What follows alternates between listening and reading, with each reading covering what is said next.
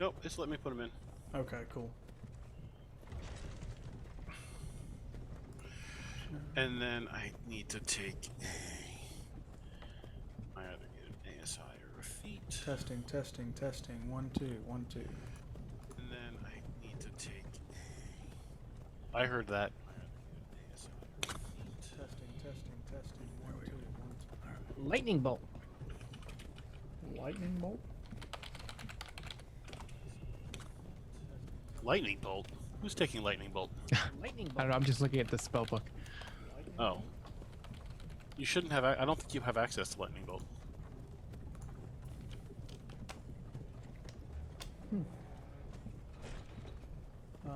So, real quick. You're right. I don't. Gus, if you look on the right-hand side where your character tab is, That's probably where I'm going wrong. Yes. click on spells, Yep. I was in there. and then at the bottom you've got filters. So where it says source, Oh. you can filter that to cleric, Thank you. and then you can filter it by level as well. Unfortunately, you can't do multiple levels. You'd have to filter it by like first, second, third, fourth, but that'll give you a better idea of what spells you would have access to as a That cleric. is extremely helpful. Thank you. I will tell you though, the Mhm. cleric light is not going to have the same spells available as just the regular cleric, so you may want to look through both of those. Okay. And then, like I said, you will have access to your entire spell list, so if at any point you see a spell that you would rather have, you can exchange it for one that's on your sheet. Okay.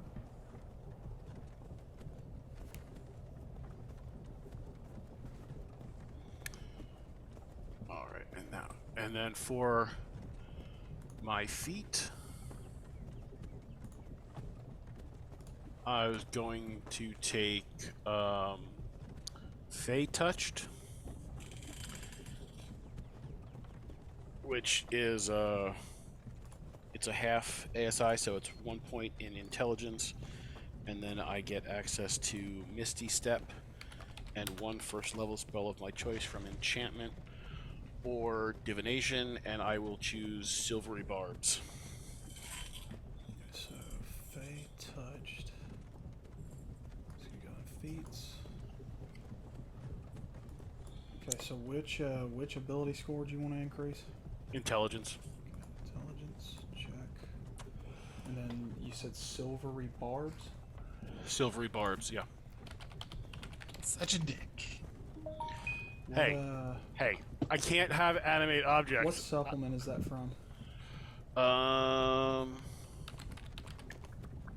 It's just not pulling up in my list. hang on. Minotaurs?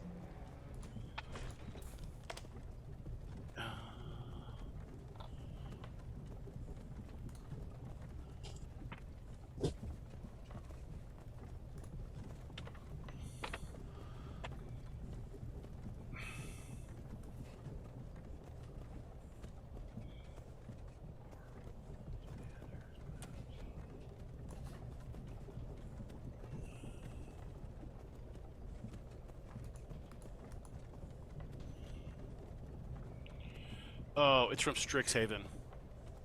I don't think I've got that. Okay. Hang on. Strixhaven, you may... Alright. Shit. I can build a custom spell. Can you tell me what it does? Yeah. Here, actually, I can do you one better.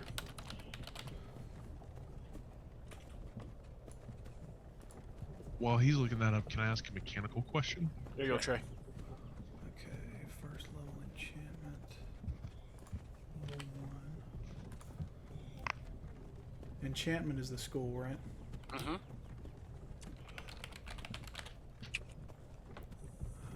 Does it have a ritual version? No. Okay. No, this is the text from the website. Okay. It's a reaction spell. Action.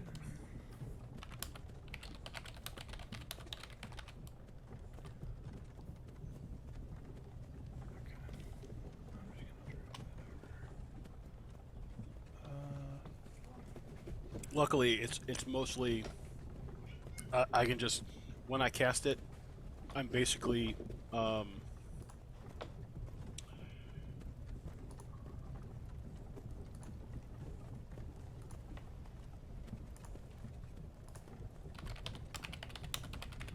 I'm basically making a creature re-roll a d20, and then I'm giving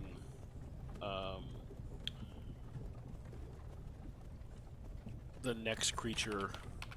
I then choose another creature, and that creature has advantage on their next attack, ability check, or saving throw.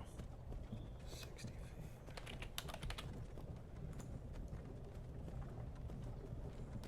Visual. Duration.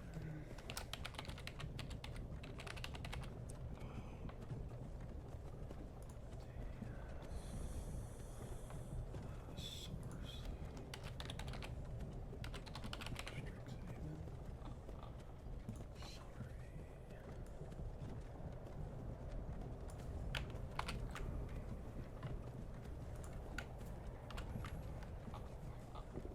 Okay, spell level 1, enchantment, reaction, 60 feet, visual, instantaneous duration.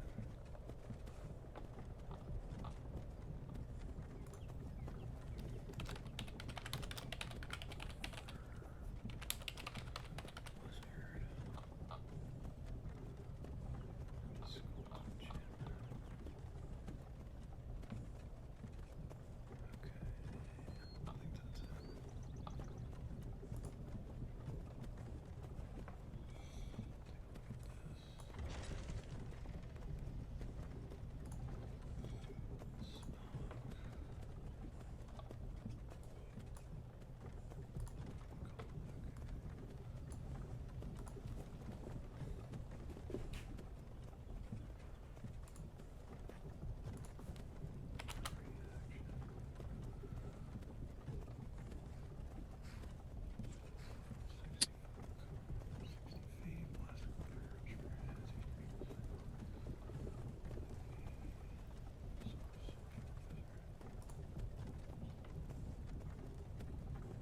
Sorcerer wizard, okay. So that got 11.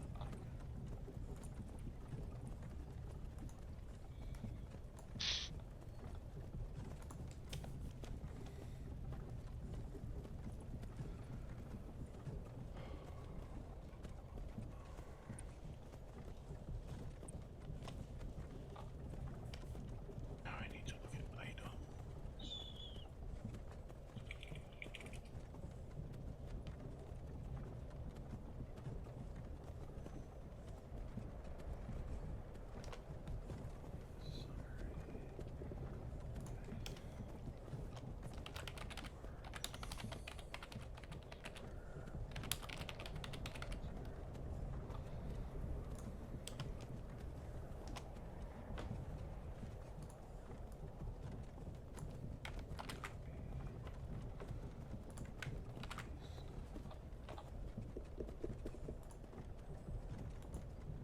Pretty fucking online with that shit.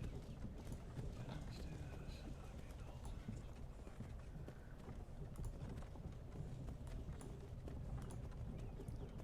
Okay, summary's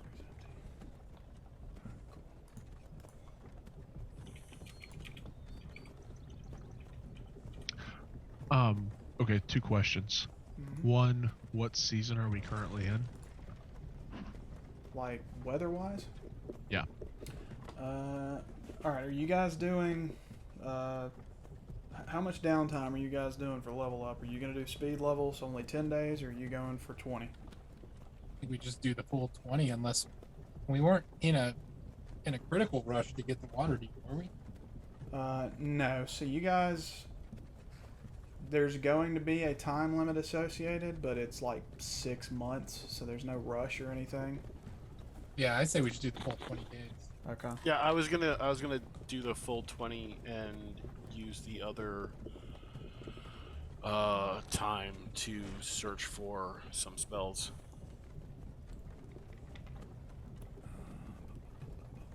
So what are you guys doing over? Okay, so no, you're gonna be training 4 hours a day, so that'll give you time to do 2 downtime activities. Okay. Right. Well, actually, no, y'all got 3 on your proficiency, so I think you can do 3 downtime activities. So that'd be leveling, then you've got options for 2 more.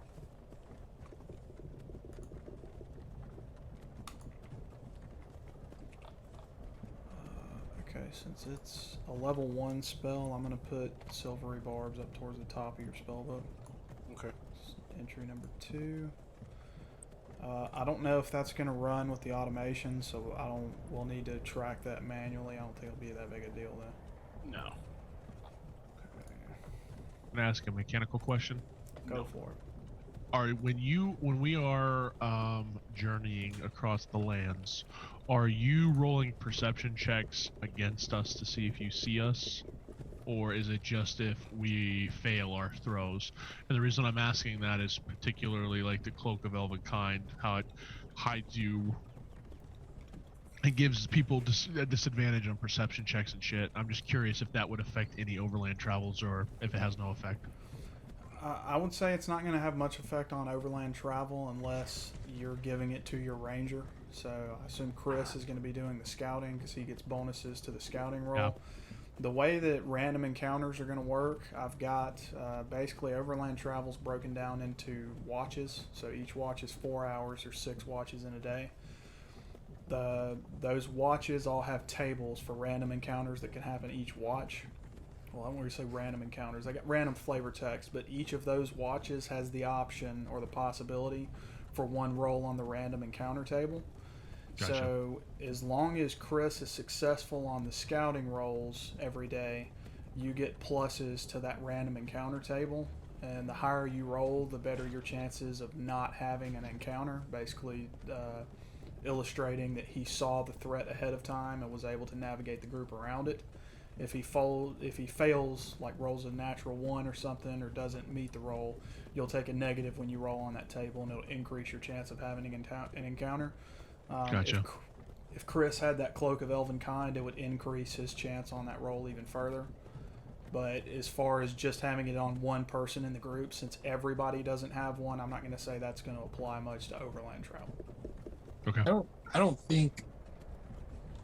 I remember we were talking about changing the rules a little bit. I don't remember if we did or not, but I know at one point in time it was like by this point, by this level that I'm at, I would literally have to roll a 1 to like fail my roll, because I also have survival, like expertise in survival, so I get like double the proficiency bonus as well on the roll. So okay, so what we're doing here is basically all going to be done through a D12. There's not going to be a skill challenge, so everybody's going to basically just be rolling a D12.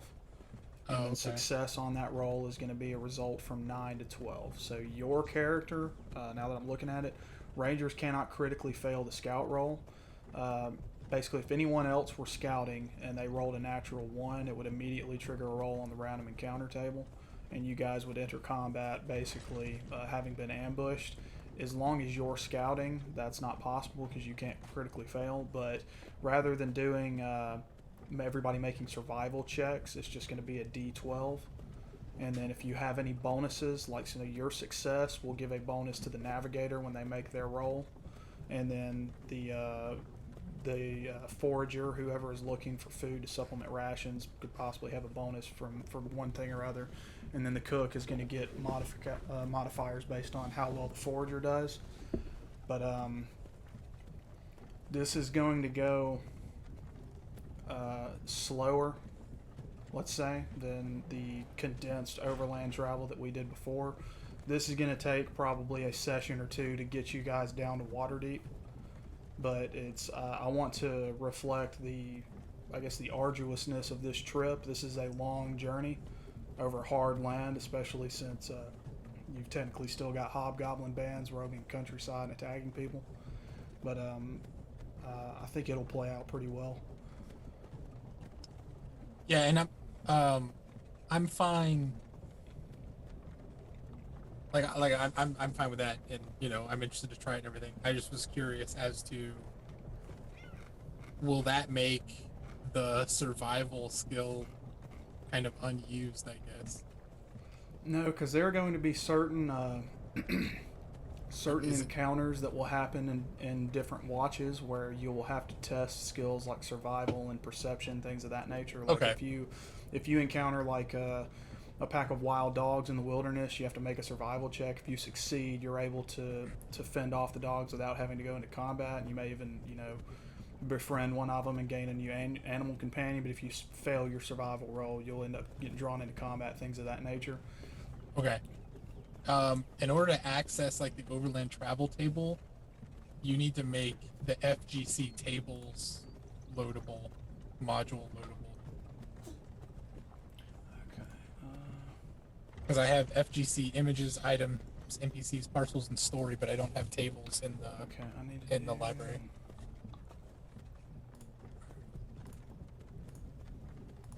Also, I put the 2 magic items for me in the chat. I don't know if you saw those. FGC module, Dragon Heist. I don't need to load that for y'all. I think so. Images. That won't load. Items will load that. Parcels. Story. PCs. Okay, you should be able to load them now. Everybody's probably going to need to load that.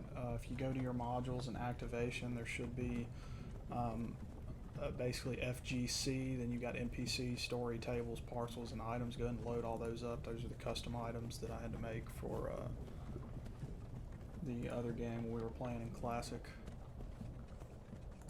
So go to supplement, did you say? I'm sorry, I only caught half of that. Under library on the right hand side, hit modules. And then on the lower left, there's a button that says activation. Yep. And when you hit that button, it'll it's get going to up. bring up a Oh, bunch of there it is. stuff. These will be in alphabetical order. Just scroll down to F, and then anything that says FGC dash, and then it's got like stories or tables. Go ahead and load all those. Got it. I actually now only see FGC images. Yeah, I see that too. You only see images.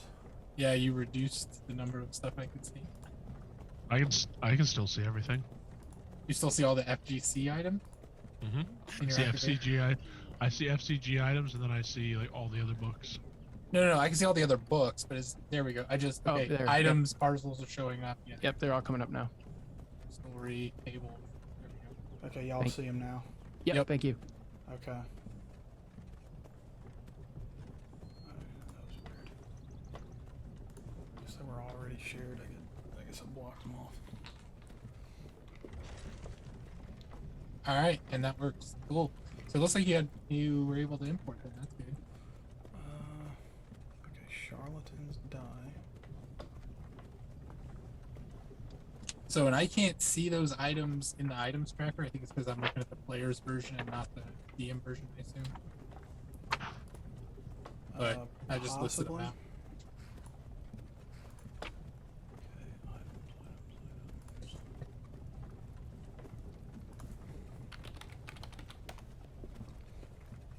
Okay, so charlatans it's locked. Charlatans die.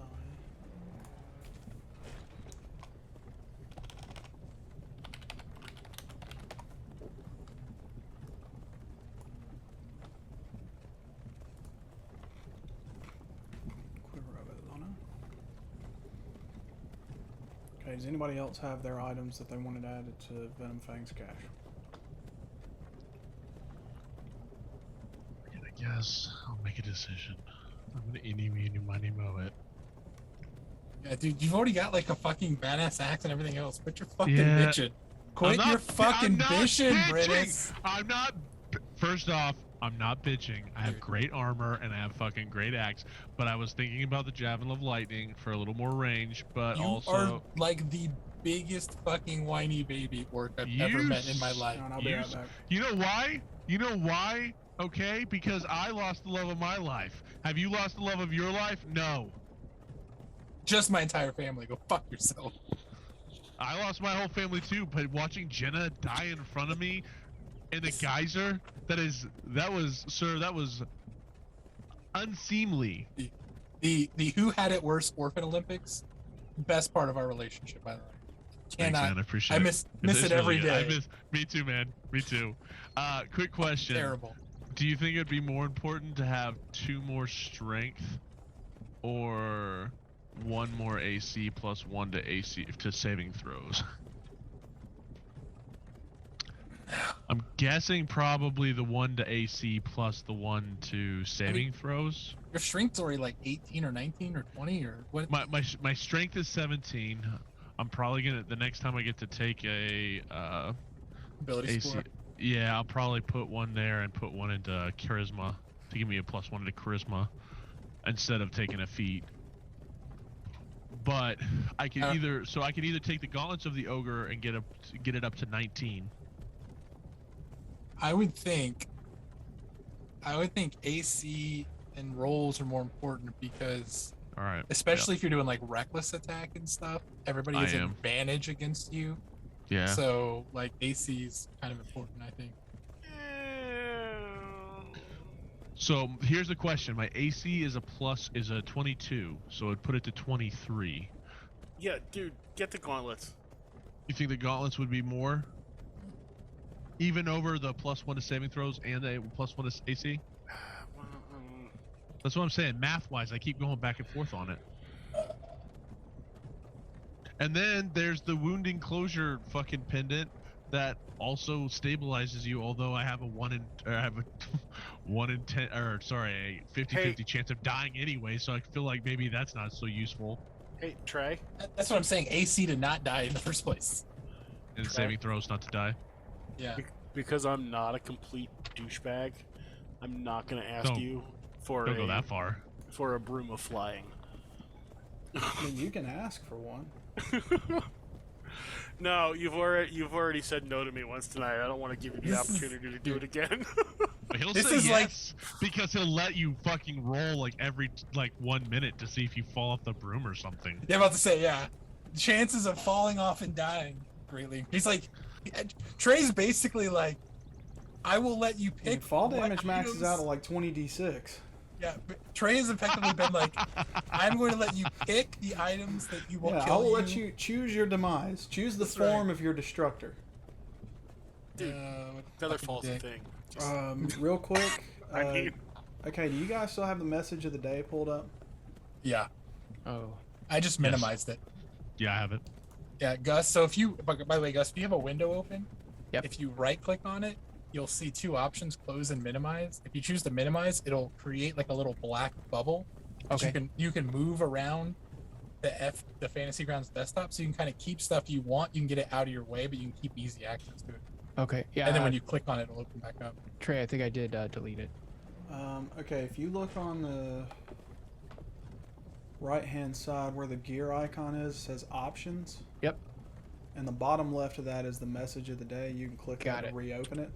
What I want to draw your attention to, I know we were talking about doing picking a domain for you. I went looking at some of the light domain gods. If you scroll down to the bottom of that message of the day, that last couple paragraphs there, I pulled out Helm and Lathander, and then they're basically just a little snippet of basically like what their description is. There's URLs at the bottom of those. If you want to copy that, you can put it in your browser and then basically give you a little bit more information on them. But if you wanted to look at those while we're doing all this stuff, Okay, that's cool.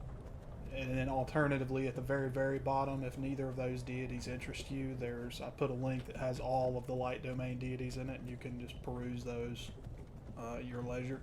Okay, that's cool. Thank you. One thing I do want to draw all of your attention to in the message of the day, there's a new homebrew number 7, downtime questing. As long as you have at least 10 days of downtime, you can elect to send your character or any number of your characters once you get alts on side quests. Side quests have 4 difficulties: easy, medium, hard, and extreme, and then based on the difficulty you'll get increased XP and loot rewards. I want to outline basically the risks here. An easy quest is going to have a 10% chance of gaining a lingering injury, but there's no chance of death.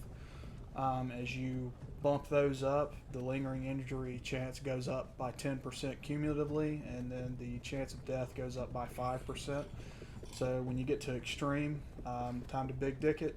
Lingering injury tops out at 40%, chance of death's 15, but you get 3d20 times 20 XP, and you get to roll on the loot table 3 times at plus 20, or you can pick a legendary item of your choice. Fucking Brennis. Oh my god. Oh god. Guys, I might die this turn because I don't have anything to do. I don't have anything to do, but I feel like Trey made this so I will die. I really did. You want to gamble with your life? Go for it, man. This is effectively this is the hardcore version of the deck of many things. Go ahead, draw your card, buddy. Draw your card. Oh shit. I mean, you can do easy and it's not gonna do anything. I mean, you'll get a little bit of XP and you'll get to roll on the loot table. I mean, you could get lucky with your loot roll. Don't you want that legendary? I really do, because I'm looking at the legendary table right now and there's some fucking awesome shit. Yeah, real quick about what you posted though, Trey. I went in and I have, if you're good with it, I updated my personality traits, ideals, bonds, flaws, and I adjusted them a little bit to better reflect kind of the adventure up until now, as opposed to what I just randomly rolled when we were first kids. So I set my bond to the like teaching kids on the street to like learn to thrive so that they don't have to like live a shitty life, because I kind of already started that with previous campaign. And then because I have shitty charisma, I just stuck with the I bluntly say what other people are hinting at or hiding. So that's going to be like my personality trait and why I have a low charisma, because I just say shit that like people don't want to hear. So I adjusted those. I don't know what you were looking for as far as ideals and bonds, but I already had them picked, so I just kind of adjusted them a bit. Well, now that works for me. We may tweak them a little bit as we play more, because I would like to have more, almost more of like a dagger type thing, something that if I need to get your character to do something, I could directly challenge one of those things to move your character into action. And we'll work on that as we go through. One thing I would do, you guys work on your appearance, like basically what your character looks like, so we can get a better idea of describing that type of stuff to, especially to Gus, but then also like gives me a better idea of how people would view your party. Like, would they think you guys are poor or middle class, or would they view you as rich, depending on what their social standing is, just stuff of that nature.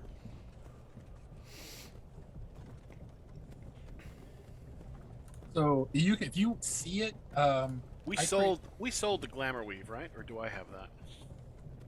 I think I have the shift weave. Is that what you're asking about? No, I think we might have sold the glamour weave. Yeah, I have shift weave and I have a cap of water breathing. Unless it's in my inventory. Hang on. I created a note. I created a couple notes with like Susu in the front, but I created one that was called family chains, and I kind of put in there a little bit of like the idea that I had as far as like kind of a dagger-esque aspect. So if you want to like later on, once we get to Waterdeep and stuff, if that's what you're looking for, like I said, I'm fine with that. One thing I will draw your attention to, I think I've got one for Chris and one for Brennan so far. If you look in your inventory, there should be... Okay, yeah, Chris, yours is invitation from Waterdeep. So if you click on that, it'll bring up an item. It gives you a little bit of information on what your tie to Waterdeep is currently. Brennis, I think yours is notes from DD. Letters from DD. Okay, that's in one of your pocket slots. That's another thing. You guys do not have enough pockets to be carrying everything that is in all of your inventories. So we will need to address that before you guys head out on the road. I'm good once I get my fucking bag back. Yeah. But I think Brennis is carrying too much. I have somebody's head in my bag. Yeah. I don't know how. I thought we buried mine. Yeah, I think if we have a chance, I guess I would like to just make sure that I fully understand. And I think that wasn't there a note somewhere about the. Well, I know I got the letters, and then I have the poster also, because I know I'm going after Varric. Oh yeah, you do have so. And I was gonna say, like, you were asking for like daggers. I think because Brenna's sole purpose now is to make everyone pay for the things that have happened to him and his friends and his family. So, like, that is his goal, and he is one of the benefits is that he's not afraid of anything and or dying. Like, he's prepared for it. But at the same time, that also is going to be sometimes because he gets so angry, he puts himself in jeopardy. If he would have been more of a strategic thinker, but he is not. So Okay, so like on your character sheet, click on the notes tab, and you've got ideals, bonds, flaws. So like one of your flaws there could probably be your reckless. I would say maybe possibly a bond or an ideal would be you're going to make those that wronged your family pay, something along those lines, and we'll flesh this stuff out and give more meat to it yeah. as we play. Cool. Personality traits, I guess just think on how you've been role playing your character, and you can put something into there. I'm not really going to do alignments right now. I would say if your character worships a deity, go ahead and try to fill that in. But then we need like gender, age, height, weight, and then appearance, stuff like that. What's up? Yeah. Hang on, I'll be right back. Sure.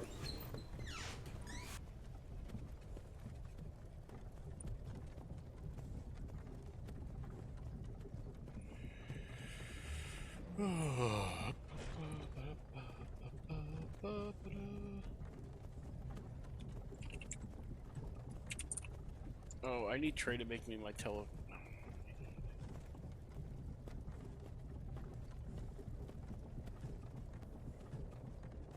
So I think, guys, for my two objects, I'm gonna go with Boots of Elven Kind, and I'm gonna go with the bottle of boundless coffee. One is for role playing purposes, and one is so when I cast greater invisibility on myself, Trey can't give me that they heard you bullshit. So.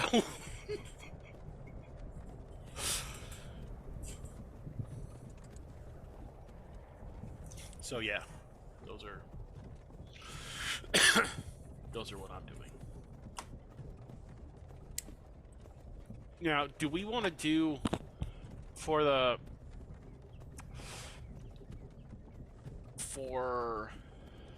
whatchamacallit,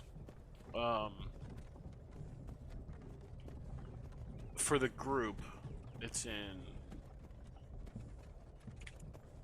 message. Where's the message of the day?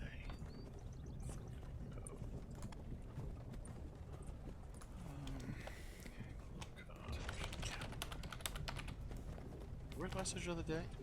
If you click on the gear in the upper right hand corner, it says options. The message of the day is in the lower left hand corner of that box.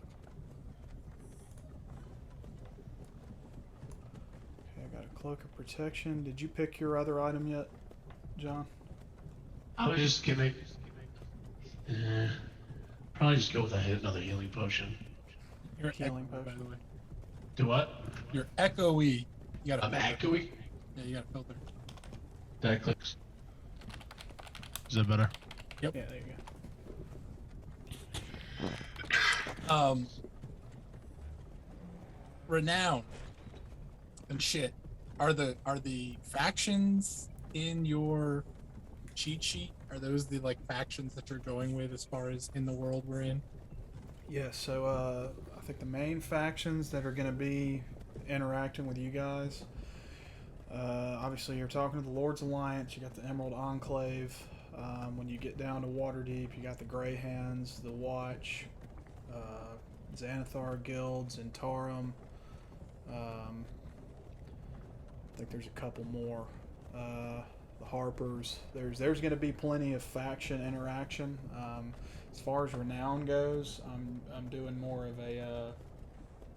I put a note in there for relationships. I may need to add ultimate relationships back. And ultimate relationships in the bottom. So basically, your faction contacts, you're going to be basically leveling up with them. So as you level up with them more, they'll give you more like side quest opportunities, things of that nature. But then also you'll be able to call in favors with those people depending on what your current relationship level is with them. I think you all have. You're level 1 or 2 with Lord's Alliance now, based on your connections with Dagult and Swiftheart. I think Aaron's actually a little bit higher than y'all because he's been fucking her. But Well, good for him. bottle of boundless coffee. It is a common item for Xanathar's Guide. It's basically a bottle that always has coffee in it There you go. that I can drink. It's a roleplay one. It's purely roleplay. The Boots of Elvenkind are because when I cast invisibility on myself, I don't want you being like, they heard your footsteps. No, they'll just have true sight, man.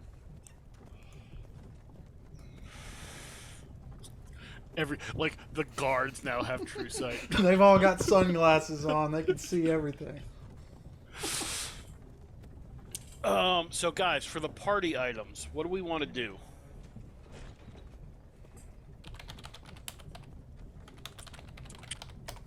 Well, that's the question, isn't it, Jim?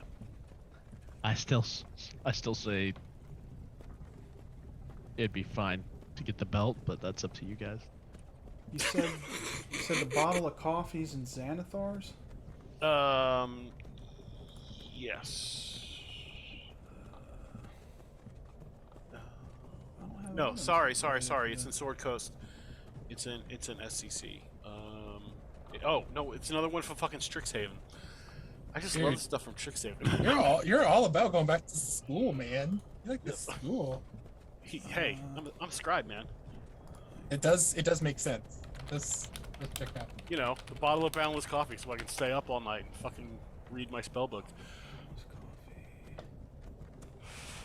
Now, for I mean, so we have an option of 2 uncommons or 1 legendary. Is that what they said? I mean, it seems like 2 uncommons, 1 rare, or 1 legendary. I mean, it seems to me like the best way to break it out would be the 2 uncommons, 1 rare, because then you can spread it out amongst the people.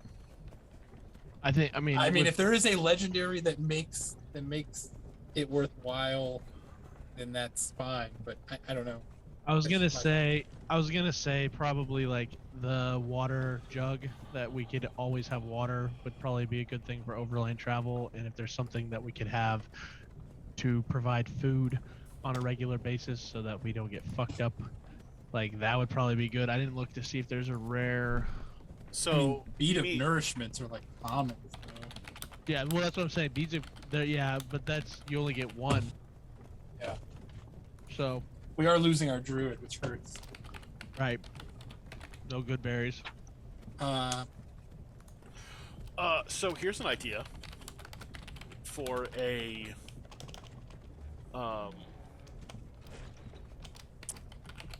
something that we can give to Gus as a welcome to the party.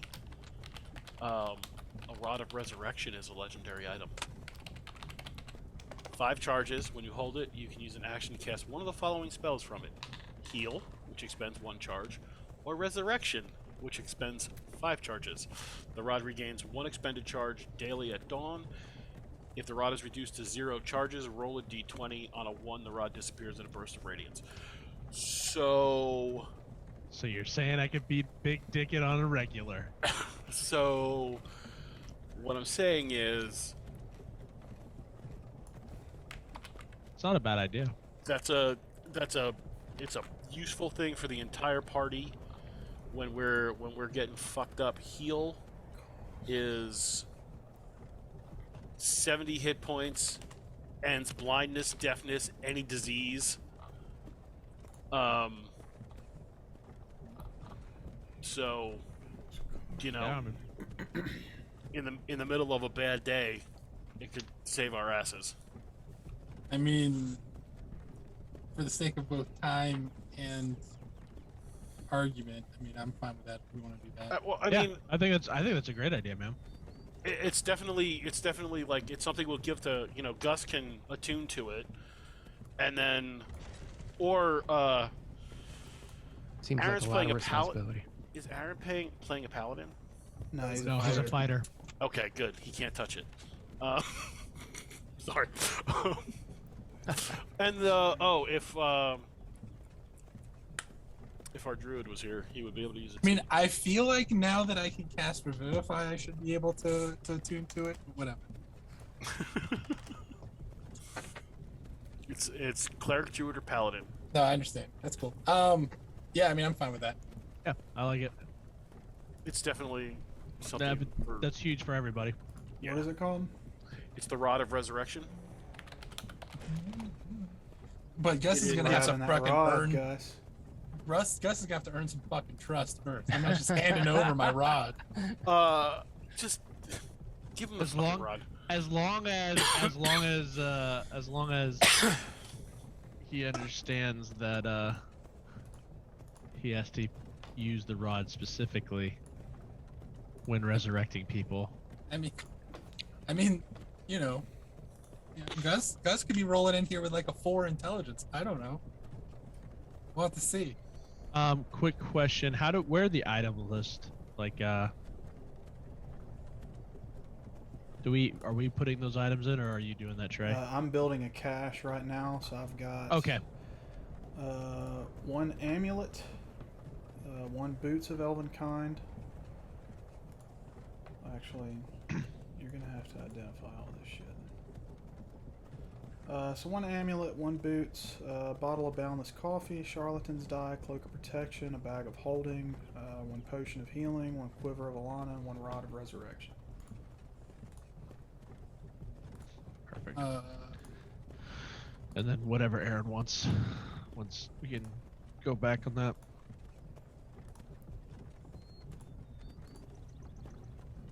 I mean, the other thing that we could do is give me, a staff of the Magi.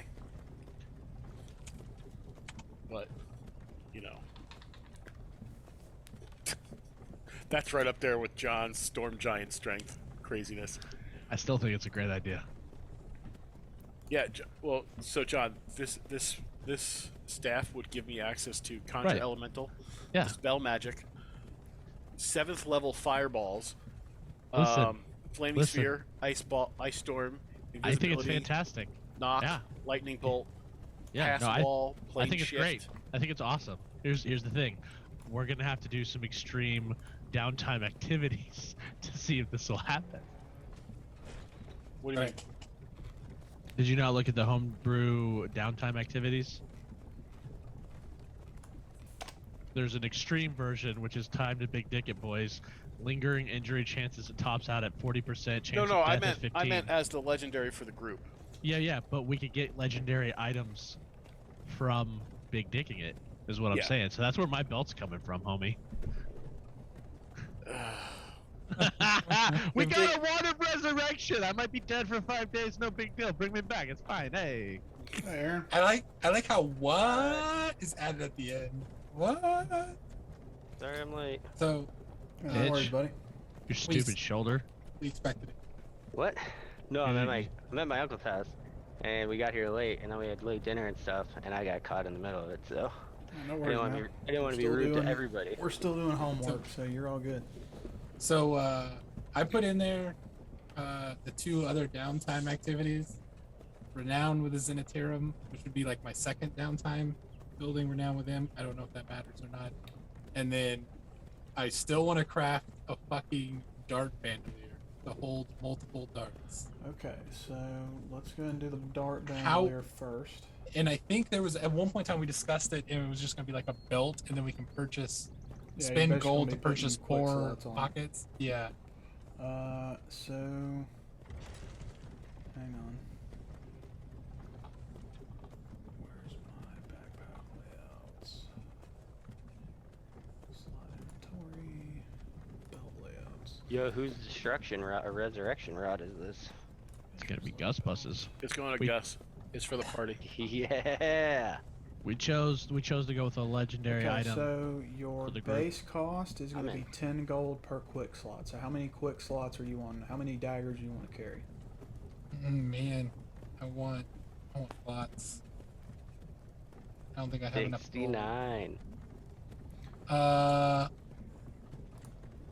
Just so you guys know, you are going to be getting some currency from Venom Fang's cache. I'm just waiting for, I think, Gus and Aaron to put their items in. But you're each going to be getting about 50 gold and then around 50 silver. The common and uncommon, right? Yep. How much was the leveling cost? I know you posted it. I put that in Discord. I forgot which channel you posted it later. Okay, time and cost level from 4 to 5. 20 days is going to cost you 150 gold total, so it's 75 gold each. So I'm gonna have no. I'm not gonna have hardly any gold then. We'll have gold after the. I know. Babe. So I guess can I get the bandolier started and then just as I go through spend gold to add more pockets onto it as I go? Yeah. Or do we need to like buy it all in one bulk? Okay. No, so that's the thing. Any the adventurers backpacks and your component belts, stuff like that. At any time, you can spend gold to add slots to it, so you can basically upgrade it as you go. Gotcha. So I'm gonna start by adding like 4. Just having four quick slots on there for the Okay, dart so specific. I'm gonna make yours. I'm gonna call this a dagger bandolier. Dart. Making dart bandolier. Okay. Yeah, specifically for darts. I'm gonna have to make a new item. Give me just a second. No worries. Adventurers lock belt.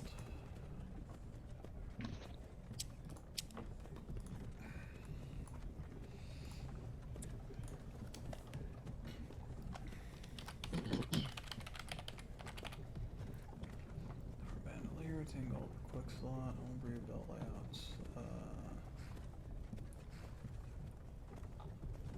Notes.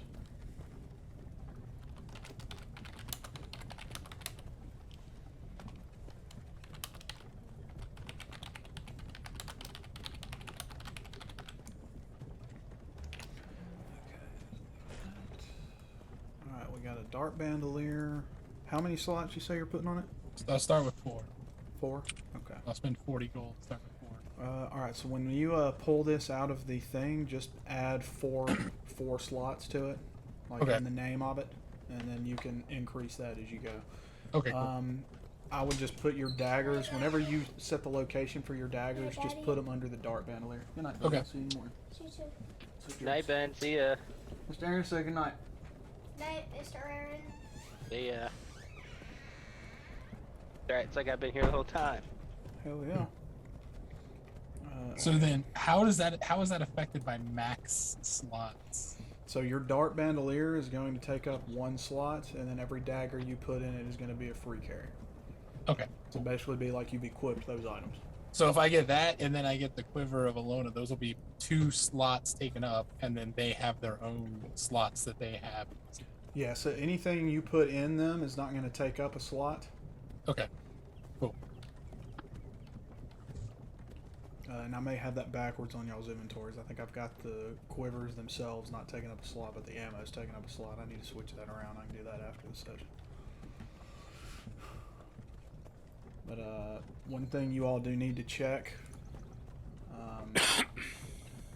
anything that is equipped, worn, pockets, should not have a weight associated with it. Anything that is attached to the outside of your backpacks, like a bedroll, blanket, like clothes, things like that, those are all going to take up slots depending on the size of them. Anything in the main slots is going to have weight associated with it. Once you've got all that set out,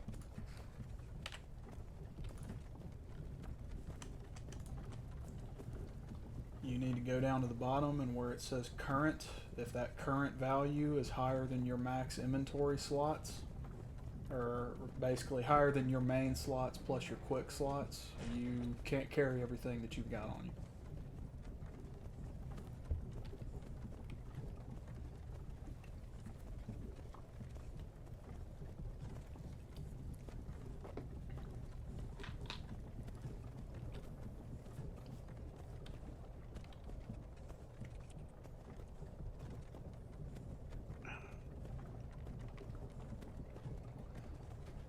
Yeah, real quick, when you want to put something in your backpack, you need to put it in the main slots. Don't put it under the backpack location because that's symbolizing that you've got it basically like tied to the outside of your backpack.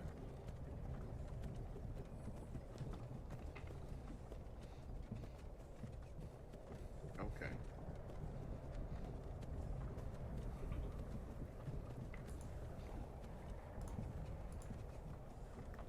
So is equipped then just another word for main slot? No, equipped means it's like an item that you would use in like combat or you could take actions with. Equipped items don't take up space, except for a quiver. If it has a weight, it effectively takes up a spot. It's not necessarily about the weight, it's about the size of it. Hulking.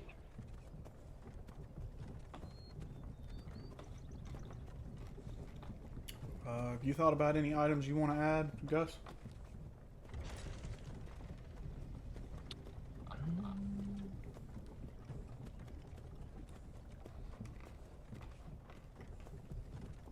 Where was I supposed to be looking for that? On the right-hand side, Yep. you have a campaign for tab for campaign. Okay, yeah, click campaign. Got it. And then hit the items heading. Okay. Then you can filter rarity to like uncommon or common, and then just look through those items there. You get one common item and one uncommon item. Okay. Thank you. No problem. Uncommon look. I was working on my notes for my character.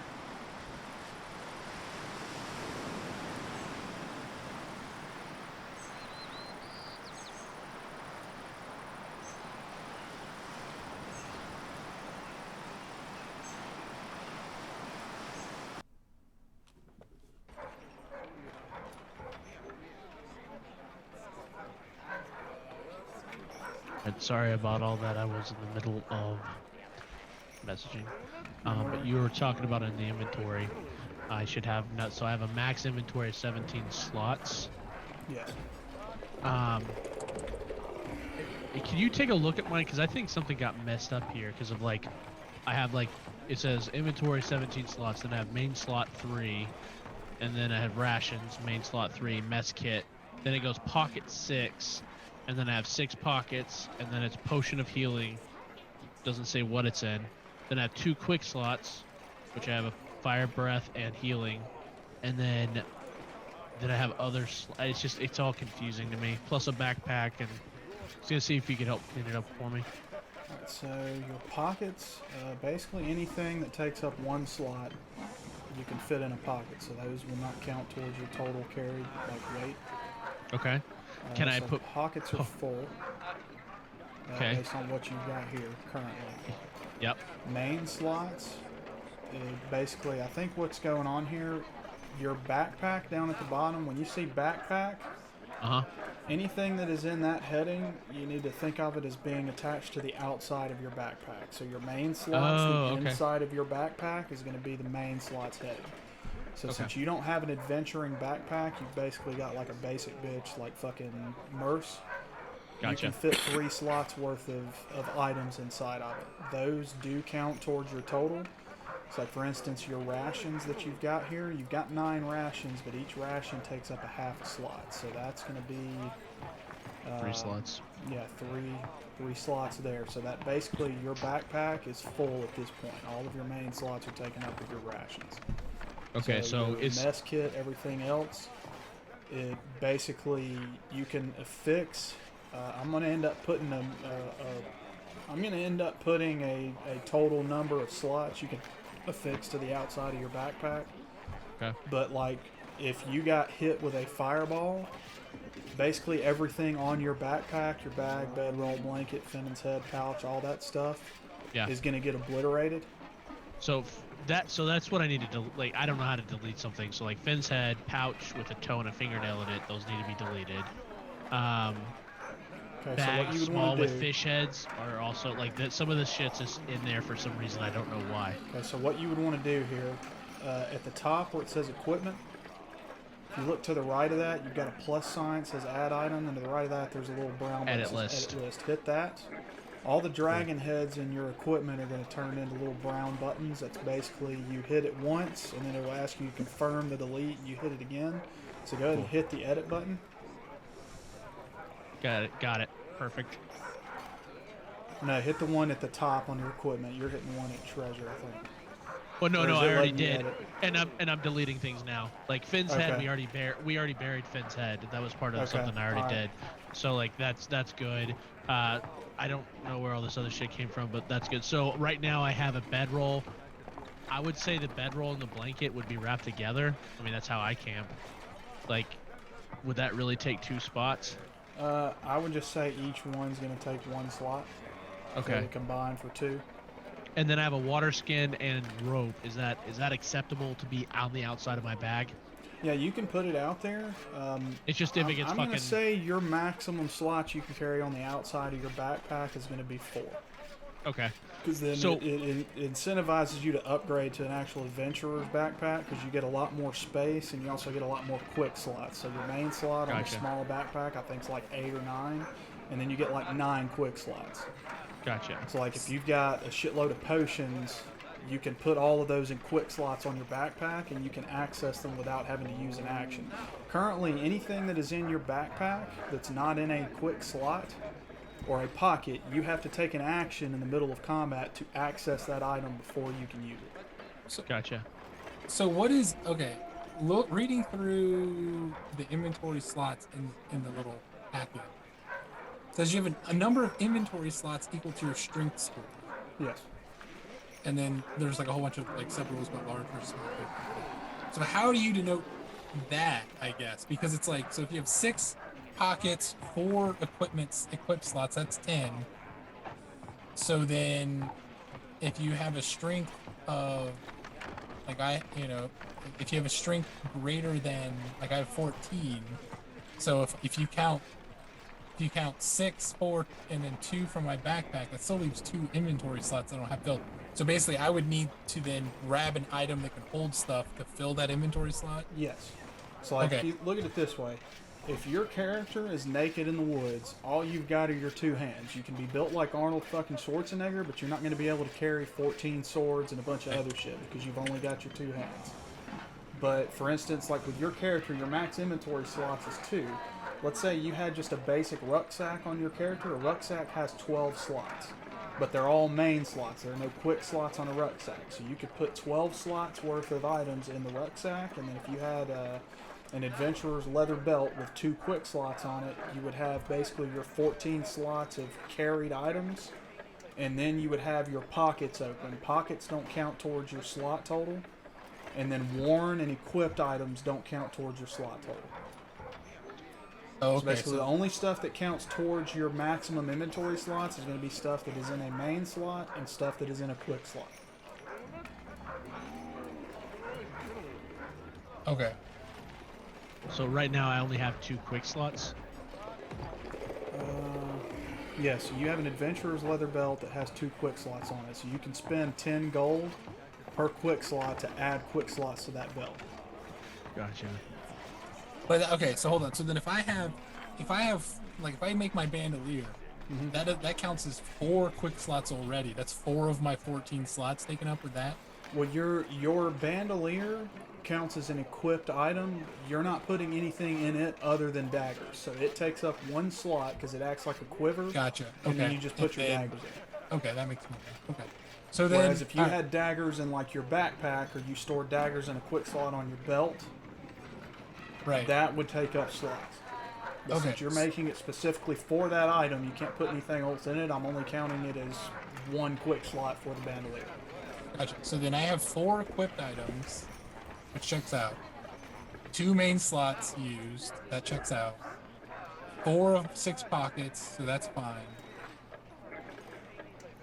Okay, and so then you've got 2 open pocket slots. Your main slots, I'm only seeing carpenter's tools in, so you've got one open main slot. I put clothes. I put my clothes in the main slot as well.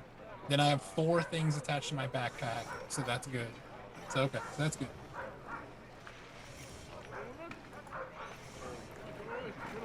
Yeah, and I guess I'm sorry. I'm sure I should be getting this, but the thing that's confusing me is it says I have a max slot of 17. That's my strength, right? Yeah. So like, but does that slots mean like these are just things I can hang off of my body? I might not be able to access them as quickly, or those might be things that are just on the bag. Because like So cooking basically- utensils. All right. So real quick. You have a backpack that you found in Gutrot's hold that you Right. got off one of the goblins. That backpack Yeah, piece of shit. has Yeah. a main compartment that will hold up to 3 slots. So you can carry 3 slots. Right. You've got an adventurer's leather belt that has 2 quick slots, so that brings your total slot carrying up to 5. So your character can carry up to 17 slots worth of items, but you've only got space Gotcha. currently for 5. Gotcha. So Okay. if you want to be able to carry more stuff, you can exchange that backpack for a rucksack, which would go Gotcha. from 3 to 12. Or you could get an adventurer's backpack, which would give you, I think, like 15 or 16 slots total between main slots and quick slots on the backpack. Gotcha. Is that a common item? Perhaps. I think it's an uncommon item. Oh, Uh, I didn't see backpacks on there. so no, it is a common item. So adventurer's backpack small is a common item. Base cost is 70 gold. That So comes with instead 6 of- main slots and 8 quick slots. Instead of my health potion, I would like to do an adventurer's backpack Okay. in the hold. So that'll help take care of some of this confusion for me, if that's all right. Yeah, no problem. And then you can upgrade, so like your adventurer's backpack, your small one, at a point in the future, you can upgrade to a medium by paying the difference in cost. The medium backpack has 8 main slots and 9 quick slots, so you pick up 3 extra slots. And then Gotcha. if you But went to extra a large- quick slots too. That's awesome. Yeah, yeah. Where is there a way we can view those backpacks? Are they in one of the books? Or Yeah, is so that if you something look custom? at so those are items I had to create. If you look at the slot inventory homebrew, there's notes in there for backpack layouts and belt layouts. If you click on the backpack layout, it gives you basically the entire breakdown of all of the different backpack sizes, all the way up to a bag of holding. So like, Jim's bag of holding that he took has 30 main slots and 2 quick slots, but it never weighs more than 15 pounds. So he can stuff all of his shit in that bag, and it's not going to over encumber him. So basically, he gets to ignore his max inventory slots, because you've only got like a strength of 6, right, Jim? Right, but I don't have a bag of holding. I have a handy haversack. Isn't it the Which same is- thing? No, so it's less. It carries like half as much as a bag of holding, but anything I put in there, when I go to get it out, it's at the top. Okay, so that's just going to act like quick slots. Yeah, so it's like I'm giving myself 15 quick slots Okay, all right, we'll do that. I'll in a backpack that I'm can gonna hold add basically a. anything. I'll add an entry for a haversack, and we'll just say it's 15 quick slots. Sweet. Okay. I have the shittiest backpack ever invented. If a standard backpack is 4 main slots and 1 click slot and 1 bedroll, and I only have 2 main slots on my book bag, I'm walking around with like a fucking Hello Kitty book bag. Yeah, you've got Yo, a what are you goblin-sized mad about? backpack. Is it? Oh, is that okay? It's like one of those like old. You remember those like old ones they used to wear in like the '90s? That have like the really tiny backpacks. With, Yeah, like, man, really it's a long- merce. You got your man That's right. purse. So, That's right. So, I'm so rocking the it. question is, do you still want that charlatan dice, or do you want an adventurer's backpack? That's really the question. man. Fuck no, man! Style over substance. I'm going with the dice. I have a small adventurer's backpack that somebody can have when I get the haversack. Just- Fuck that, dude. I'm gonna win enough gold with that dice to buy myself a better backpack. Until you get found out and then you run out of town on a rail. Ah, it's alright. It's all subjective. I'll just have Brennis around. He's always up for a bar fight. That's true. That is very true. I'm gonna get her a beer. I'll be right back, but I think I'm good to go. Just so you guys know, I believe one of my ideals is justice is best served bloody. So that's something I would live by. I'm just going to forever convince Brennis that I'm not cheating. And these people are just, I'll be like, okay. You gotta serve justice. They're cheating. Gotta serve justice. God. Justice. Okay, cool. So I'm gonna do the backpack and the cloak if that's cool, right, for my inventory items, and then I have no gold, but I believe that is correct because I think we used like pre-game or the very end of the game. I think we did like everything leveled up and stuff. Anyway, Yeah, I ran out of, we paid for everything at the Yeah, end. because I had to borrow money from you. Well, the end of the second to last before we went and fought the deity, the worm god. The wormeth. Yeah, I have 67 gold pieces. I don't Yeah, I was gonna say I had to borrow from you. I think I'm down to like fucking. I have 0 gold, 6 silver, 18 copper. So That's okay. You're a barbarian. yeah. No, I was gonna say we'll get gold from this and maybe. Wasn't there feats that we can learn instead of doing the downtime activities Yes, I think you that are could non-combat feats? I think you could.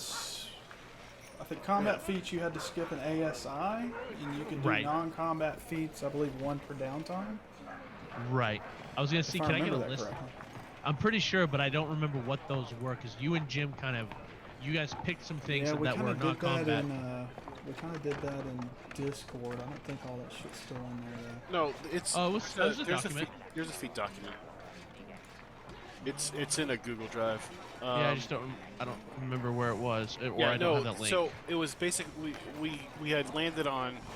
We took some that were trainable outside of, like the flavor ones, basically outside of anything combat related, or anything combat related had to be taken during an ASI or during an ASI, right? Like normal rules. And then the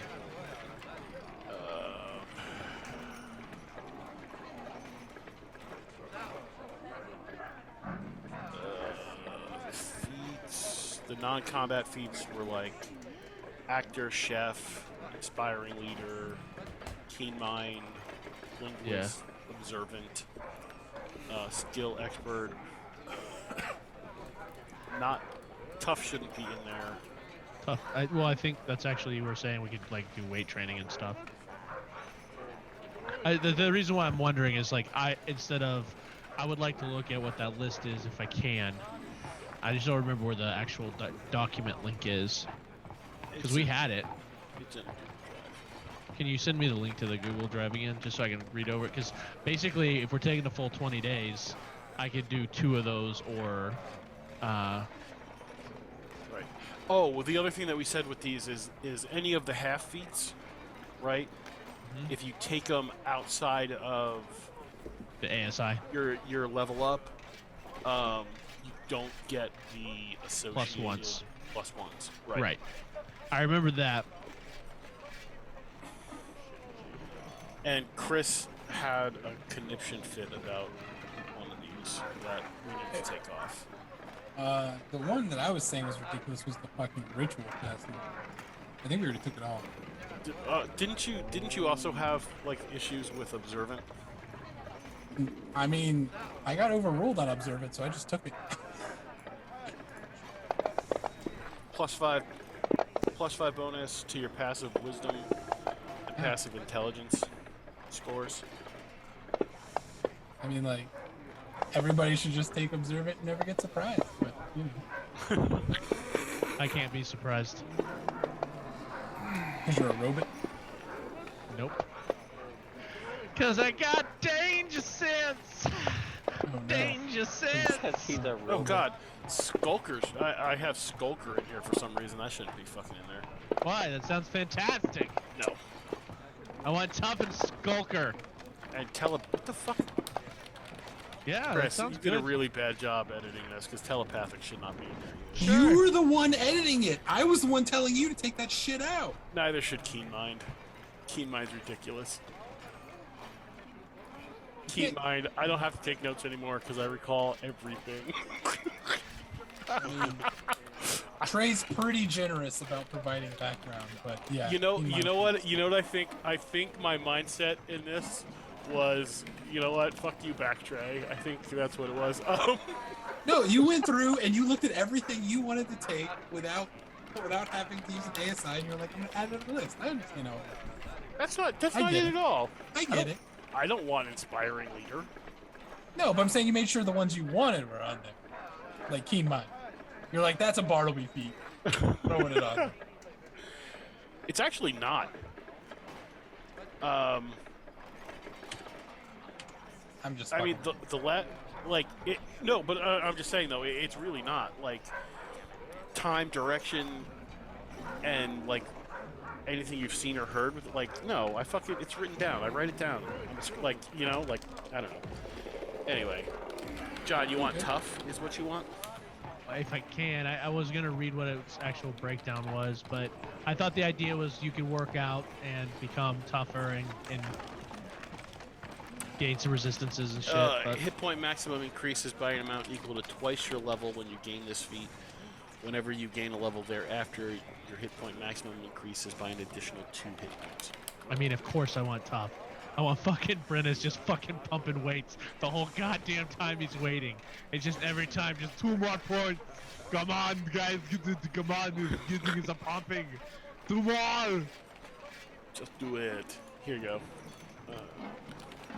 I was just gonna look because, like I said, if I've got literally 20 days of downtime because I ain't got no money for shit. I'm not gonna be able to level because I don't have enough hang XP. on, you guys should all have at least 50 gold once we get these items divvied out. Okay. There's a little bit of gold in Venom Fang's cash. Cool. Has everybody said what items they want? Aaron Cadella has No, not yet. not. I So what? don't think I've gotten anything from Gus yet either. Oh. Gus Boss! Go ahead, Gus. You've been waiting longer than me. Go for it. I thought I already put them in. I got a common and uncommon, right? Mm-hmm. Which did you pick? Infused dagger.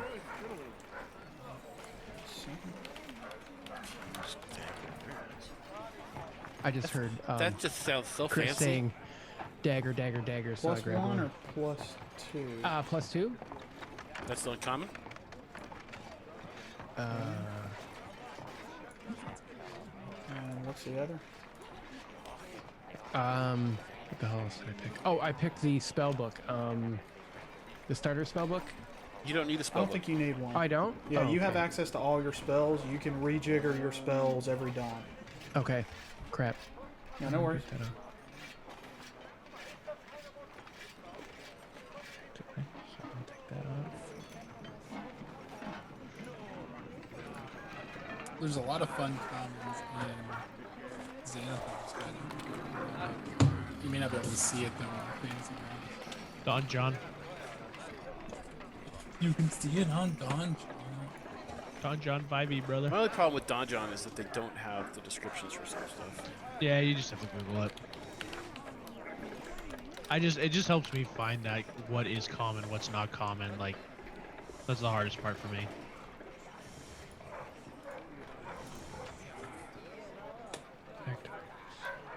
Did you get that? I just sent you, Chris.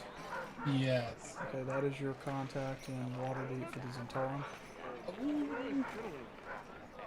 Oh, yeah. Ooh. I get this All right, rod off so my I'm screen. looking for uncommon. Yeah, you can close those windows there. Thank you. So, Trey, are you going to allow me to take tough as a non-ASI feat?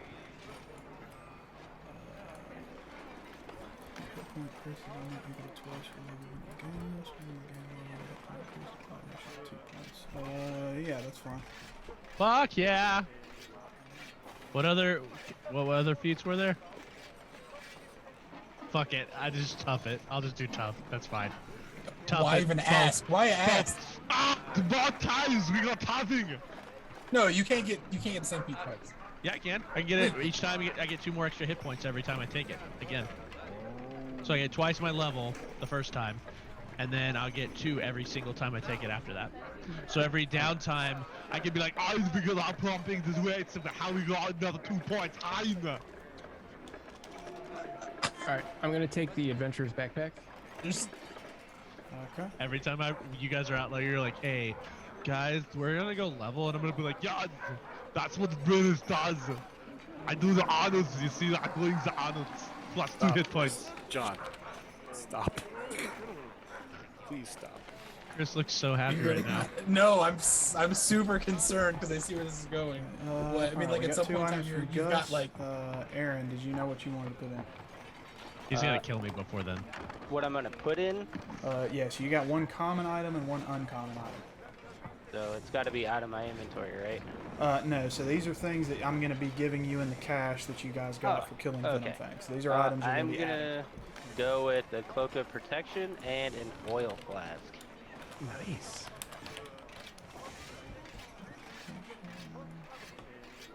You said a royal flask? Oil. Oil flask. Oil flask. Oil flask.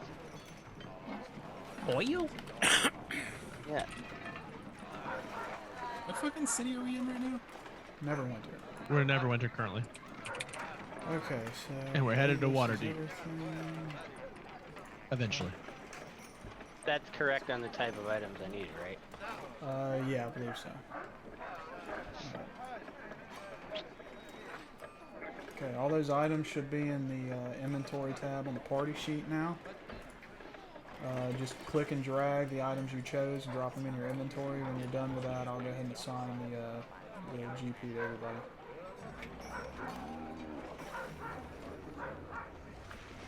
That excites. And then once we're done with that, I'm going to have each of you describe for me one interesting event that took place during your 20 days of downtime in Neverwinter. And then we will pick up, before you guys leave, you're going to have a kind of impromptu meeting with Lorena Hale at the Protectors Enclave Lords Alliance headquarters to get a new lay of the land before you embark south for overland travel to Waterdeep. How can I put the oil flask in my pocket? So when it's in your inventory, Or do I just have to type it out? so in your inventory where it says location, Yeah. click in there and then just hit P and it should auto-populate with pockets, and then click back in the name section of your inventory. Is cloak the cloak of protection? I'm guessing. Yes. Okay. And you said we have to get these identified. Yes, you'll need to get them identified, and anything that requires attunement will need to be attuned to. How? Okay. So Trey, did you see with my second proficiency slot? I was gonna do the spell research.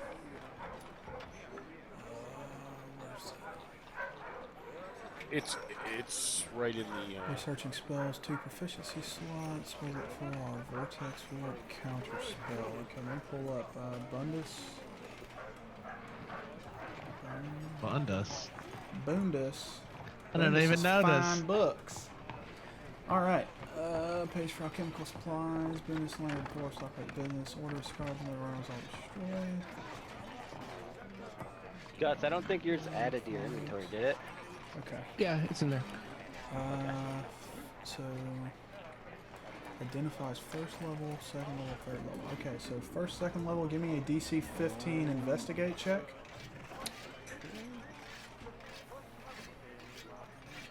Damn, that's a steep investigation check.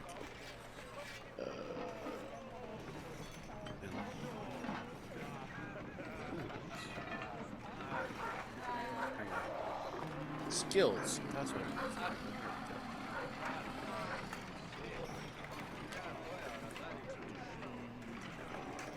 is. Nice. Boom. Aha! Nice. Alright, so you successfully researched the first spell. Go ahead and roll me another one.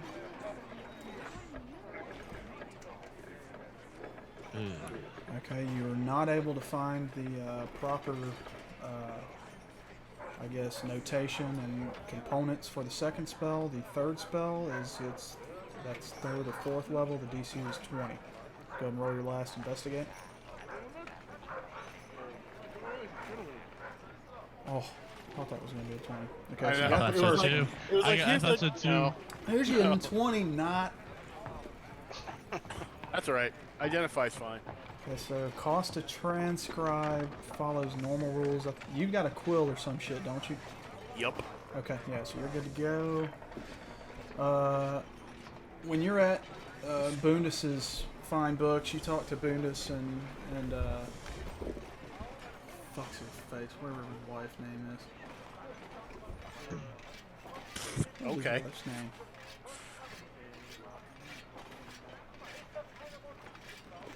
I forget. It's not on your PC motivations. I gotta find it real quick. Hang on.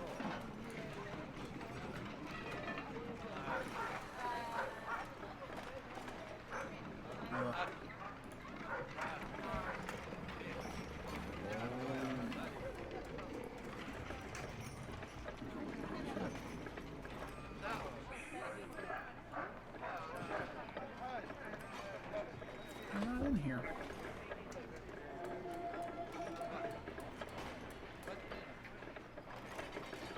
Where the hell? That's in there.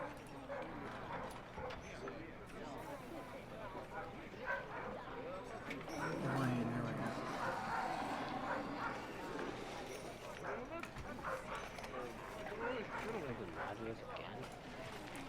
And I'm gonna go ahead and put identify in my spellbook.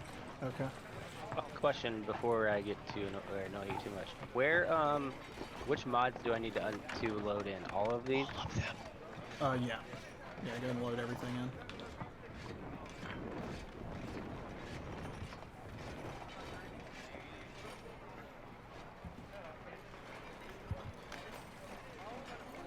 Alright, so Bartleby, while you're researching at Boondus's, you're hanging out with Boondus and Elaine, and Jedric's there as well, selling potions out of the back shop, like you used to. And they kind of just inquire about your upcoming journey and inquire as to what your goal is supposed to be heading to Waterdeep. Are you going to share any of that information with them, or are you going to kind of keep it close to the chest?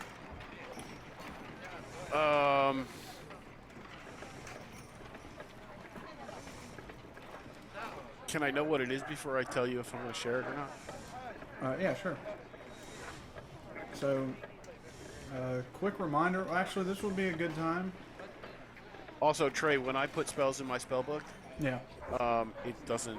It like puts it in with like a white little dragon head, and I can't drag it into my spellbook, or I can't drag it into my into my action sheet. It won't let me. Yeah, see, identify. Okay, I think what happened here, when you do this, if you click and drop it onto another dragon head in your spellbook, it's basically overwritten the spell that was there. So when you dropped in that identify, it basically overwrote, it overrided your fireball. So if you click on fireball, it's now identify. I'm going to change the name to that. Okay. And what I'm going to do here, usually when I'll add stuff, I'll click and then I'll hit enter, and it's going to create a space, and it's basically asking you to put a link there. So you'll get a white dragon head. If you click so let's go grab Dragon Ball, or Fireball.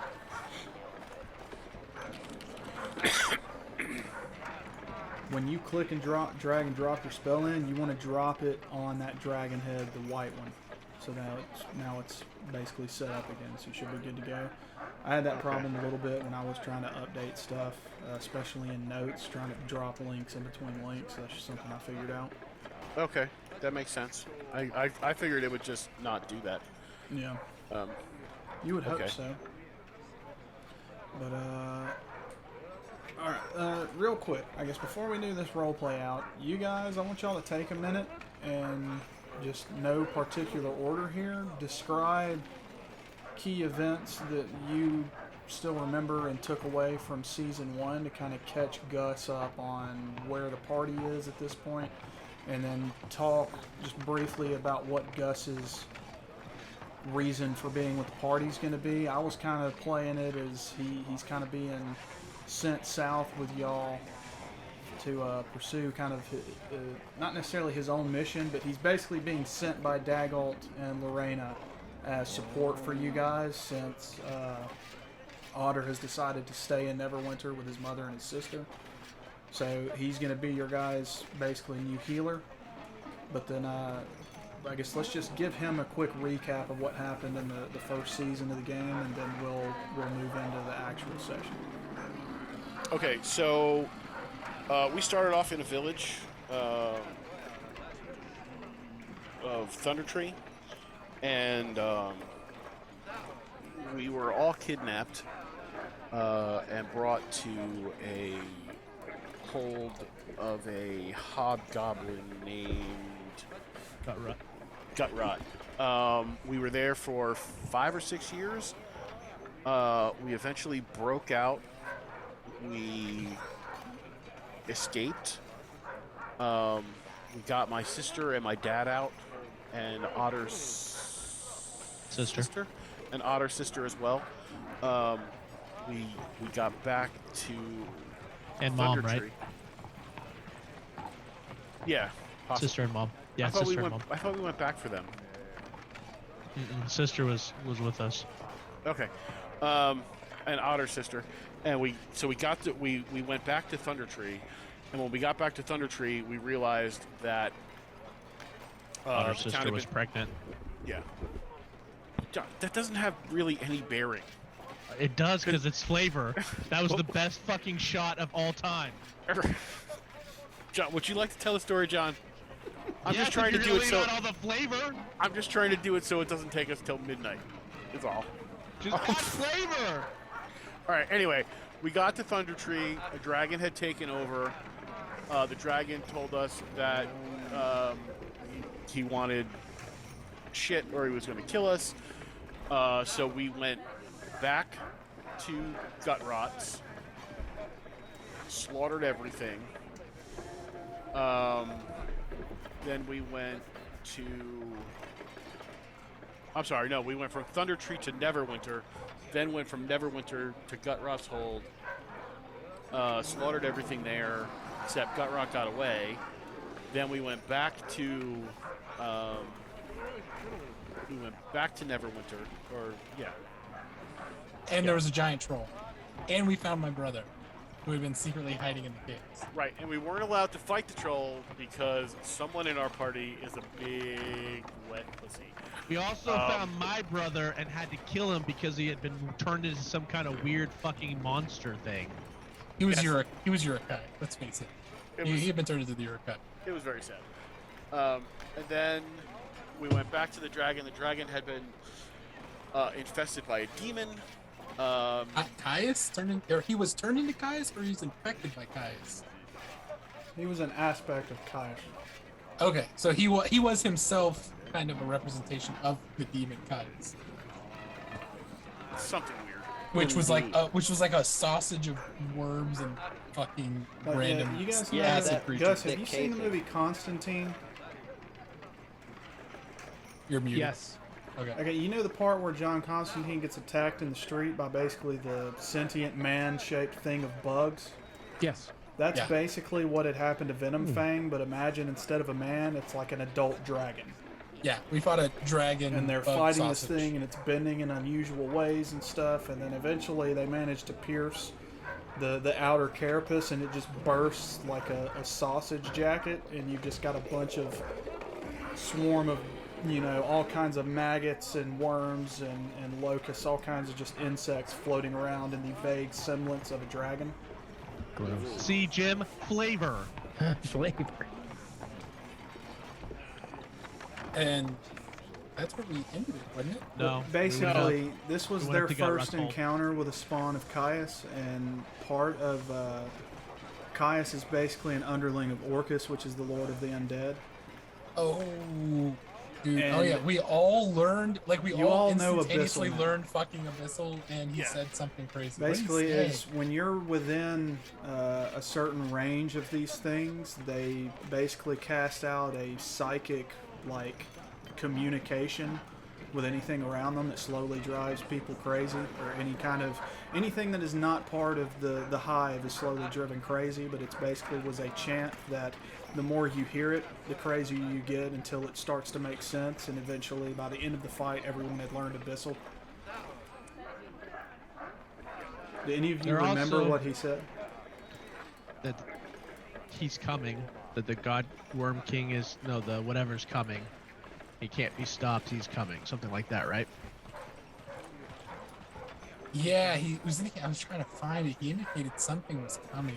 Yeah, he was saying it Yeah. can't be stopped. The Worm God King or the something like that is coming. It cannot be The stopped. world bleeds prophecy, sharp and subtle, mysterious and clear. Inevitable events demand their place. Oh, I'm thinking of the thing we chopped its head off and it exploded. That was the Bodak. I'm thinking the Bodak. Never mind. Yeah, My so bad. he heralded the worm that walks. Yeah. Gus, another really important thing that Jim is completely leaving out because he's trying to block it out himself is that on our way from Gutrot's hole towards Neverwinter, so this is after our first encounter with our village being destroyed and there was zombies and bandits and these fucking tree blight bullshit things and then this fucking huge ass dragon. One, Otter's sister was impregnated by a goblin baby, which they gave birth to, threw in the air, and fucking Chris shot an arrow and pinned that bitch up against a wall. Fucking flavor. And then, on the walk to Neverwinter, I was becoming romantically involved with Bartleby's sister, Jenna, who then walked into a geyser. No, you were not. Yes, you I decided was, Jim. that you were. You were not. Jim, I still have a hair ring or that I have wrapped around my finger currently. That's Look, just stayed in my because you're a inventory. fucking pathetic simp of a barbarian doesn't mean Okay. anything to me. I loved her, Gus, and she walked into a fucking geyser and got exploded everywhere. And it could have been any of us, but it was her, the love of my life. Thank God. So, flavor. And we fucking destroyed Gutrot. I got his badass axe, and we fucking destroyed him, and we teabagged him, and then now we're on an adventure because the person that actually got us into slavery, his name is Varric. He's actually the one that killed my uncle and slaughtered a whole bunch of our people in our village and enslaved the rest of us and sold us to Gutrot. He's been seen in Waterdeep, which is part of the reason I'm going down there. Flavor.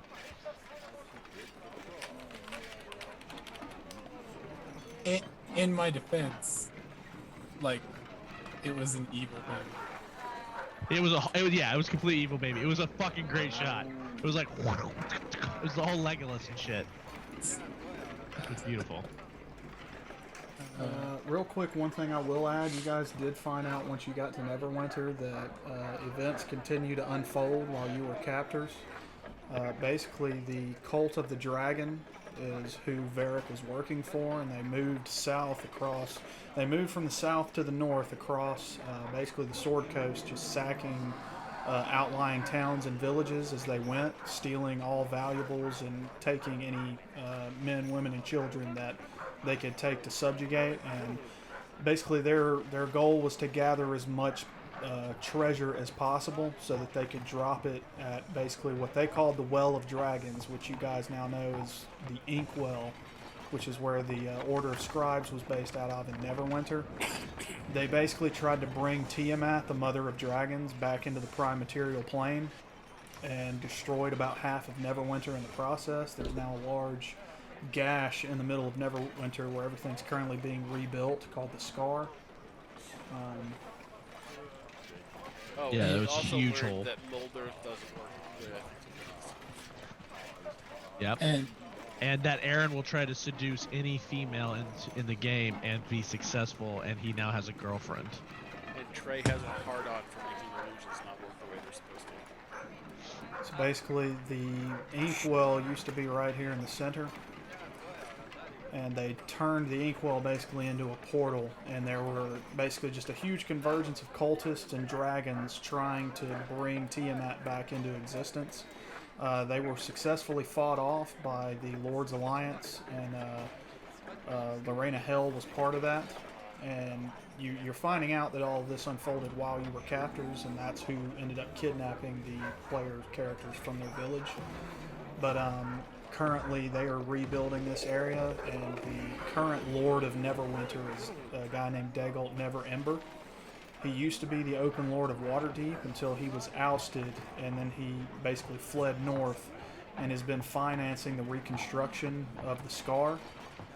But his mission for you guys, now that he knows about the looming threat that is coming out of the Neverwinter Wood in the form of Caius and the spawn of Orcus, he needs more money to build up defenses and try to basically build alliances with the other kingdoms of the Sword Coast to combat this new threat. So he says you guys need to...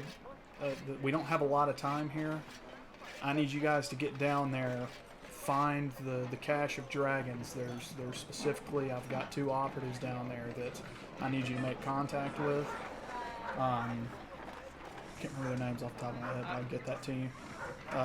He needs y'all to make contact and assist this person in taking the cache of dragons and getting it out of the city without Jardani Silverhand finding out that you're basically stealing out from under his nose. Jardani Silverhand is now the Open Lord of Waterdeep. Basically, he took over after they ousted Neverember. Just think fucking Johnny Silverhand from Cyberpunk. It's fucking yeah.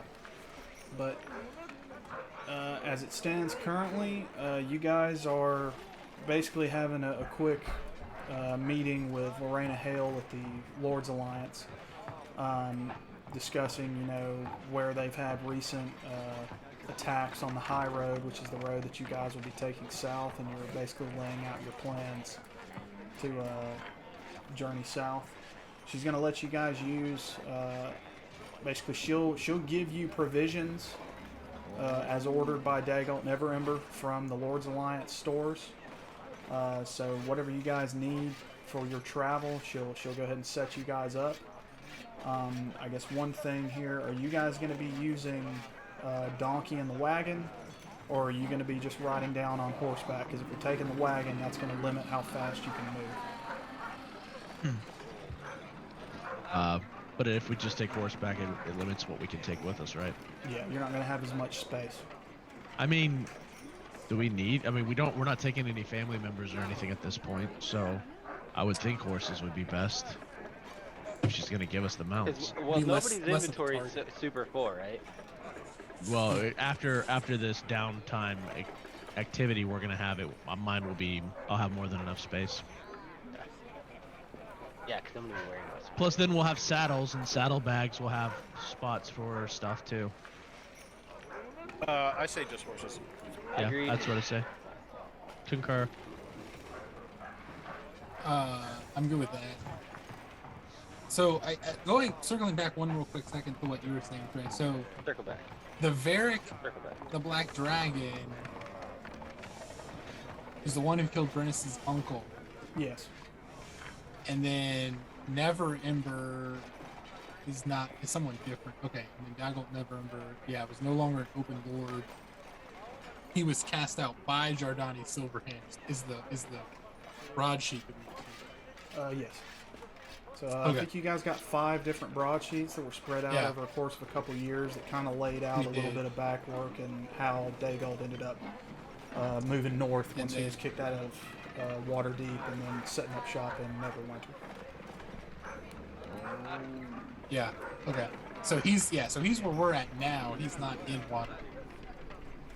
Yes, he is where you are currently at. He is the one who is sending you south to Waterdeep. Got it. Okay. As you were discussing with Hale, she puts a map out on her table, which is the Faerun Sword Coast map I sent to you guys. Yep. Basically, it's laid out in hectares, so if you look at the map, it's kind of light, but you can see there is a hex grid on the map. Mm-hmm. Each hex is roughly 2 days of travel, provided you stay on road and you don't fuck up with your navigation, things like that, or you don't get waylaid. This is going to be a prolonged event to get from Neverwinter down to Waterdeep. It's probably about 500 miles.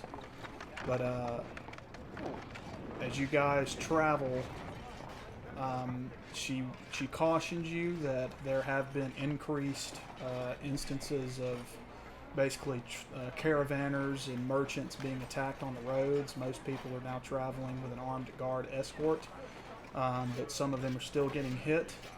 And with the new threat that you've brought to our attention from the Neverwinter Wood, we've had to shift some of our defenses over to the east to station them on basically the edge of the forest to combat any kind of undead threats that have been springing up there and walking their way down Neverwinter River and trying to make their way into the city. As you were basically having this conversation with her, you look around, you notice there are a lot of, not necessarily Lord's Alliance members, but it looks like people from outlying villages possibly that have been brought into the infirmary area, and it's almost overcrowded at this point. But a lot of them they're showing signs of not necessarily like fire-like heat burns, but almost like their skin and their hair has been melted off, their clothes have been melted to their skin, things of that nature. And as you're having this conversation with her, a new crop of injured villagers are brought in on stretchers. Most of them appear to be either dead or in their last stages of dying, but one of them has a small child in tow. And they basically bring them in and set them up in the room right outside where you guys are laying out your plans. At this point, do any of you have any questions or comments that you would like to add to this situation? Just a point of understanding. So this is before the 20 days we're going to take to get ready, or is this after the 20 days? I'm going to say this is after, so you guys are basically getting prepped to leave, and you're going to be leaving Neverwinter within the next 2 to 3 days. So we need to retro tell you what we did? Yeah, we'll go over that after this encounter. Perfect. Okay, cool. And we need to level up too. Yeah. That's the 20 days thing I was talking about. Yep. So in that situation, Gars is still with us, right? Like we're all in the same group. Yeah, Graziano has been hanging out with you guys for the last 20 days, and Okay. I'm We've all part of gotten to know that. each I'm going to other. have everybody give me an interesting conversation that you had with them. Okay. I mean, at that point, if I saw the child was really suffering, I would try to put Gars over there and like get him to heal the child, seeing that he's a cleric. Okay. Graziano, would you like to inspect this child for injuries and see if you could do anything? Yes. Okay, give me a... I don't remember what the checks are now. It'll be medicine. Okay, yes. Give me a medicine check. So what you'll do, click on your skills tab of your character sheet. Okay. Where it says medicine, where it's got +6, just click the little die icon. You may have to double click it and it'll roll for you. Let's say it's a BC 15.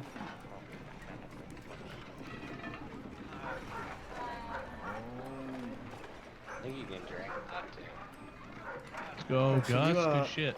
As you move over to inspect the child, you pass some of the bodies on the stretchers, and you notice distinctly these burn wounds. Some of it, it looks like features on the bodies have almost melted and just kind of been liquefied and then re-solidified.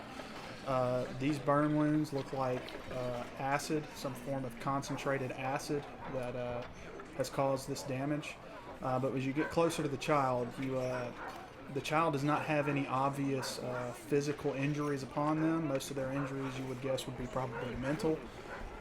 But as you get near the child, you get within earshot of it, and you hear the child basically muttering under its breath over and over again.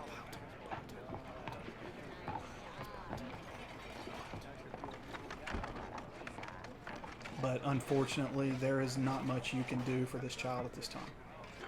Pray, can you say that again? Because I didn't hear what you said. Mr. Ubuntu.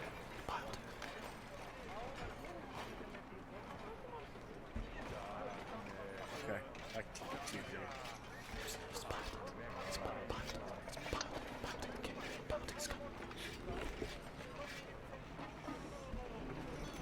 Something about Buntu and he's Okay. scoundrel. He's coming? He's coming. Somebody's coming. Bartleby's gonna put his ear right to the kid's fucking mouth. Biletooth's coming. Bile coming. Got it. Thank you. Damn it, I was hoping Bartleby was gonna lose a fucking ear. I Or his Roll on the mom. wound table.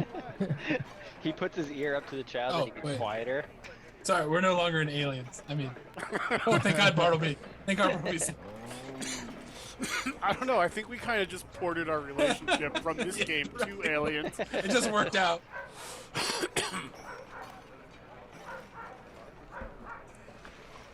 Alright, so what are you guys doing now? So that part's done where we saw everybody coming in. Who the fuck is Biletooth? One quick go back. I apologize. Jardani, as like a representative of the Lord's Alliance, needs us to head to Waterdeep and retrieve Gold. gold. That's Yeah, all. retrieve the Daigle treasure. Neverember needs you to. Jardani Silverhand is the current open lord of Waterdeep. Of Waterdeep. Oh, I got you. Okay. We're trying so to avoid him. Never Ember wants us to head down there Yes. and retrieve gold from Waterdeep. Who is the guy? Biletooth is the guy we just talked to? Or you just heard? No. And yeah, and it's was just there like- somebody we're supposed to contact about gold, or was supposed to just go down there and the streets There's are two lined We with contacts. it? gave you 2 contacts. And those are the Never- names you in- didn't know. Yeah, in Waterdeep. Gotcha. I'll get those for you in just a minute. No worries. I just want to make sure that I'm getting back into it. I'm slow. Sorry. Yeah, I can't remember the guy's name. That's as long as we have them. That's fine. But you'll have it by the time you get to Waterdeep. Okay, that's fine. Yeah, no worries. I just wanted to make sure that I understood the whole Silver, conversation. Jalester Silverhand, that's the guy's name. I'll type it in chat. Jester. He is a windowless carriage. So what I'm gonna do in my spare time after we did that interaction with the kids. Wait, is that kids? Is after we did our stuff? Yeah, so Yeah, this yeah. is going to be right before Okay. you guys are leaving. You're basically at the Lord's Alliance provisioning now for your journey. What is the relationship between the Zentarum and the Lord's Alliance? Hostile? Is it hostile? Okay, Yeah. No one likes the Zentera. fantastic. Not a single That's what I wanted to know. Okay. I don't have anything else. I guess I will watch the kid and Graziano very scrupulously as I walk away. Okay, as when you ask, when one of you asks who is Biletooth, Lorena Hale hears you just out of the corner of her attention span. Says, "Did you just say Biletooth?" Well, that's what I was gonna ask, but I thought that we I didn't. we did this after we did our 20 days. Yeah. But no, you're standing there, so you're asking her. Yeah, because I was gonna before I take her on our monthly date or whenever I'm in town date, I was gonna be Okay. like, hey, what do you know anything about Biletooth? Yeah, so Fucking she monthly basically deal. relays to you. Biletooth was an ancient green dragon who was part of the cult and in league with Tiamat. She descended on Neverwinter with the rest of the cult and the other ancients. The Chromatics attempted to open the Inkwell to bring forth Tiamat. But when things started to go south in true green fashion, she turned and fled, looking out for numero uno. Her and her child Venom Fang fled the fight early, and we thought that she had gone underground, but we haven't heard from her since. That's been 3 years ago. So Biletooth is Venom Fang's mom. Yes. Because this So- kid is. Do we have anything from our fight with Venomtooth that shows that we helped him or that we had to deal with him or anything like that? Aside from the items that we've earned, that we could be like, look, we were talking with Venom Fang until this such and such happened. There are a couple of items that you recovered from there, other than what you guys pushed in the parcel items. Although there's still a bunch of stuff in the parcel inventory here that hasn't been taken out yet. So I think Gus said he has his, but his stuff is still in there. And Yeah, his I've still rod got a is still- charlatan's dye, an infused dagger, a quiver of a I'm wand. I'm grabbing it. I didn't know you could. There's an Hey, amulet. Gus, That's just something check your I put in inventory, there. Gus. And then there are a couple other things, some scrolls and some potions that limit cash, and then some gold and silver pieces. And So technically, we would know what they are now because it's 20 days after we got them. Well, that's part of yeah. our what we did in the daily thing is get that That's what I'm stuff saying. identified, right? I see. need Yeah. to know who is taking what. Well, I see there's a dice and a quiver in there. I'm assuming those are the Those are two that I yours. requested. Yeah, so the Okay. quiver is, those are your two things. The amulet that's in there is something that was among the stash that nobody specifically requested. But there's So you also should going take to that. be, Is the Or not rod Suzu, the? Bartleby should take the amulet. Does it say is the rod the wondrous item or the? yeah, that's the resurrection. legendary? That'll go to Gus. So that goes to Gus, and then he had the infused and a backpack, I think, right? Yeah, that's all Gus' stuff. He yeah. said he put it in his inventory, but it didn't take it out of the party chute. Because I've got my cloak and my adventurer's backpack, and mine is showing. Yeah, I've got it all showing. But except for the. Do we need to? Is there some way we need to attune to it or something? Yeah, so some of the items require a period of time to attune to. That's part of something you could do during your downtime. So, some of you that have your proficiency bonus of 4, you can partake in up to 4 downtime activities. I think the rest of you had 3, so you can do up to 3 downtime activities.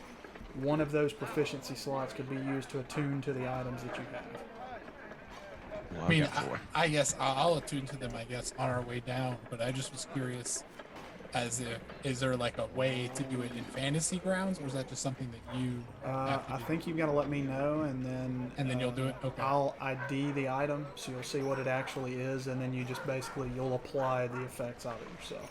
Gotcha. Okay. So I have 4, so I'm gonna attune to my cloak. So Are we doing that now? Are we doing attunement a different way than standard, Trey? What is standard? Spend a short rest holding the thing, and you're attuned to it. Okay, yeah, 15 fuck it. Do minutes. it that way. That's quicker. Okay.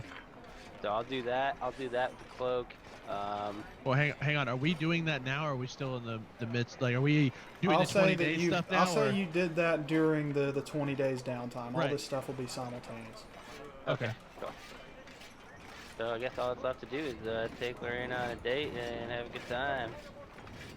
Well, there's a whole bunch of burn victims currently in front of us. We were trying to figure out the plan to leave, and they're all figure fucked. out- we'll You fi- would have yeah, taken but Elena in we've that got it, 20 yeah. days. In Yeah, that 20 so days that's time, you all guys that's would have had left, sexy that's all time. that's left.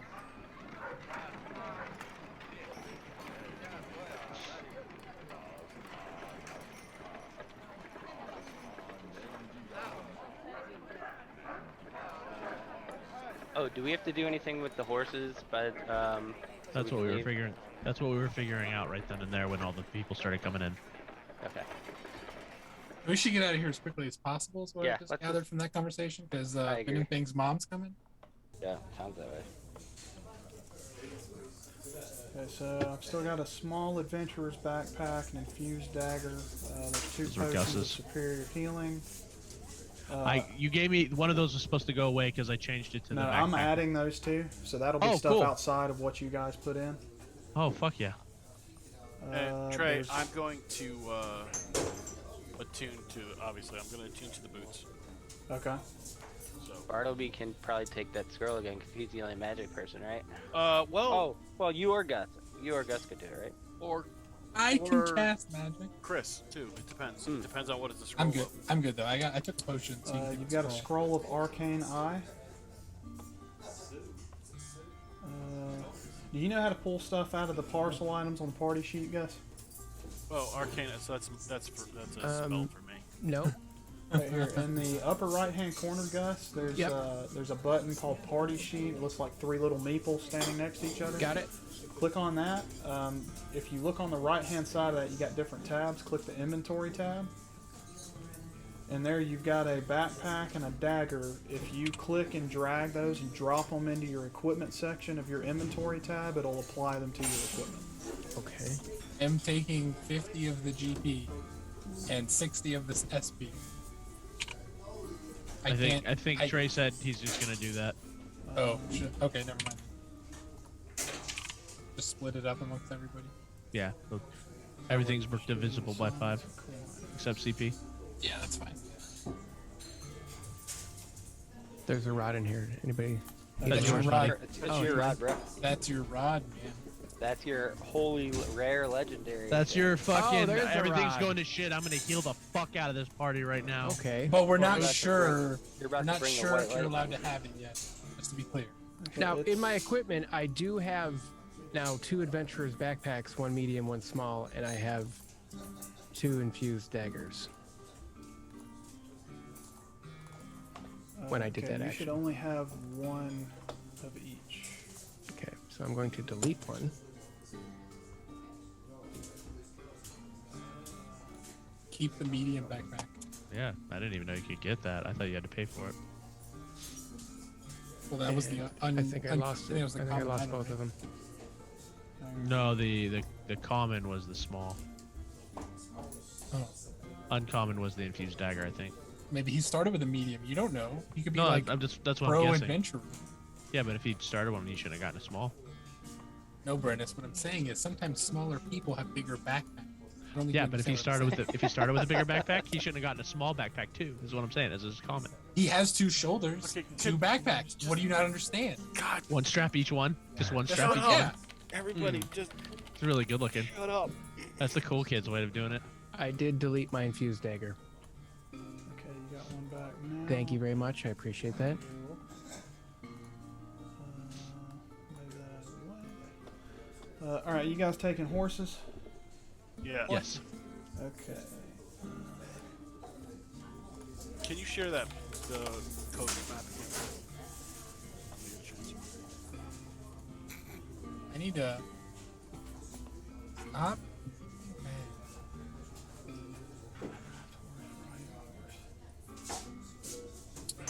Okay, so guys, oh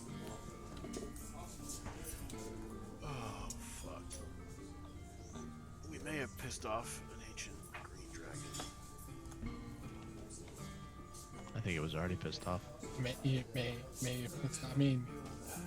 I mean, we were making a deal with a dragon before he turned into a crazy person. So As the individual here who is supposed to be the strategic thinker, Okay, You're I'll only have to stating build the pretty horses obvious again. facts. Apparently they didn't pour it over, so we'll just say you guys have horses with saddlebags, and we'll hash that out next session, or I'll hash it out between sessions. All right, so you guys find out about Biletooth. Who took what? As far as the stuff that wasn't specifically added by y'all, who took the amulet and the other stuff? I took took- the amulet and the scroll. I took a potion. Okay. Yo, Jinx, you owe him Coke. Alright, so you are attuned to everything. and I am attuning When you to my attuned quiver. all your stuff, the amulet that you took is an amulet of finding. And Bartleby, as you, it almost acts like a water defining rod. You can take it and hold it out by the band, and it will almost kind of sway in a direction of something. You're not quite sure what it is.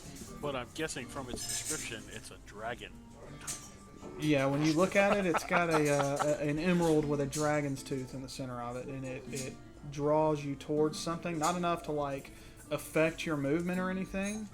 But enough to let me know which way to go. Yeah. Okay. So here's my thoughts. Emerald Dragon Tooth Amulet telling you which way to go, so we should go the opposite. Well, Seems pretty obvious to me. We're all thinking it. I'm just stating that. if it's an, well, emerald dragons are not necessarily evil. Isn't the one we just killed an emerald dragon? Is No, the the one one- that's mom's hunting us an emerald That's dragon? a green dragon. Emerald and green are the same fucking colors. All right. Emerald dragons are gem dragons. Yep. Green dragons are chromatic dragons. Yep. D&D lore, bitch. Dude, Flamer. it's 2 green dragons. so, They're the same fucking thing. Real quick, everybody give me a quick 2 or 3 sentences describing an interesting event that you either saw or partook in during your 20 days of downtime. No Okay. particular order. This is not the things we did, like It can be to part like of that. level up.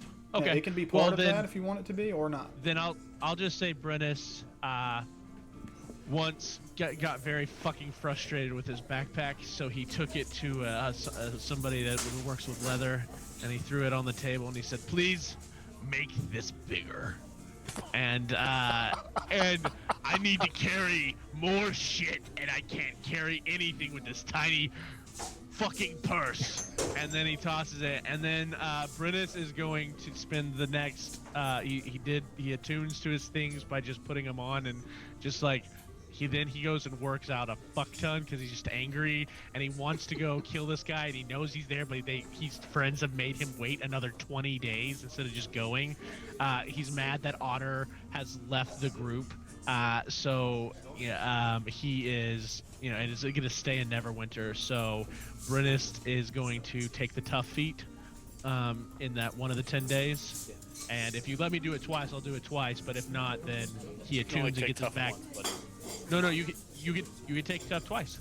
You can keep taking tough. It just adds +2. Yes, you can. It just adds plus. Yes, you can. Yep. You take tough, and it doubles it by the amount of your points, and then every time you take tough after that, it's a +2 to your health pool. Where did you read that? Right on the tough thing that you sent. Tough. Source Player's Handbook. Your hit point maximum increases by an amount equal to twice your level when you gain this feat. Whenever you gain a level thereafter, your thereafter, never mind. God damn it, I thought I just out Jim, and I fucked up! Damn it! Man, you really fucked that up. I fucked the pooch. Equal to twice your level. So I you're fucked level the pooch. 5. Yeah, I'm level 5, Okay, so it's technically. going to increase your hit points by 10. Yep. And then he gets 2 hit points. It's basically. Why is your hit point max at 74? I did not just change that. It was at 56 just a second ago. Yeah, I didn't touch it. Okay. You did it. You No, did it. it's I counting wasn't the touching it. proficiency bonus. It thought your level was 9, so it added 18 hit points. Okay, so your Gotcha. new max is 66. Cool. Just remember, whenever you level up, you're going to increase 2 additional hit +2. points on top Yeah. of what you usually get. I'll remember. And then the last of it, I guess. So that was my first 10. So that means I actually get another 10, right? So he does that. He throws the bag down. He's just fucking angry.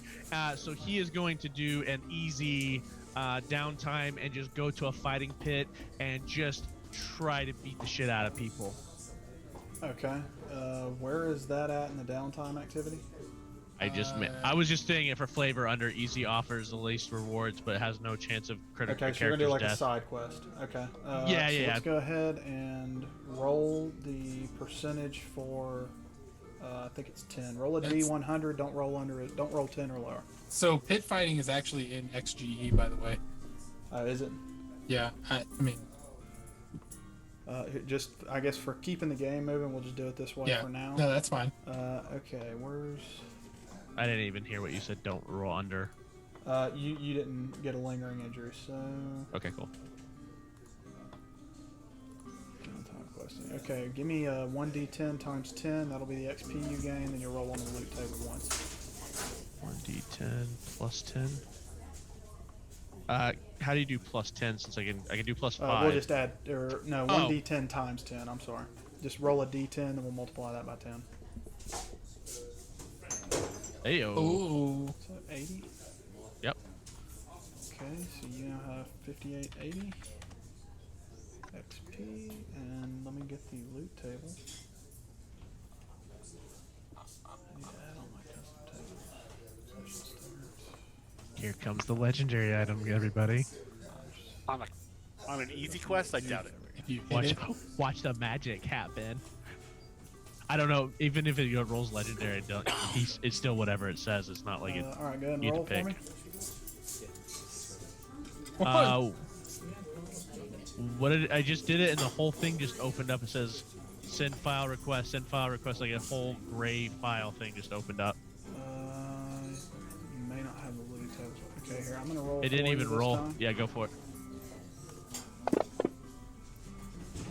That was a... I don't know if I had this working earlier. You did have it working. Maps, client, FGC story, tables, campaign save. That's so weird. I rolled 1, then 122, 80, 111. What the fuck? Silver, copper pouch. Okay, so here is what you gained. I'm going to drop this in parcel items.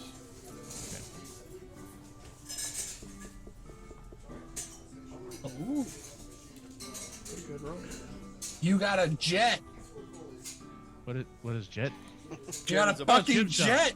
Jet Oh, is it's a a black gemstone. gemstone. Nice. You got Maverick. I was like, is it like an F-22 or? Wow, 258 gold? He Not rolled bad. pretty high on that. No, we still had 250 gold in there from. Oh, right. Yeah. I got 8 got So he eight got gold. eight gold and 14, 14 silver. silver. Yeah. Yeah. Okay, everybody had 50 gold. And I'm doing 58 because, And right? 60 silver. Yeah. And I'm doing 60, And 40, 74, 40 copper. Yeah. 80. 30 silver? And then me and Jim are immediately dropping 75 gold.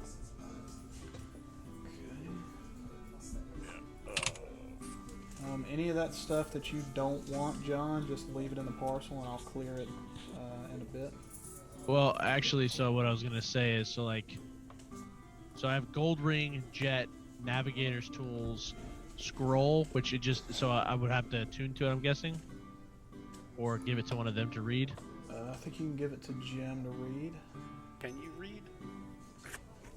No. Yes.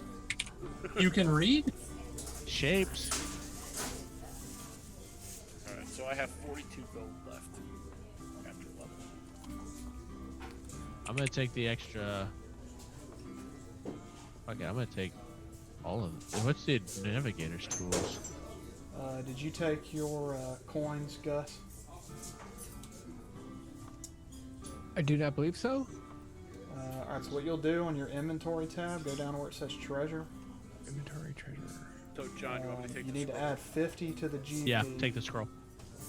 Okay. Um, Because there's 10 there now, so I just had so yeah, it's that'd be 60. 60 total. Got it. I think you're adding 60 silver pieces. How do I type in there? Just click on it and then type with your keyboard. You'll need to add it yourself. So is it not letting you? Yes, it is. There we go. Thank you. Oh, now it just moved. Okay, got it. Let's go. 40 copper. He said. Okay. Alright. Who wants to narrate their downtime now? I'll go. Oh, am I adding 40 copper? Yes. Okay, thank you. So Before- I was just gonna say before, did my bag get fixed, or did he fuck it up, or I didn't know if I had to roll something for that, or how much so it your cost me. bag is going to cost. Basically, the bag you have is kind of worthless. So are you going with a small adventurer's backpack? No, that was what my common item was, or yeah, my common item was an adventure small backpack. So that was the backpack I threw down to have. Okay, so Made you want to bigger. go up to a medium? Yes. Okay, adventurer's backpack medium. That's going to be 30 gold. Okay, I paid. That's what I paid. So Okay. back down to 28. Have you got a medium backpack in your inventory? No, I have a small. Okay, let me delete the small.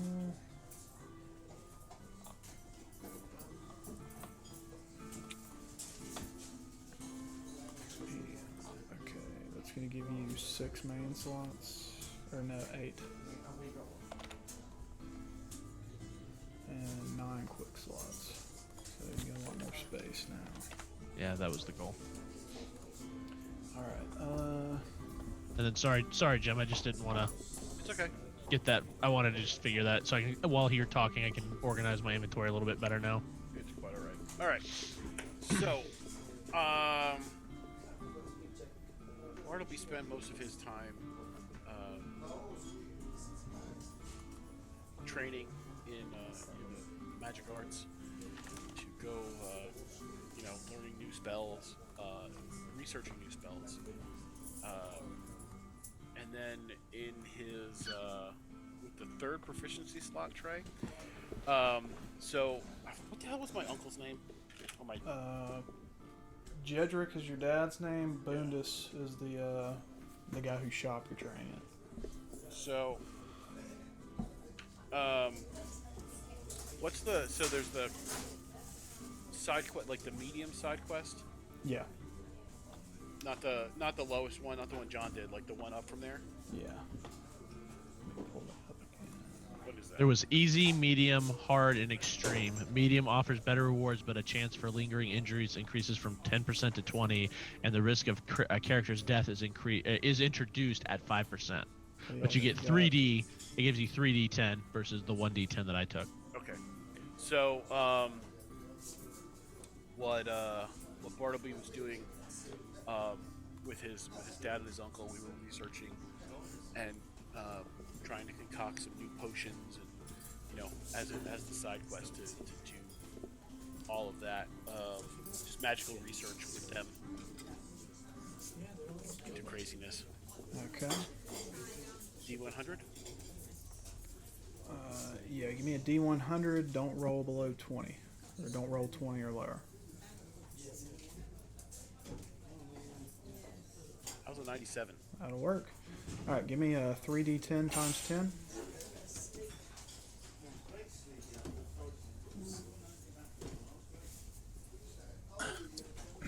On big money. 12. So 120. 12 times 10 is 120. And rolling on the loot table.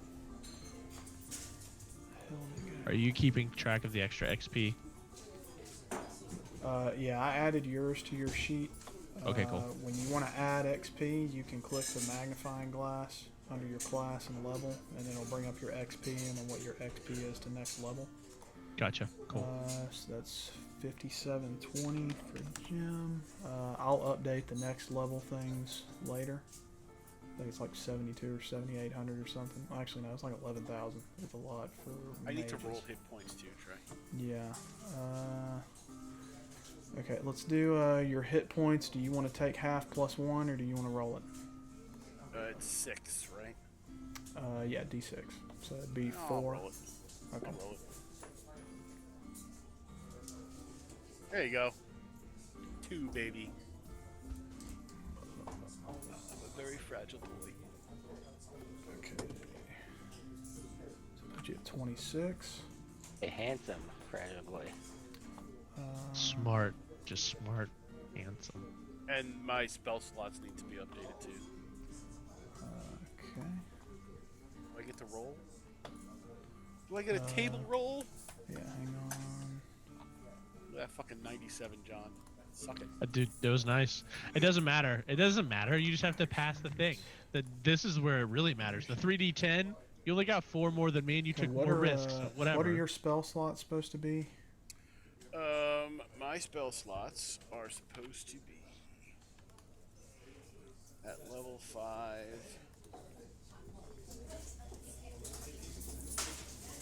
6 first level slots. 4 second level slots, and then 3, 2, 1 to 5. Okay, should be good to go. Standard. Alright, let's pull up the loot table. And I also need to identify the amulet, the boots, and I need to read the 2 scrolls to see what they are. Okay. Why is this not fucking working? Attempt to fix index note output. That's annoying. Okay.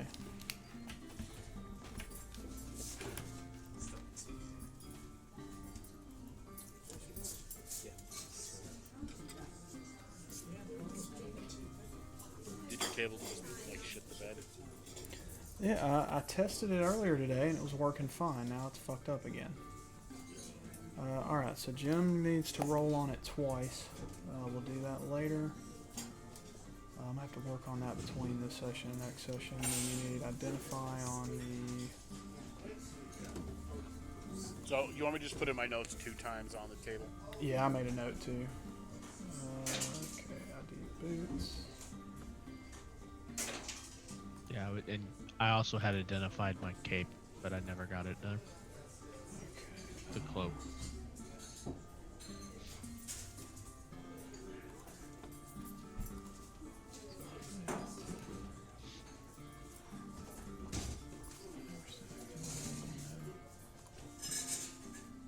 Outstanding scroll is in the scroll case.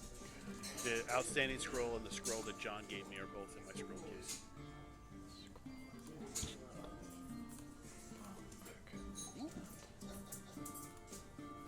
Okay, so that can you give that to Gus? Protection from undead. Yeah. Okay. Scroll of protection from undead is a Gus spell, not a Jin spell. Alright, Gus, I dropped that scroll in the parcel items on the party sheet. You can drag that and drop it in your inventory. Scroll of Arcane Eye. Thank you. Is everything else identified? Everything else is good. Okay, alright. John needs ID. Yeah, For, it's just, it's for just for the spells, cloak. do I just drag that right over and drop that? Yeah, so you can drag that and drop it in your inventory and it'll pull it out of the party sheet's inventory. Okay. When you identify this cloak, does that automatically do all the pluses, or do I need to go and manually do that?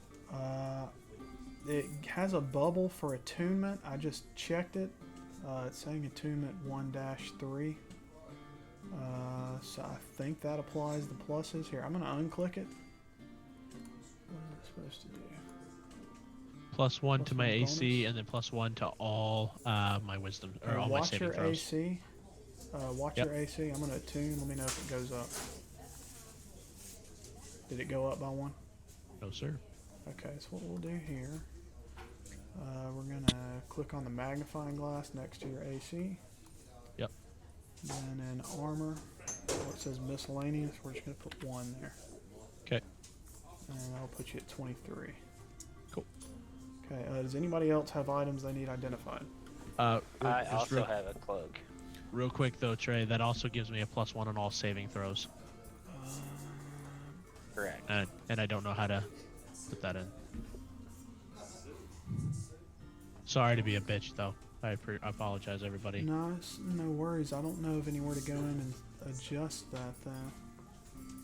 And we don't have to figure it out this turn, then. I can always just hit a remember that +1. Yeah, just remember that your saving throws are all at +1 for now until I can figure Yeah. out how to get that in there. Yeah, that works. Perfect. Okay, Aaron, you have a cloak of the manta ray and a cloak of protection. Which one are you going to wear? Protection. It's gonna be the same thing as John's. Ooh, You- that is you- fun.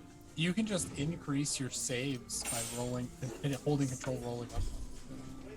Okay. Holding control and rolling 1. Oh, okay. You want me to add 1 to the miscellaneous just under add armor like his? Yeah. Very cool. Thanks, Chris. Cloak of the Manta Ray is a fun cloak. Remember, we had 2. We sold one of them. I kept it because I didn't know what else to do with it. No, yeah, you kept. I was just saying you had 2 though. At one Well, point. I mean, at this point, Aaron, if you're gonna keep the cloak of protection attuned, if you want to give that to somebody else, That's one. You can take it. It's fine. I'm Gus? not asking for it. I'm just saying Yeah, I was gonna say Garzo. you might want to give it to the druid so he can be efficient. We don't have a druid. Oh, yeah. Correct. He's gone now. We got a cleric. Attunement. We got a. I'll take it. I'll take everything. Give me all We your. got ourselves a ranger. Yo, give that to Bartleby. Okay. I was gonna say, don't you already have Does a cloak, anybody I else thought? need anything identified? I had the quiver and the dice. Okay, inventory, dice. There. We'll go quiver equipped.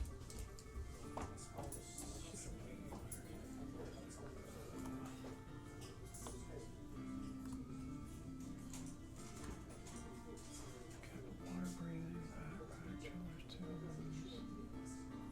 Is this it? Yeah, that's it. Okay. Quiver Alana. I'm gonna say you can't have 2 quivers equipped at one time, so you'll need to get rid of that other one. Yeah, I was gonna get rid of the other one. Okay. I wasn't sure which one was which, so I didn't want to get rid of 4 darts, dagger, airline. Okay, I think you're good to go. Actually, it. I'll delete the other quiver.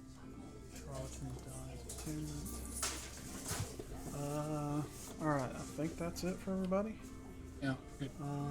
Okay, does anybody else, we still need to do narration for downtime. I've gotten John. Were you done, Jim? Okay, who wants to go next? So Go I ahead. go for it. Nope. Oh, Go go ahead, for it. Aaron. You said it first.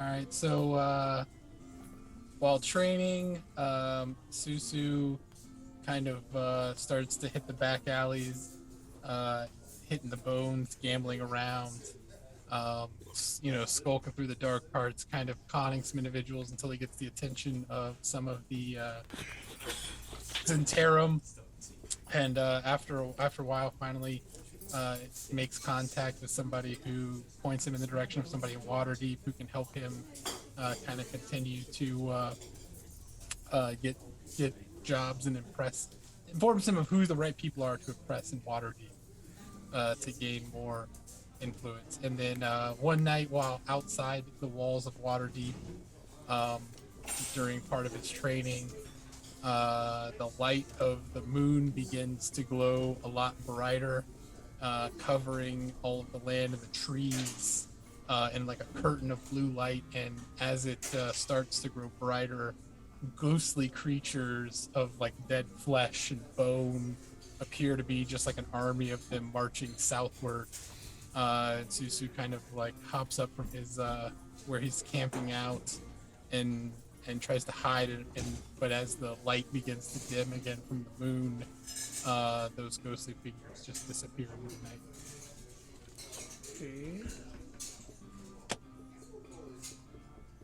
Okay. Aaron, do you want to go next?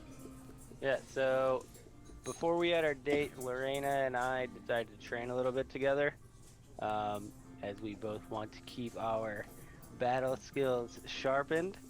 So we ended up training. Each loser of each run has to take off a piece of clothing. This is how that works. So yeah, that's what we did. And then we had ourselves a fantastic date. And loser also had to pay for dinner. All right, so Naturally, your I lost. relationship level with Lorena has increased. I'm going to review the ultimate relationships, and we'll flesh that out a little bit later, but I would say that you've started to develop a level of trust in each other, and you could call on her for favors when you're in Neverwinter, and possibly get her to call in some favors for you when you're in Waterdeep. Hooray! We'll flesh that out. You understand you're developing a relationship with a woman called Lorena, right? Exactly, that's why I'm doing it. Making sure. I mean, I don't know many people that are going to play tag with me while taking their clothes off every time they lose, so I'm in. Gus, do you have any interesting Did you events increase your that comfort? you would partake in during your downtime? Yeah, I worked at a temple during the downtime that took care of homeless children. And then I also binge drank to get to know my fellow companions better. Worked on honing my new magic skills with the quick leveling up that I did thanks to my powerful group of compatriots. Sweet. Even while you're helping out the homeless children, you see Susu skulking around, asking numerous people if they have any contacts to the Zentarum, to which they replied, "The Zentarum doesn't even exist, you idiot." No one just openly asks. Come on, man.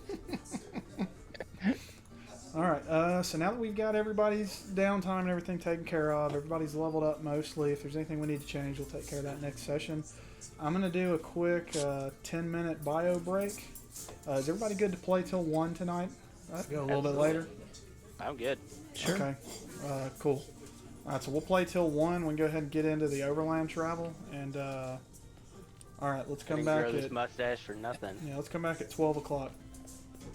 When we come back, I do need a description of Graz. I don't even know. I don't even know who I'm talking to here. Graziano? I don't trust him. Aaron, you need to decide what you're gonna do for your other 2 activities though, like for your downtime. I did. I trained. It's fine. Did you train? What did you do? Every time we lost a round, someone had to take off clothes. No. I understand that. That's the flavor. But what I'm saying is, you need to either take Well, one of them was a tuning, my cloak, so that counted as another one. No, and he then- said you don't have to do that. So that was what he was saying. That's going short rest. So you have 4 proficiencies, right? So basically, in 20 days, we had basically 2 things we could do in a sense, like with either doing a daily activity like and doing the loot table and getting some extra XP and gold, or you can do a What do I do to do non-combat the feat. How do I do the table for XP and gold? Did it say I'm just doing this table over here?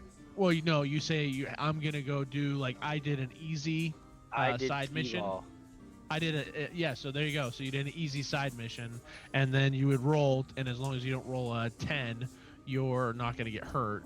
And then then you roll because you out of a D10 100, and then you get to roll on the loot table. That's what I was talking about. That's why I took the tough feat, because then I get the extra health points. Yeah, I'm not a tough guy.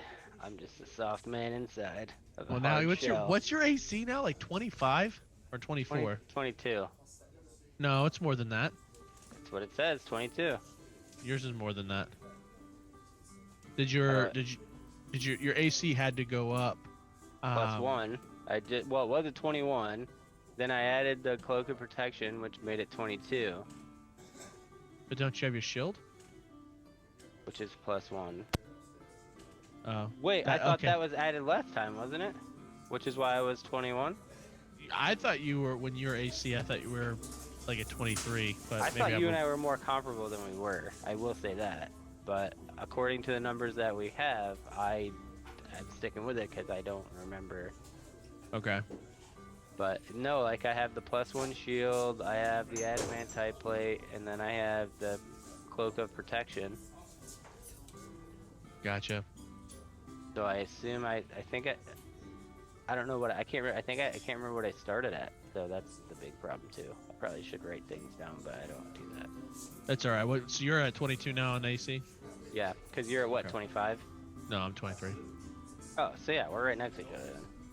Yeah. You were always ahead of me by 1 on like that, and I think Because I've got a I plus wanted 5 to say on like my con already. you were a little bit higher than me. Yeah, I've got a plus 5 on my con. Yeah, okay. Yeah, because I'm a wait, I have a plus 8 in con. That's your con save on the right. Look on your left. Oh, yeah. Under abilities. Oh, yeah, plus 4 for me. Yeah. Yeah. So yeah, you were higher on con and then AC, but I was I think I matched your strength. I only have a 7. I think I had only have higher a- wisdom. Yeah, I was gonna say I only have 17 in strength. Okay, I have 18. Yeah, you have a plus 4. I only have a plus 3 in strength. So yeah, we traded off different Yeah. things. The difference is you have a tough booster. I have a girlfriend. I mean, technically, you could have done that too. I'm just gonna say. Just love that one. Brennis is just really a good one. Brennis is just really angry because he's got blue balls, and he's just you don't. Who are you bequeathing that manta ray cloak to? Who really needs it? Who wants it? Nobody really needs it. It's just a fun item. Well then, who wants? Well, see, the reason I got the other one is because I was wearing the manta ray cloak, but it was just for water swimming, which is cool. Yeah. So who wants it? Who wants it? You can have it. I mean, I was gonna say give it to Jim or Gus. I put it in the party sheet, so whoever wants it to take it. I'm never taking my protection cloak off unless Jim obviously burns it, and then I won't have it anymore. Oh, Or that's Trade right. 'Cause burns it. Did you get plus 1 AC because of your weapon?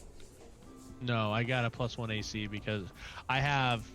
So the cloak gave me a plus 1, but I'm also doing the unarmed barbarian skill, and then there's because of my barbarian thing, there's a couple of other flavor things that I've got, so that increased it. Gotcha. So, and then remember the plate stuff we have makes it, or the special armor we have makes it where they can't crit on us. Yeah, I remember that part. Okay, we're good.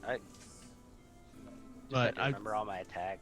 Well, that's all this literally what I extra was doing, dice is shit going and all through that and stuff. reading the different feats and stuff I have. Like, go to your Like a lot of stuff in my stuff, like I try to click the red dragon, and then it just says attempt to open link for modules not installed, and then so it yeah, says that whatever it means is. you don't have the mods installed. I have installed every mod in that Trey said. Okay, so you went to activation. Yep. And when you look at all the 2 pages, everything says Everything unload, says unload. and the book is open. Yep. Every single thing does. But Wow. for some reason, some of the things, and I wonder if I have to restart Fantasy Grounds. Maybe. But yeah, everything says unload and has the book open. But Did if you I click update it, before you came in tonight? I did. Okay. So when you go under your abilities, under features, like when you click that, it doesn't tell you what that is. Some of them do, like combat superiority.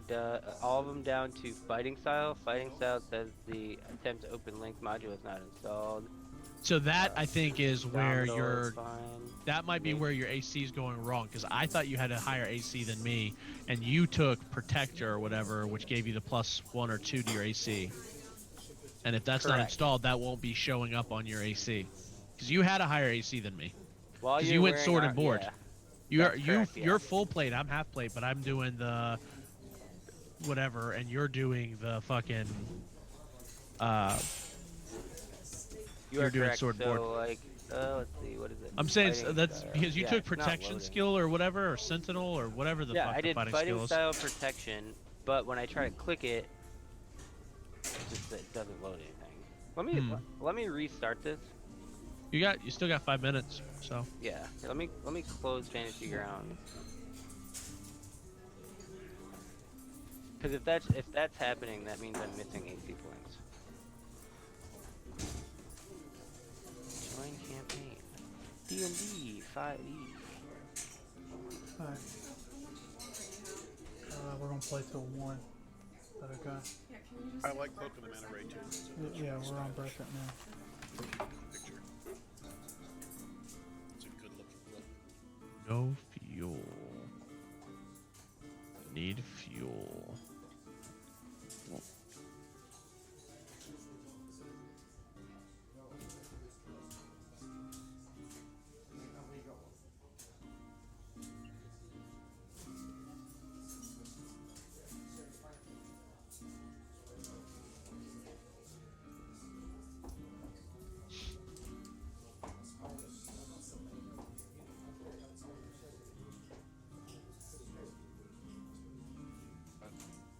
Error. Process data file is an unexpected token. The token is line 388, position 487. Let's see. Okay, well, fighting style pulled up now. Says I gain a +1, so I should have a +3 to my AC. Do you remember where we started at? No. Neither.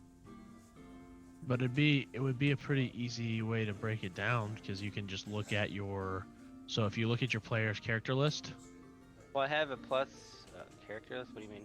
So okay, so you're looking at the main sheet for your character, right? And you're on the main tab. So if you look at the right where it shows your AC, look directly to the left of it. It's got the magnifying glass. Click that, and then look at those modifiers, because you should make sure your shield is, because you have a +1 on your shield, so that means that's actually should be a +2 on your shield. What does it say there? +3. On shield it says +3. Yeah. What's the deal with Glimfeather? He's a bird of Bartle. Glimfeather's Bartlebeast's bird. Hmm. Is familiar. Cool. Yeah, Glimfeather's my familiar. I also have a spell book that floats and follows me around. Oh, that's sweet. Yeah. Who's holding the donkey? That was one of our companion, like one of the animals we could have, but we're gonna leave him in Neverwinter since we're gonna get horses.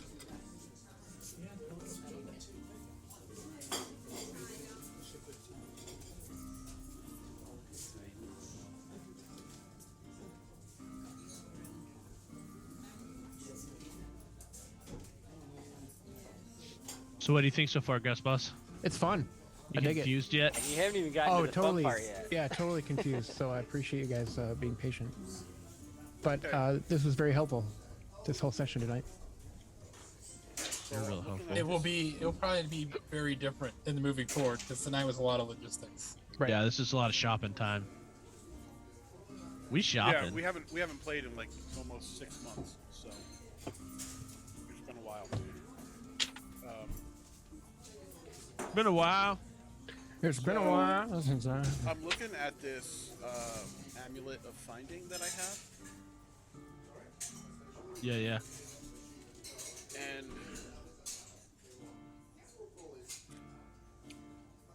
it leads to. So it's going to lead us to a specific location or item. right? Right. Eventually, and The we'll hold probably, is what I we'll figured. probably have to leave Susu behind because he's a wet blanket. I'll be the only one still alive. It's okay. Years from now, when you're dying in your bed, For fuck's sake. You're a fucking gnome. You don't get to talk like that. His bed is an ottoman.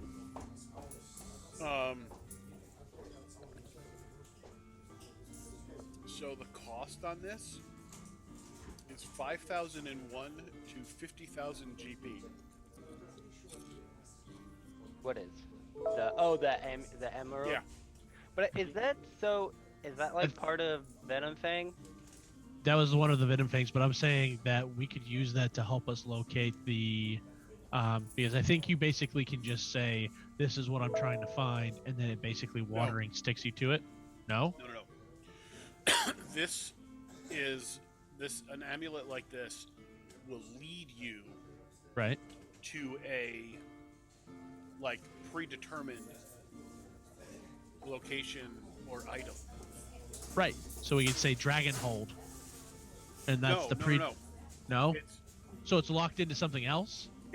I hold it up and it tugs me that way, and we go that way. It's and we not have a no compass idea. of where you want to go. It's No. a compass of this is the thing you gotta go get.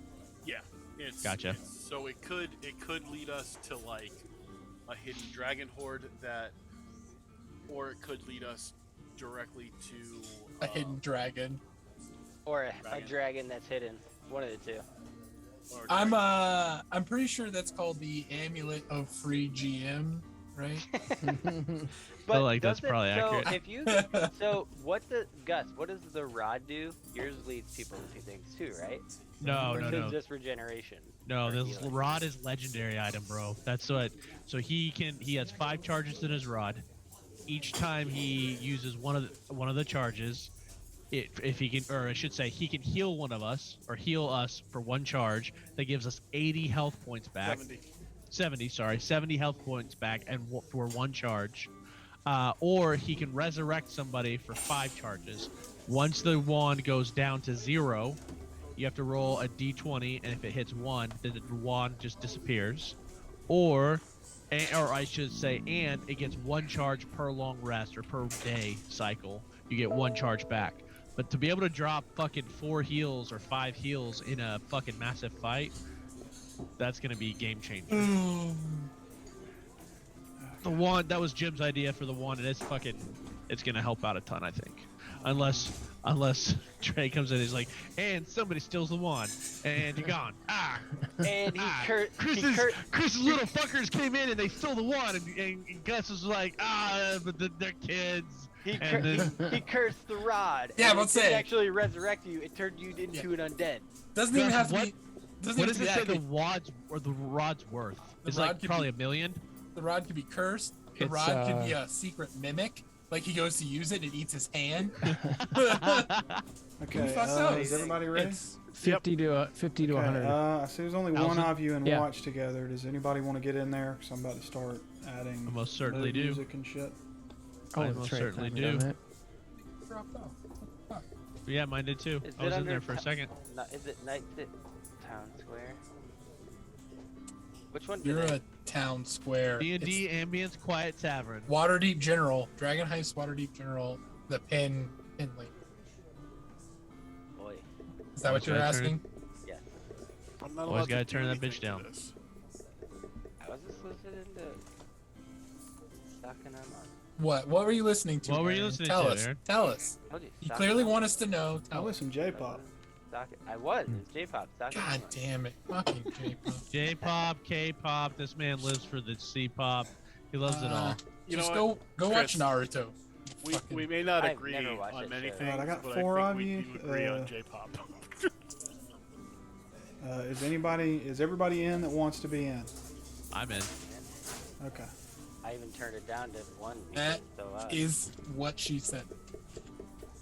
Are you in? I'm in! Okay, so you guys is are everyone in? set up and ready to go. You've got your mounts. You're ready to start heading south. First question, what time are you guys leaving Neverwinter?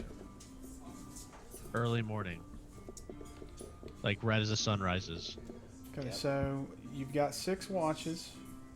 You've got pre-dawn, morning, midday, afternoon, evening, and then midnight. Pre-dawn. So pre-dawn's 2 a.m. to 6 a.m. Not Morning is 6 a.m. to 10 a.m. that. 6 a.m.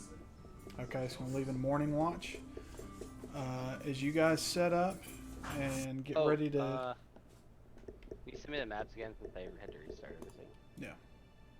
I'd also like to propose, as a follower of Saloon, that we start moving by moonlight. I feel like that would be good for everybody.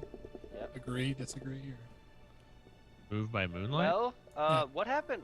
Okay, we got into that one encounter in the first half of the campaign was where we joking. had to fight those guys at night, right? So we should probably definitely move by moonlight. no, it was a bad idea. I was just kidding. It was a test. You failed.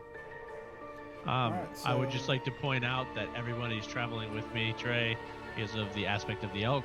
It increases all our speed. Mounted or on foot, the travel pace is doubled. So just FYI for us. Okay, so standard travel pace, you can cover a half hex per day if you're staying on a road, or quarter hex. If you stay on a road, you can cover a full hex. If you're Nice. off-road, you can cover half of a hex. So, Nice. first, what route are you guys taking? Are you going to stay on the road, or are you going to cut out into the wilderness? Road. Okay, so let's go ahead and roll for scouting first. So who is going to be your scout? The ranger, right? I think it's me. All right, so Chris, go ahead D12? and roll a d12. Ready to plus roll. 5. Can you put the travel rules up?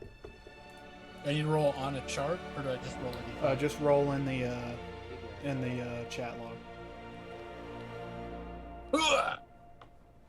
All right, so you got a 7.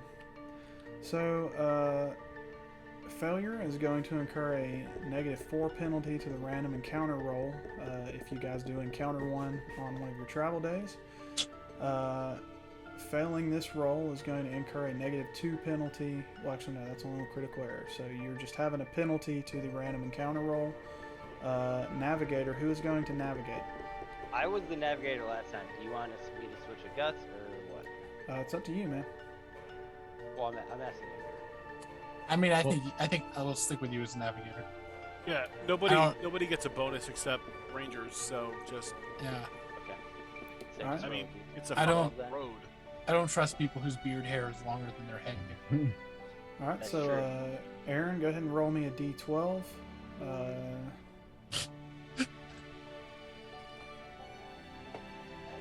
So that's a 4. Okay, since you guys are staying on the road, you cannot become lost, so you can't really fail the navigator roll. Nice. Let's go to foraging. Who's going to forage for food, try to supplement rations? That was me last time. Because Okay. am I just rolling a survival? No, you're just going to roll a d12. Oh, just a d12. Okay. And Graz, jump in whenever you feel like you Okay. want to do something. So Okay, thank you. I want to say success was 9 to 12. So in the absence of rations, quarter day. Okay, successful add +4 to cooking. Actually, no, the DC is listed based on terrain. You guys are in plains. And plains not on here. We'll go open terrain. DC was 7. You rolled an 8, so that's successful. So the cooking check is going to be made at +4. And who is cooking? I'll be cooking because I have the. So, with this D12 rolls, do I get bonuses for the chef feat that I have? Yes. Okay, so what's the bonus for that? I think it was +4. Okay, so I'm rolling at a +9. Yes. All right, so. And I also have your cook's utensils. I don't know if that changes anything for you, but I'm carrying No, it just them means for that you. I can. Yeah, you're just carrying them, and you can give those back to me. I have the haversack now. Okay. Is there a That way to dice went put all in? over the place. 11. Oh, is there a way to Holy put an shit. icon on the map that's us, so we know where we're at on the map? How the fuck did I? That went like all. Hey. They lagged everywhere. It did, but Just to be difficult, but it'd be helpful, especially if we're gonna like end up halfway to Waterdeep and then. you actually did really good. You fed the entire party for 1 ration per member. Yeah, it Ah. just means I didn't fuck it up. I mean, that's a good thing. Oh yeah. Giant P, guys. Pizza party. I mean, Yeah, the good news giant is that I can't fail, so we're always going to be 1 ration per day Yeah, excellent. because Nothing I have wrong with the that. +4 bonus. Well, Okay. Oh, no.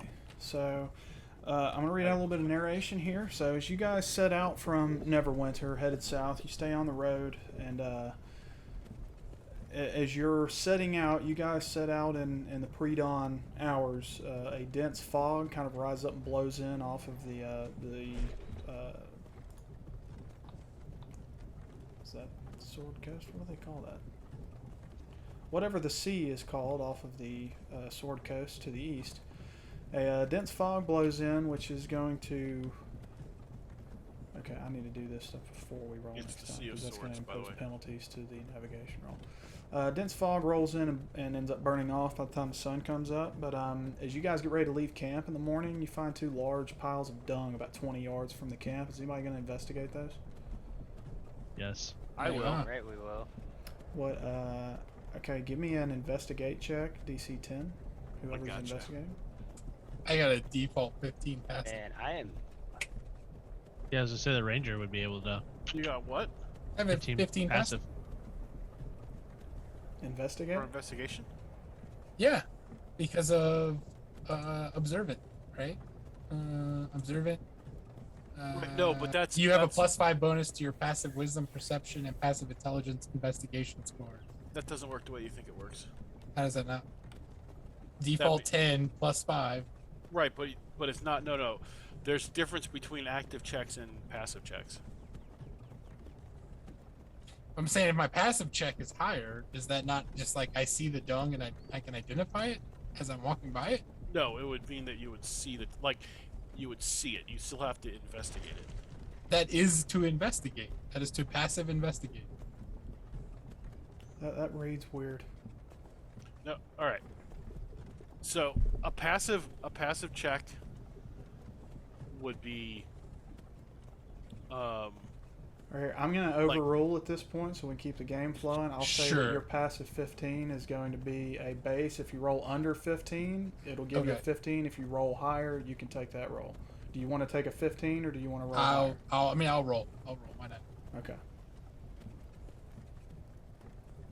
Hey, Okay, further investigation of these large piles of dung shows that it's got a lot of grass and seed in it, which will tell you that they're herbivores, not necessarily something to be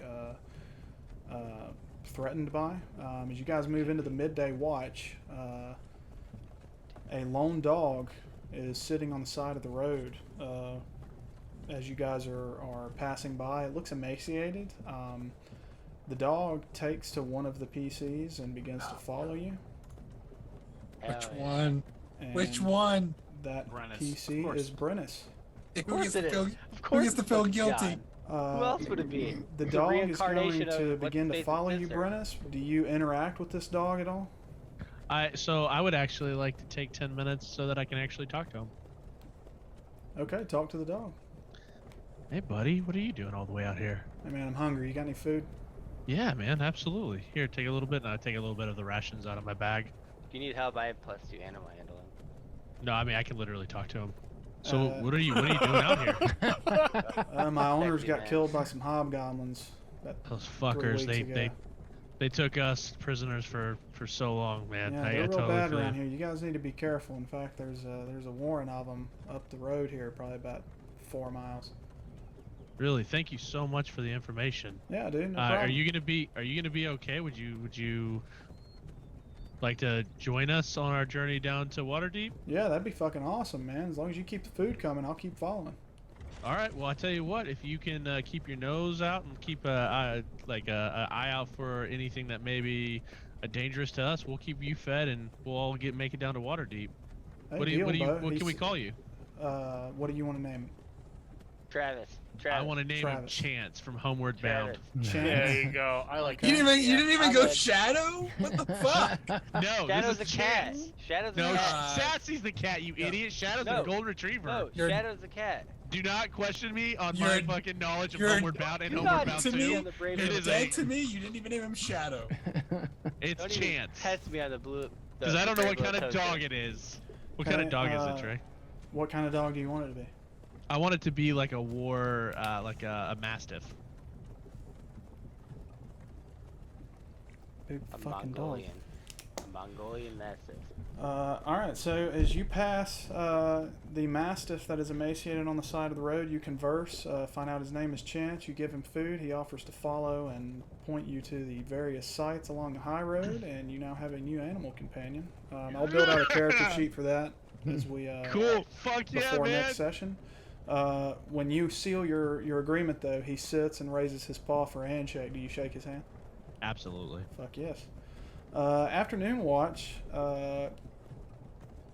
Susu, is you're scouting ahead of the party, probably a good 300 or 400 yards, trying to keep them out of sight of you. Your horse steps on an odd cobble in the middle of the path, ends up throwing a shoe, halting travel for an hour. During this hour, I'm going to have a random PC describe a interesting encounter that happens while you guys are on the road. Susu, describe an interesting encounter as you're reshoeing your horse. As I'm reshoeing my horse and the party is starting to come up towards me, and I'm kind of getting off and starting to fix the, get my gear ready to reshoe this stupid horse. A pair, a man and a woman, on white horses, dressed in complete black, heavy coats, like black heavy winter coats, and black heavy top hats with thick glasses where you can't see their eyes, without any emotions, just trot by and go past the party without even indicating they see us, and just continue northward. As these two individuals pass the party, Chance sits down next to you, Brennus, and kind of nonchalantly says, "Yeah, it's followers of the Mormon faith. These people are weird." Fuck yeah, they are.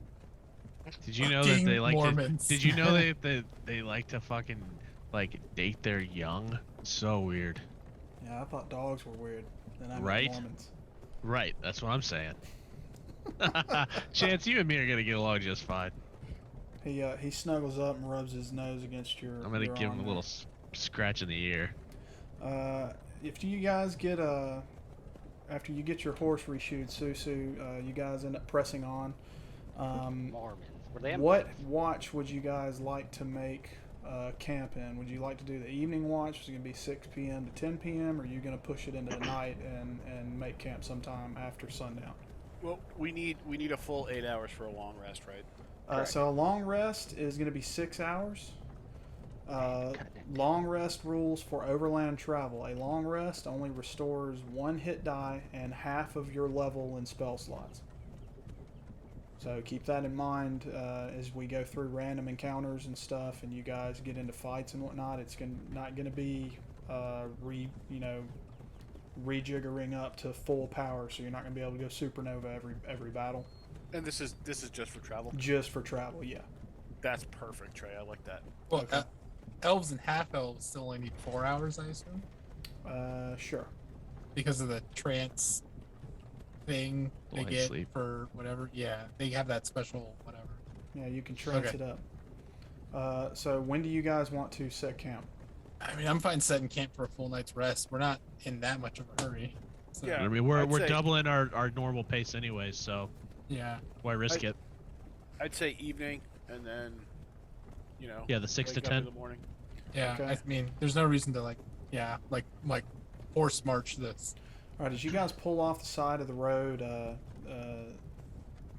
you start to set Graz, up camp, what do you and as the sun goes down, you hear not off in the distance, but off away from camp. I'd say probably 15 to 20 yards, a herd of what can be identified as pronghorn antelope moving by camp at a pretty rapid clip, possibly running from something. They actually get close enough for camp to everybody to get a good look at them. And those of you that are keeping watch notice that the beasts near the back of the herd appear to have been scalded and deformed, not too dissimilar from the people that were being brought into the Lord's Alliance Enclave back in Neverwinter. Possibly had a run-in with some form of green dragon, possibly even Biletooth herself. But as they move by, you can see an almost grotesque display of muscle and sinew moving between where there should be, fur and skin. But as you guys set up, go ahead and make a cook roll for me for preparing dinner. Okay. Again? Yeah. Just We're D12? feeding an extra dog now. Yeah, just D12. Nice. Right, so you were successfully able to feed the party for one ration. We will. I'm not going to deduct. I'm not going to deduct rations for the morning. I'll deduct rations basically at night. So don't deduct a ration for this one. But I'm going to be rolling. Trey, don't forget my bonus though for cooking. So that's actually a. Was that a 12? Half a ration of Okay. No, it's a 14. Okay. When you max out a 12, you feed the entire party for half rations. Okay. But Nice. as you guys set up camp and sit down for dinner and everything, what are your watch orders going to be? So you're going to have 2 different watches. You can have 2 people per watch. So you'd have a watch I'll for watch the first. midnight watch, and then you'd have a watch for pre-dawn. So who's going to watch with Cade? I will watch first. I can watch second. Well, so you should have 2 people on one watch. Yeah, I want pairs. So, like, Cade Oh. and Gus. Okay. And then I'll watch with Brennis in the morning while I study my spells. And Chance is gonna be with me as well. Okay, so Cade and Gus are taking first watch, midnight watch. Yes. Correct. Yes, Okay. so. Both of you give me a perception check. Can we, before we get into that though? Yeah. When we see the guys run by who have been hurt in a similar fashion, I'd like to. The animals. Yeah, I'd like to speak to Bartleby and just say, so is your amulet pulling you in the direction they came from or the direction they're running? I will. Also, are you able to use Glimfeather to try to get above to see where they're running from, or what they're running from? Hang on. I'll hold my. I'll concentrate on the amulet that's around my neck and see which way it's tugging.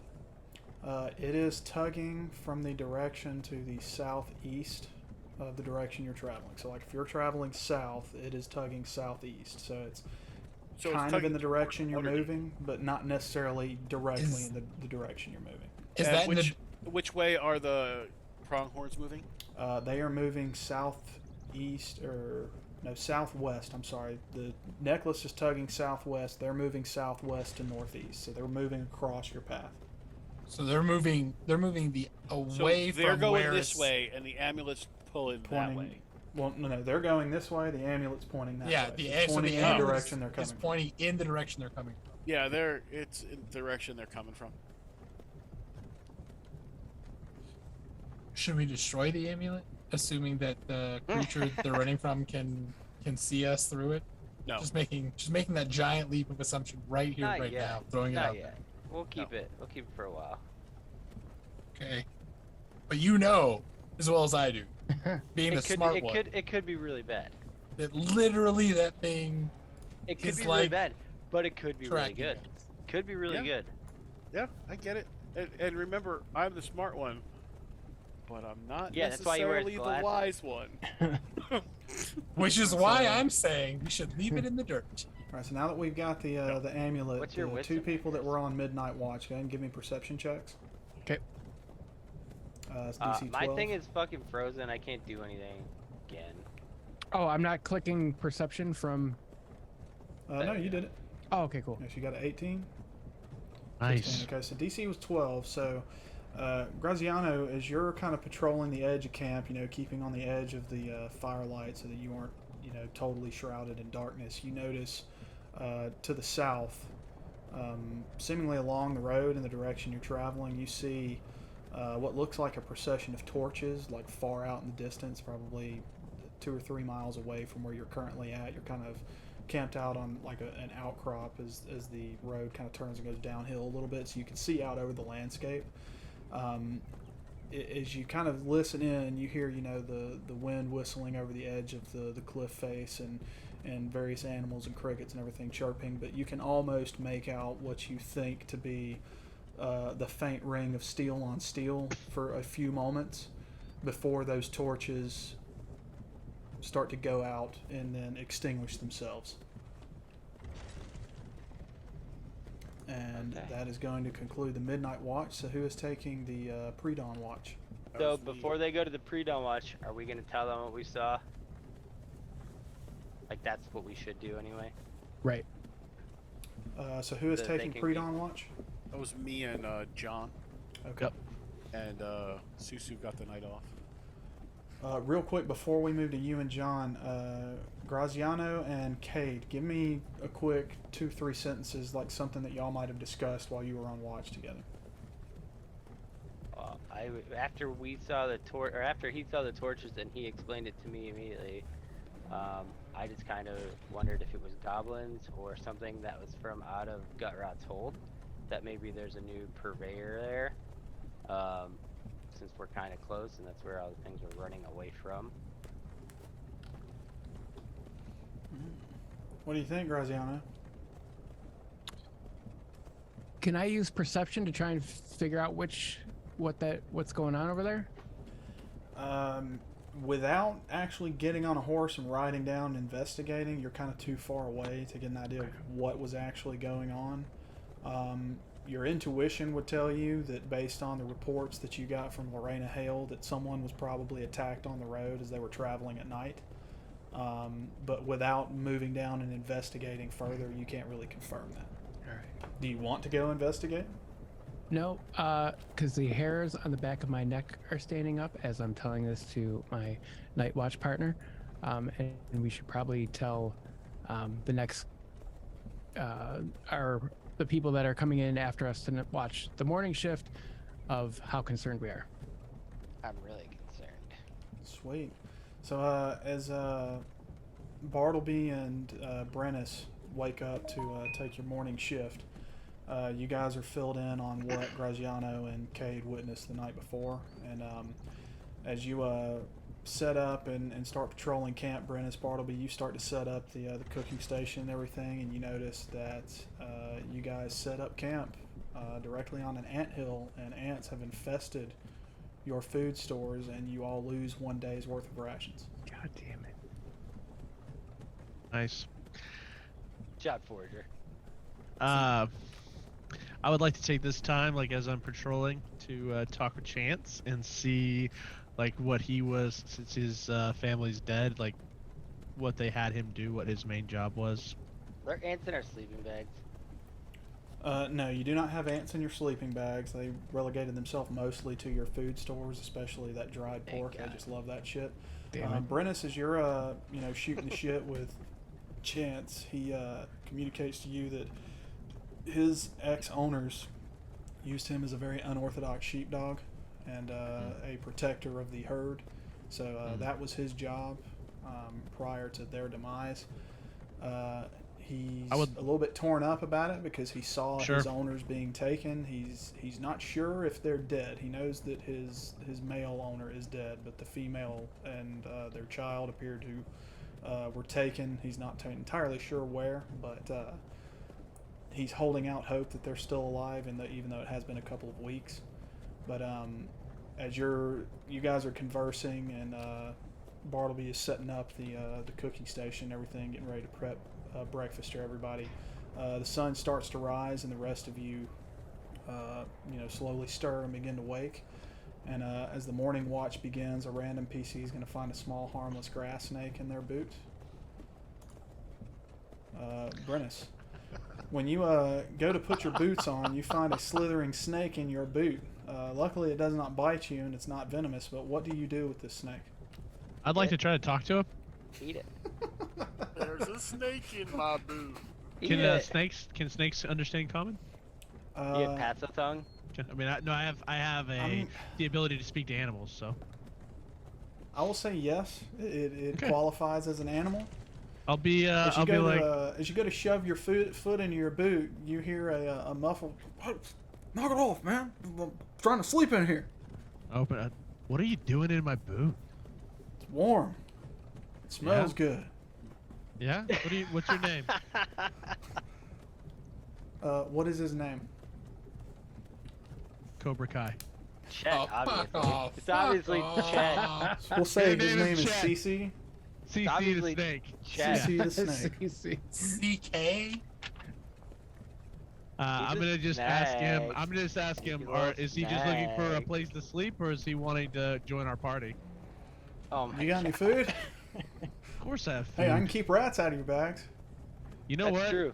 I would be very happy to have you along with us, CC. And he's like a boa constrictor type snake. Actually, Apprentice. can I'm not he gonna say find it's us a an boa ant? Who's a constrictor. boa It was, constrictor? it was Sorry. just a harmless Like a grass king- snake. You like got a king snake. A king snake. That's Yeah. cool. Can he is find an anteater to get all these ants out of our food? Sorry, man. Gus the anteater, he took off over the hills about 3 days Fucking ago. I don't think Gus. he's coming back. I understand, but if you want to join our party, help keep our I was gonna say this is Chance. Chance is he used to be a sheep guard dog, and now he's gonna help guard our people. Isn't that right, Chance? Yep, you got it. Hey, what's up, And, CC? I'm Chance. Hi, Chance. I'm And so. I'm gonna put the snake on my shoulder. I'll be like, you can ride up here. Just let me know if you need anything. And come on, CC, let's keep watching around camp and keeping our people safe. When you put him up on your shoulder, he rides and wraps and coils himself around your neck and just hangs out there like a scarf. Perfect. Hell That's what I yeah. wanted all That's along. cool as shit. Yeah, I'm fucking. making animal friends, We have guys. the ultimate warrior in our team, apparently.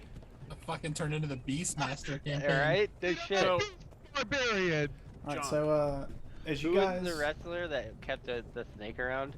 Jake the Snake. Jake, there you go, Jake the snake. as you there guys, you guys finish up your morning rations and begin to pack up camp and head out. Midday comes and as the temperature begins to climb. One thing I didn't cover for you guys: the current time period. Okay, so it was Marpanoth 13 when you guys got back to Neverwinter. You guys trained for 20 days. That's going to put you at Uktar 3, Uktar 3rd. So Uktar is basically November. So it's fall. You're getting well into fall. Temperatures are starting to drop. It's getting a little bit chilly outside. Weather's usually overcast, if not, light rain. But as you guys pack up and begin to get back on the trail, you notice that in the distance there's a pack of circling birds, probably vultures or some kind of carrion feeders that are circling some type of kill, probably a good 3/4 of a mile up to a mile down the road in your direction of travel. And as you travel down the road towards this area, the flock of carrion grows larger and larger, and by the time you get there, they have descended and landed upon the kill. And when you get close to them, the wind kind of picks up and blows them away from the corpses, what they were eating. And when you move over the area that they were surveying, you find the remains of what appear to be pronghorn antelope. You'd surmise it'd probably be a part of the herd that moved past camp the day prior. But as you move down and start to investigate, these bear the same kind of acid scorching and scarring that you saw on the people in Neverwinter. And as you're investigating these corpses, a line of dark, threatening storm clouds kind of pass overhead, bringing some thunder and brisk winds, but it doesn't actually bring any rain with it.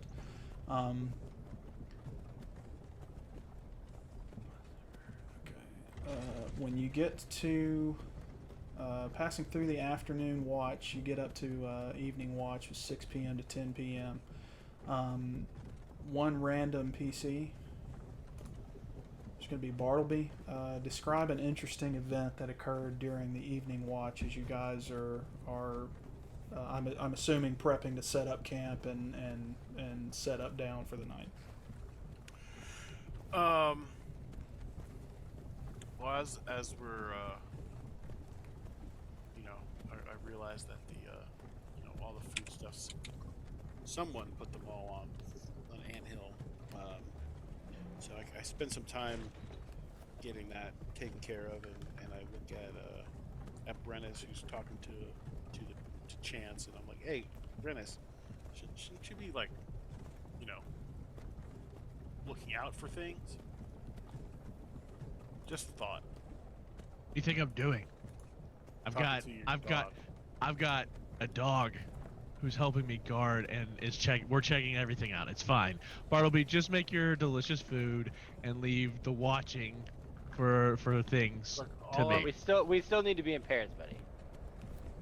I mean, we're still in pairs. Even if you have your. We're still in asleep. pairs. Yeah, you're asleep. We're still in pairs. You're asleep. Yeah, you're in pairs. I was gonna say, do you want to meet my friend Cece? No, Yes. And then I'm good. and I keep walking around. We'll be like, smells really good though, man. And You're getting really good at this. thanks. I send Gloomfeather up to kind of scout around. Doesn't really see much. All right. As we move into evening, go ahead and give me a cooking roll.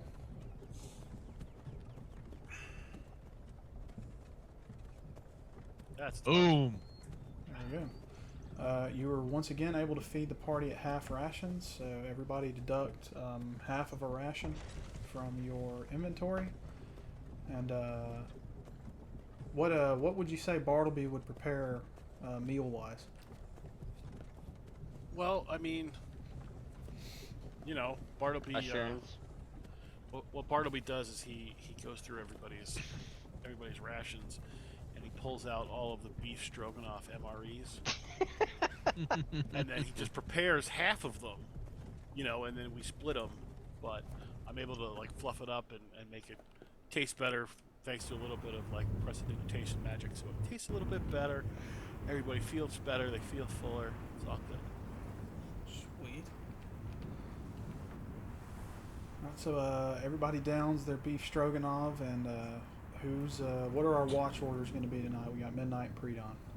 I'm watching pre-dawn since they did the first one. Okay. Same. Alright, so we got Graz and Cade on pre-dawn. Who's doing midnight? I'll take Actually- whatever watch tonight. I'll take midnight because I want to get sleep in the morning. I don't want to get over. I'll I watch don't with wanna get underestimated. I'll watch with Graz. Yeah. All right. So I guess I'll watch with Cade That works. and give Brenna and give Bartleby a chance to relax.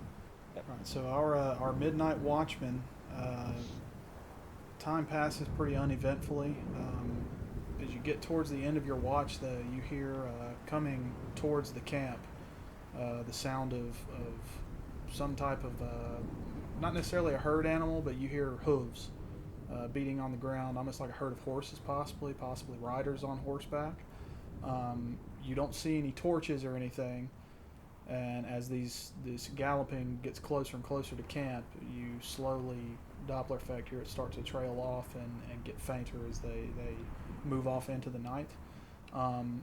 As you guys are sitting through your watch, give me just a snippet of a conversation that you would have had together. Well, I'll be interrogating Graz on his Well, you guys are asleep right now. lifestyle Y'all are asleep right now, and right? home. Oh, is it you guys or is it us? I thought it was us. I thought we went to midnight. You started midnight, but then I switched with you because I did midnight before and I didn't want to get overslept. Yeah, I thought you were the morning shift or whatever. And you moved to morning with Gus. Yeah, I thought it was me and Graz right now. Is it you two? Then you two go. Brennis and I. Okay, go for it. So confused. What's Okay, happening? So Brennis and Cade are taking midnight watch, and then Gus Okay. and Susu are Okay. taking Okay. All right. Okay. So me, Cade, and my boy Chance. We were playing rock paper scissors, and then we heard that when we started to hear the hoof prints. I mean, so we would have crouched down and try to. I mean, is our campfires, knowing Bartleby, our campfires are pretty dim at this point, and we're gonna. I mean, I would have just hunkered down and tried to keep an eye to make Not sure only that, they're my not approaching. idea to Brennis was to throw Cece into a tree, see if you could see anything. I'm not throwing my snake, you idiot. You don't have to throw him hard. You just throw him My like 2 snake, branches up. my snake is on the ground roaming around. He's not even on me right now. He's looking for rats. Good luck. So we found nothing. I don't know if we found nothing. So, well, we just told that I guess the only thing we can do, because we didn't actually see what's happening. We heard it happen. His animals were occupied. So, Did we get when any smells or Did we any get it? type of? You get that musky kind of herd, herd animal kind of scent. Okay. Something, not necessarily like covered in dung, but like a horse kind of smell. Not necessarily kind of like a predator, A We don't. gamey We don't smell. smell. Yeah, we don't gamey smell smell. any. We don't Gamey smell smell. anything like seared flesh or Or burning goblins No, or no. dirty orcs. You did not Well- smell anything similar to the pronghorn corpses that you found before. That's what I was. Okay, that's what I was wondering. So, Okay. yeah, we're good to go, and then we'll let them know when we switch shifts. Okay. There were some As you guys herbivores, near the possible end of your omnivores. shift, just before you're to exchange places with the pre-dawn shift, both of you give me a perception check. So DC 12.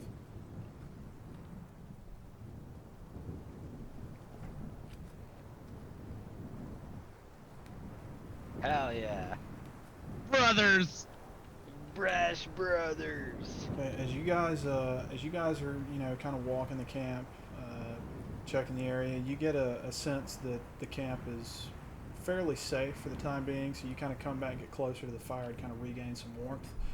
And as you guys are kind of sitting through the rest of your watch, you get close to the time to hand off. And Brennish, you notice Chance has the haunches on the back of his neck are standing up, and he stands from a seated position, all fours, and he gets down, pierces his ears back, starts growling, and then barks at a pair of large blinking yellow eyes that are probably about eye level with him, reflecting from the edge of the firelight to the south of your camp.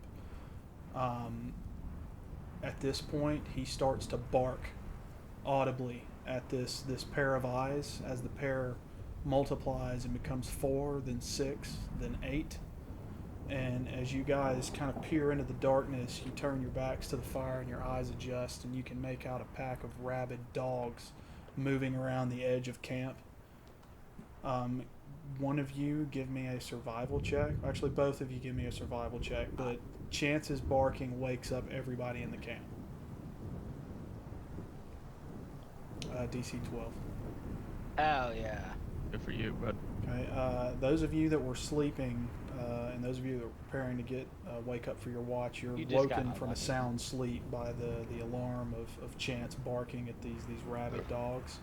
But Cade is able to think quick and grab some brush and dead branches that he finds on the side of the campfire area where you guys gathered firewood the night before, and he's able to set them alight and kind of beat the dogs away, so that they don't end up moving in and attacking at camp. But everyone is going to need to make an exhaustion check at this point, because no one made a full Recovery. rest. So at this point, an exhaustion check is going to be a con save. The DC is 10 plus 1 per day of travel, so this is going into day 3. So we're just rolling con dice. Yeah, so you're going to do a con save, DC 13. If I fail this, it's because I deserve to die.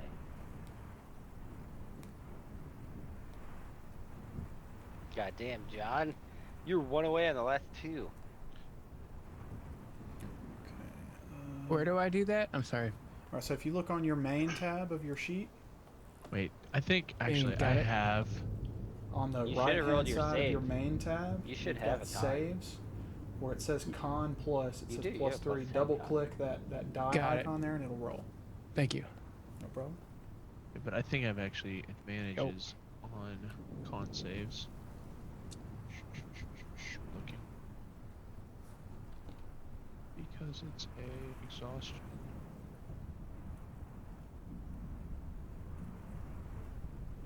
Maybe not.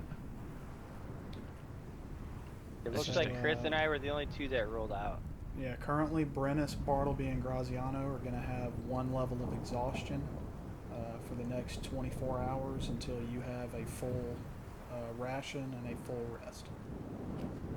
Can we choose to wait a little longer to travel so we can get a rest, or no? Not at this point, because the excitement has gotten your adrenaline going, and you're not going to be able to slow that adrenaline down. I guess if you wanted to wait and then embark at night or leave later in the day, you might could do that. No, it's alright. Just go. Yeah, I don't want to do that. One level of exhaustion just is not that debilitating. Do It's I disadvantage on savings throws, isn't it? do I subtract that from somewhere? No. Oh, okay. No, so that'll be a condition, I believe. Good show, Chris. So do I make it's +3, so I make that a +2 now? Chris rolled natural 18. Mate. No. So your saves don't go up and down. Okay. I'll need to look up exhaustion before we move to the next thing. Okay. So you guys, after your First sleep level is of interrupted, exhaustion tray is disadvantage on ability checks. Okay. Alright, that's not bad. That's it. I think we can get to the thing. I mean, if anything, you roll high, you always get half ration no matter what. So. All right. So you guys end up moving up the road, moving into your morning shift. A random PC, for what little bit of rest you got, ended up sleeping funny. Had a rock under their pack when they laid down to rest. That's gonna be Susu. God Susu, damn it. your primary shoulder is stiff, a little bit sore. Stop trying to It's be gonna me in be real life. at a -1 for any attack rolls. To course. You're hit not allowed to be me in real life. Until, this is my own story. till the end of the afternoon watch. This is morning. It's gonna be afternoon. Okay. But you guys continue to travel on down the road.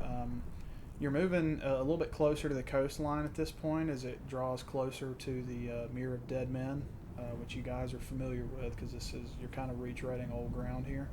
But as you move further past the mirror, it's almost like looking down the ridge of a bowl, like into the mirror.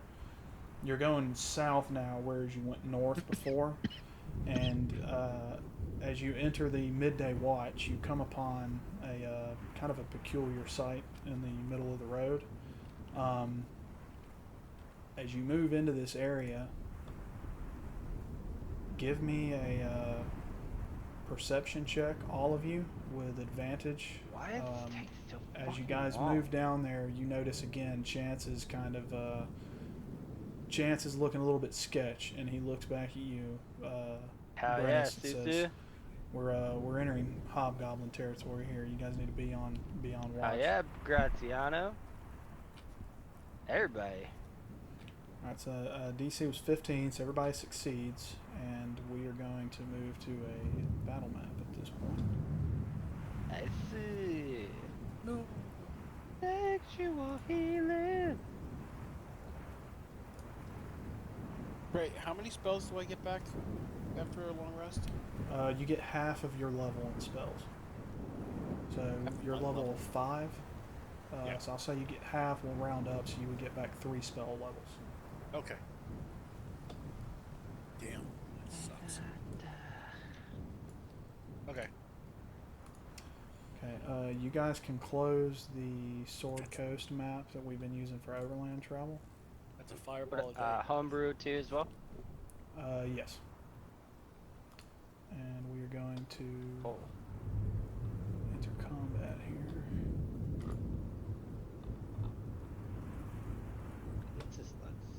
Can you guys see that? It's only showing up as gray on my client. All I have is gray, and then I have 1 Yeah. or 0, 1, 2, 3, 4, 5 to 9, and then A, B, C, D, F, G, H, I, J. I think it's still loading. Yeah. There's a broken question mark. It's probably Yeah. loading. It's a broken map. He's This happened with the other one too. It just Yeah. takes a second. Yeah, because now there's a red question mark on my screen. It's been there the whole time for me. It's a trap. Get an X. Yeah. It's from what? Army of Darkness? Yeah. Or it's a Yo, trick. that's a good movie. It's a trick. Get an X. Bruce Campbell is a legend. I don't care what any of you say. Mm-hmm. any of us would disagree with you. Truth. I didn't realize that he was in that Cars movie. The Fast and the Furious? You didn't know that? No, Cars, the animated movie. Yeah, Fast and Furious. Yeah, the animated. Oh, click on it. Just opened up. Okay, so now it's like a forest veil, a cave, Is that Chance right there? Oh, that's a boar. but it still has all the numbers and stuff inside of it.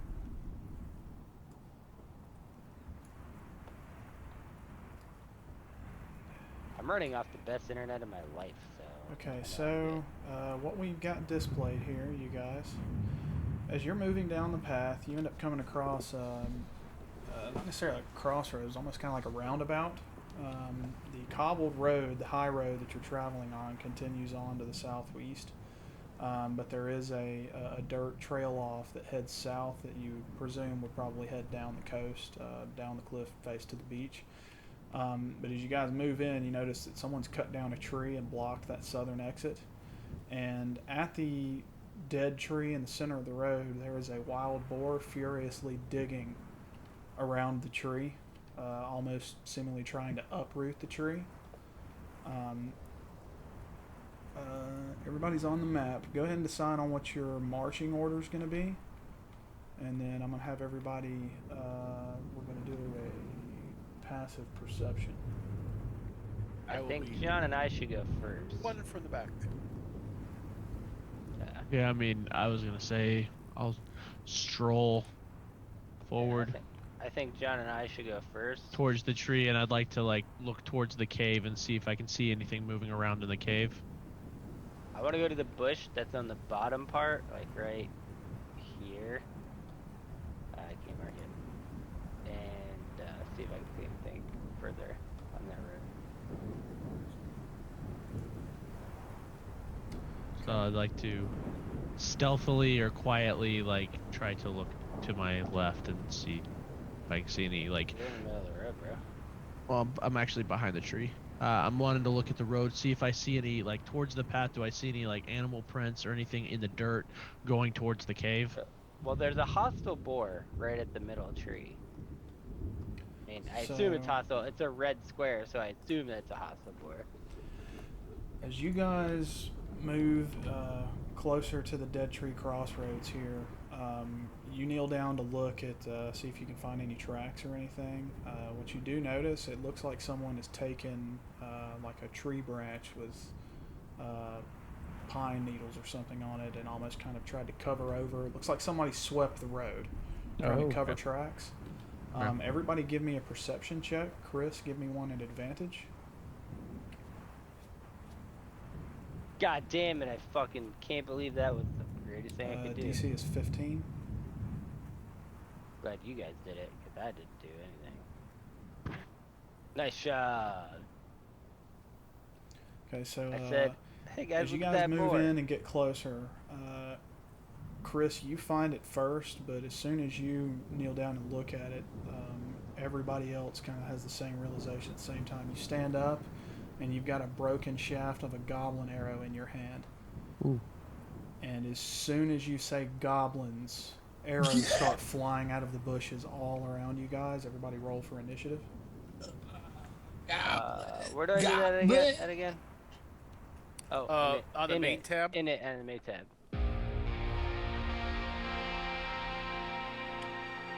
So that was initiative, you said? Yep. Ooh. Ah. Oh yeah, I'm going last. Goddamn, Graziano going first, baby. Oh. The grats. Nope. Bartleby. Where? Oh, No, okay. Well, is it low goes first or no, high? no. I thought Bartleby's perception was his initiative. Alright. Okay, if you look on your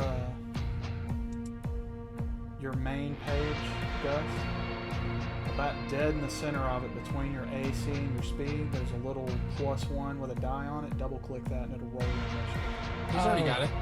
Yeah, he did it. He did the in it. Oh no, he did I'm showing intelligence. it blank. Oh, okay. Sorry. There we go.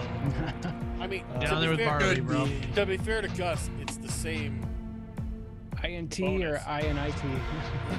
All right, Brennus, give me a perception check. Actually, you Another already one? gave me 123. Yeah. You notice. Explain that. The boar is a distraction, and I hate it. You notice most of the arrows that are flying at you guys now are coming from east of the tree, and they all seem to be coming out of the bushes over there. So to the right of the boar. So, from the boar all the way to the other side of the map and then up, like in that area. So you've got here, here, here, What song is this? Trey? Yeah. Cool. I like it. here. Oh, this is the game I was playing. This is the game I was playing the other day. We had to kill people. All right, what are you doing? The sync of Okay. the song. I am. But I can. We know these are goblins. You're presuming they're goblins based on the head of the arrow that Susu found. As soon as he says goblins, given our experience with goblins, I start to go into a fucking rage, and I spring to where the arrows came from.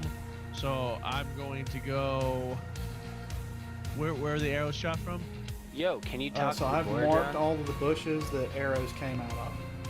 Okay, so I'm gonna spring to over here because I got 65 feet of move, or I got 60 feet. Shit. John, can you talk to the boar? No, I have to do a 10-minute ritual. Ah, that sucks. All right, fuck it. I'm gonna go right here to wherever this guy is in this tree, and try to locate him and fuck him up. So like as I approach, like what do I see? So as you move in, you still don't have confirmation of anything that's in the bush. You just know that an arrow came out of the bush. So Okay. I'll say you can make an attack. You're going to be making an attack at disadvantage, and I will let Okay. you know if you succeed on defeating the AC or not. Okay. Because these enemies are technically still hidden. So both of my attacks will be at disadvantage. Yes. Okay. So I'll roll the first one to see if I hit, I guess, and then roll the second one to see if I hit, that kind of thing. Yeah, go ahead and make an attack But it's roll at for me. disadvantage.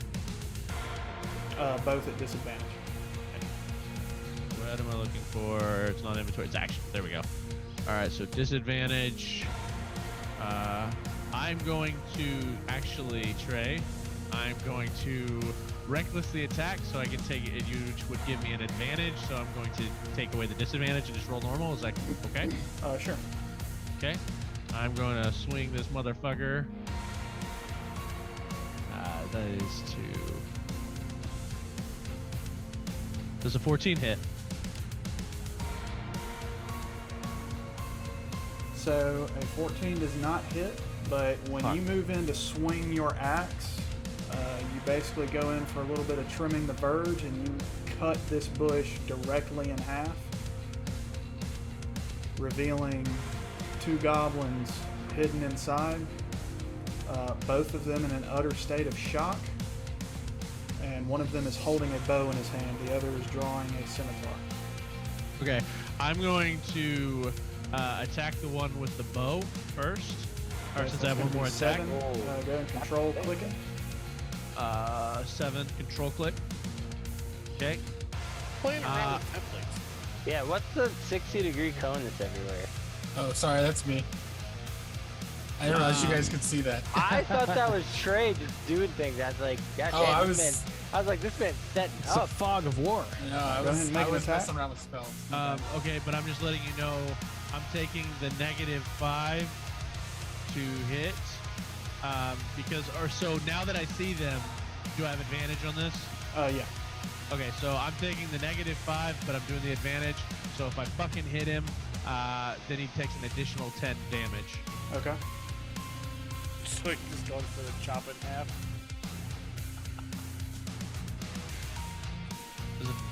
15 to hit. 15. Fuck yeah. All right, so rolling damage plus 10. I can't do a plus 10, or do I just type that into the modifier? So plus 10's damage, that's going to exceed his hit points. Go ahead and describe your killing blow. I just say, remember us, boys, and I fucking chop this one just right across, right under the ribs, chop him sheerly in half, and I look directly at the next one, and I'm like, none of you make it out alive. As you slice this thing in half, the spray and cloud of bone and blood matter just bathes the other one in a crimson spray, and his face just turns to a visage of abject terror as he screams, "Oh my God!" And that'll complete my turn. Alright. The boar is going to attempt to free itself from the tree with DC 10. He is unsuccessful. He's still digging. Okay. I killed Goblin 7.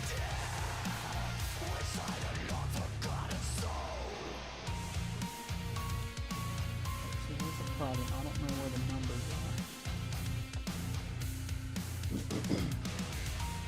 are. No, it looks like you killed Goblin Boss, John. No, I killed Goblin 7. Goblin Boss is right next to me. Goblin 7 had the bow. I took him out because I didn't want him to be able to shoot our squishies. How far away are you from me, John? 30, 35, something like that. How can you tell how far? You can actually measure by grabbing and dragging. Oh. Okay. Alright. I am too far away. Okay, I don't know why it did that. Brennus, for some reason, it changed your target to Graziano. Huh? Yeah, I don't get it. Oh my God, you hit me? No, I didn't actually roll damage yet, so. Okay. Also, that's a really far travel to hit your own teammate. Graziano, does a 19 exceed your AC? I don't know what that means. So if you look on your main tab, Did it? Probably does. Be honest. I'm sorry, what am I looking at? okay, on your main tab in the middle where it says AC, there's like a little shield icon. What's the number inside that 16. shield? Okay, so 19 exceeds. That's going to be a hit. Why is John attacking him? I'm So, not. This is Goblin 1. Oh, okay. Graziano, The tracker's all as you're trying to get an idea for the situation, a arrow flies out of one of the bushes on the other side of the crossroads and impacts in between the layer of your chainmail, catches you right in the shoulder for 7. What's your HP at? Guess. It's the bottom line. It says HP, WND, max, it CMP. says 7. Oh wait, max is 30. Okay, so you're at 23. Okay, so wounds are cumulative, so you're counting up to 30. So you've taken 7 damage. All right, so 23. Yeah, put 23 in max and then 7 in wound.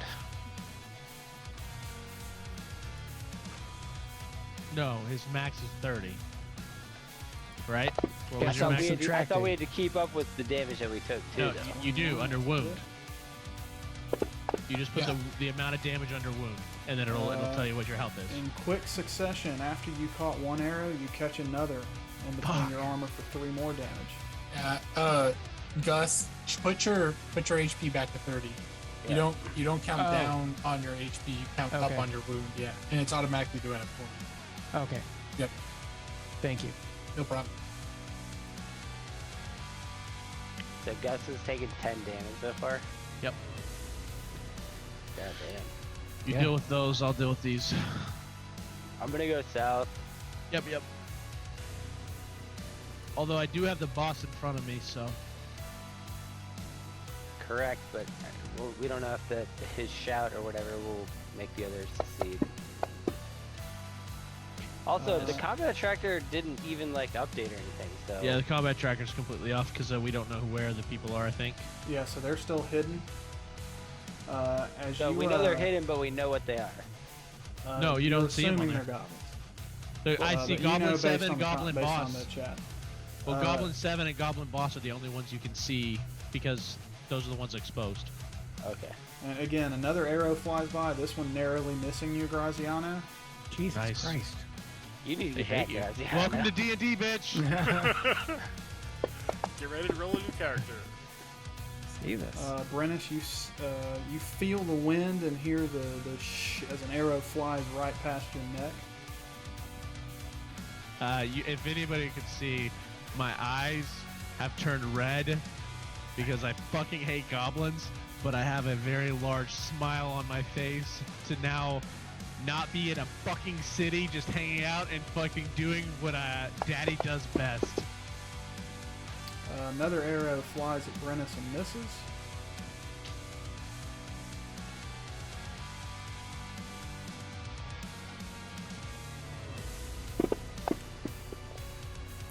Susu, you feel an arrow fly past you, narrowly missing.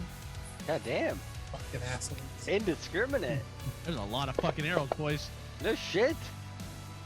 And Brennis, you have another arrow fly past you.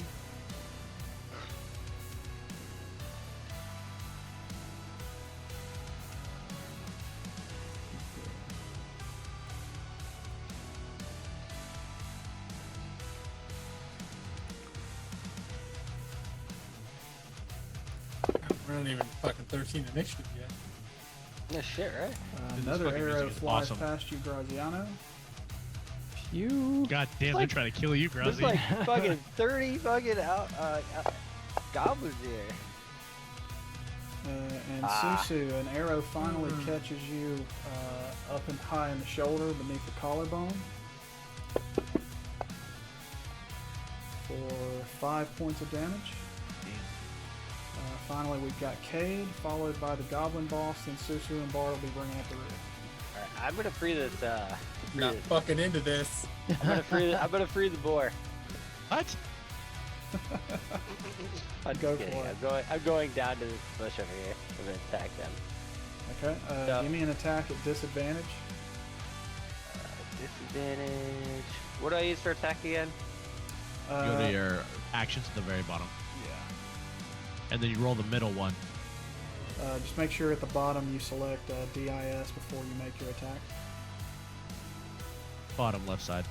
Yeah, I did that. Oh, what a terrible roll. Alright, so you move in and start hacking wildly at the bush, but your blade comes out clean. I think I get. You have, Do I get three two? You have attacks. multiple attacks. I get three. I Yeah. think I get 3 or 2. I can't remember. If it starts with 2 or 3. Is it 2 and then 3? It's 2 and then 3, I think. Okay. Yeah. Yeah. 2 and then 3. So you got one more. And you have action search. Oh shit! Hold on, I gotta hit disadvantage. I'm sorry. So 12. So 20 was. So you got a 12. And then just roll one more time, and then you drop whatever's the highest. Double 12s. Alright, roll some damage for me.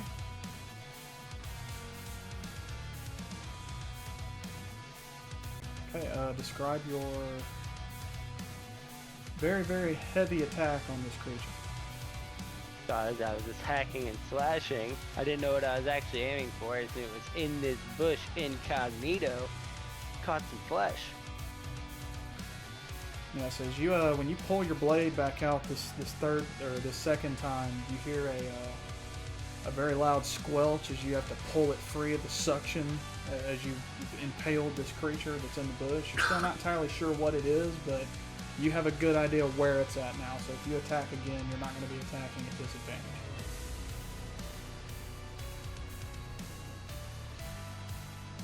So does that conclude your turn? I believe. Yeah, that'll be it. That's awesome. Okay. The goblin. We don't have to boss- click anything for the next one for the party sheet, right? Or the combat tracker. No, you'll just click the little down, the downward. I see it. Turn complete. Yeah. So the goblin boss is going to use his nimble escape feature to disengage as a bonus action, and he's going to take off screaming and run back into the cave. Can I yell at him he's a coward? Yeah, you can all you want. Yeah, I do. I bellow at him that he's a coward. And then I yell to the rest of the group, see how your fucking coward boss runs. So we got Susu followed by Bartleby and then Graziano. So Susu is moving to the tree. And what is he doing?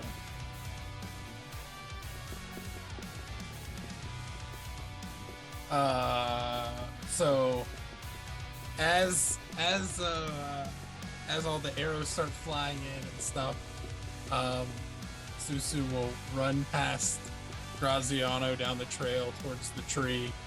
And as he does, he's going to just like, as he's running past him, reach back and just like grab the arrow out of Graziano's shoulder and just be like, you either need to duck or fucking move faster.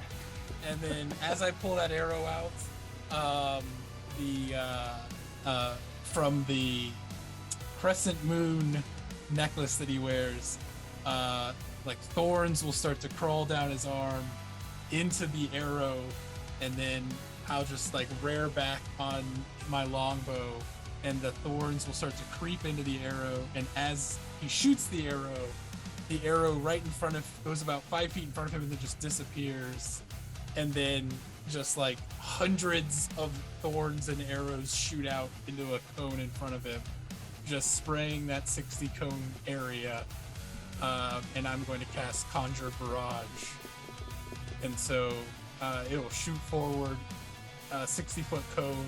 Each creature in that area must succeed a dexterity saving throw or take 3d8 damage. On a failed save, they take half.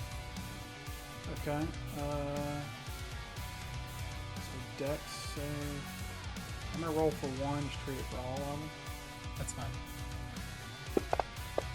What's the DC on it? The DC is 8 plus 3 plus 2, so 13. Yeah. Sorry, what's the total? 13. Okay. So they all succeed. They rolled a 19. What is the? So they take half. They take 7 damage. Okay. So you, even though they succeed on their Dex check, they are still not able to escape the area of effect of your spell. You have effectively killed all 3 of the goblins that were hiding in the bushes to the northeast of you. Describe your killing blows as this spell wreaks carnage on the area north of that copse. Yeah, so like I said, it kind of like the thorns kind of creep down into the arrow, and he fires it off and shoots and creates the giant cone, and just as it hits all the bushes, just ripping out the leaves and kind of moving the branches and everything, almost like a heavy gust of wind. And then a moment after all of the thorns go through all the trees and the bushes, you see just kind of like a couple of weapons drop out of the bushes, and the goblin kind of fall down out of a tree as they are stuck with thorns, and he's... And that is my turn. Oh wow. Just move the whole fucking map.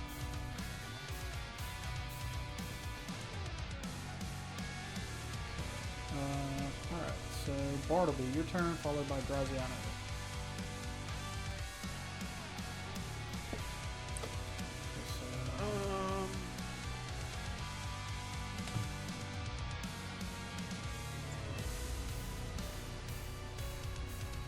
Took those 3 pushes. Who knows? I don't know.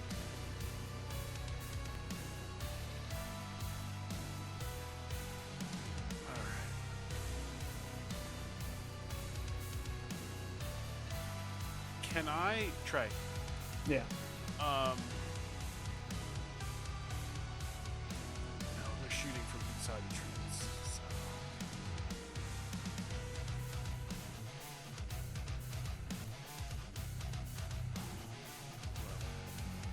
Okay.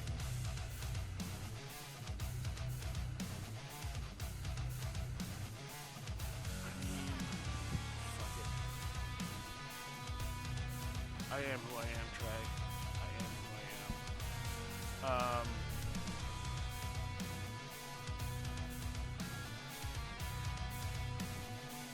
Boom. Which one are you targeting? I'll be hitting these 2 bushes on the far side.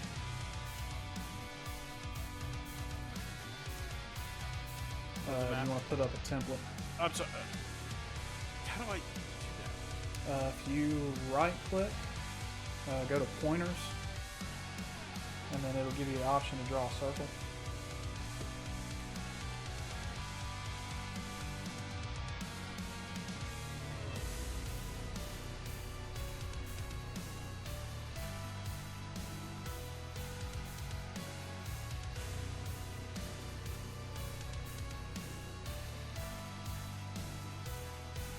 Right there. Okay. So you cast, it's a reflex save, right? It's a DC 15 dexterity save. So 11's not going to cut it. Go ahead and roll your damage. Okay.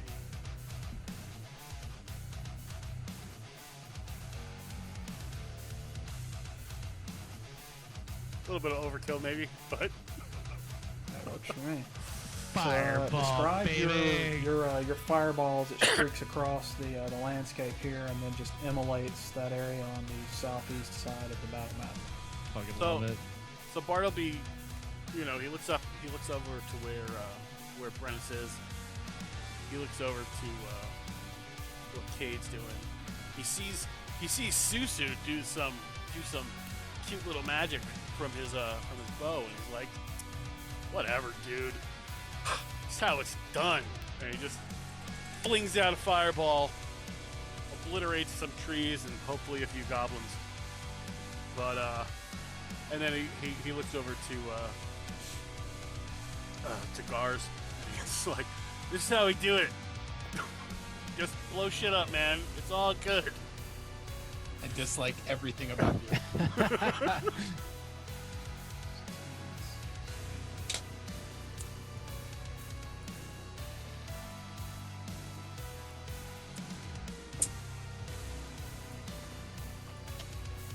All right. So Graziano, you're up, bringing up the rear. Oh, you're not. Okay. I don't get to know if I killed anything. Oh, sorry. When your spell impacts and catches the area on fire, you hear a frantic screaming as 3 goblins come running out of the bushes. Basically, look like they were doused in gasoline and set on fire.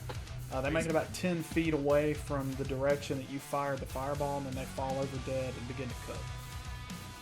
Nice. A slow tear rolls down my cheek as the destruction to the environment. And Graziano, you're up. All right.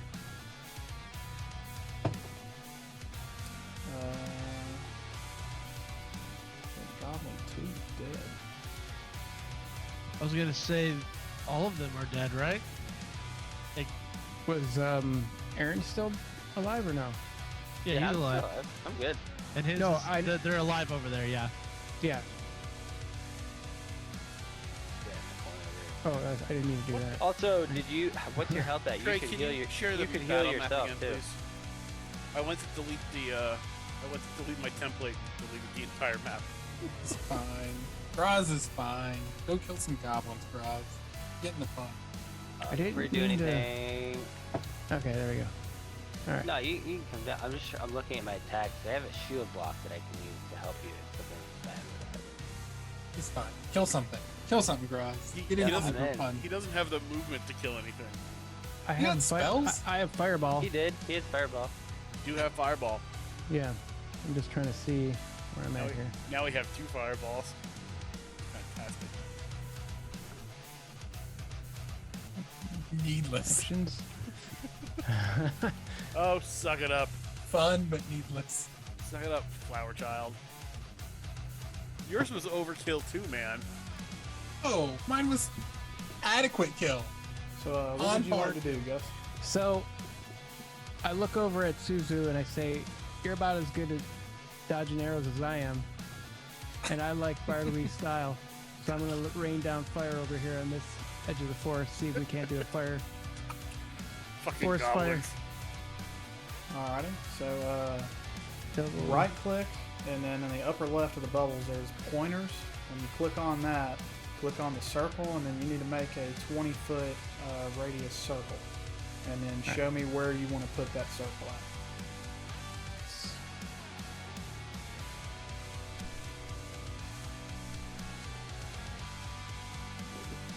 Did I do that right?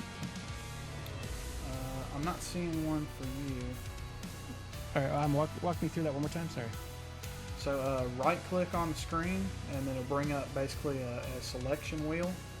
In the upper left hand side of that there's a little arrow pointing down to the right. Click on that. It says pointers. Right click on the map, not the Yeah, right click on the map. screen.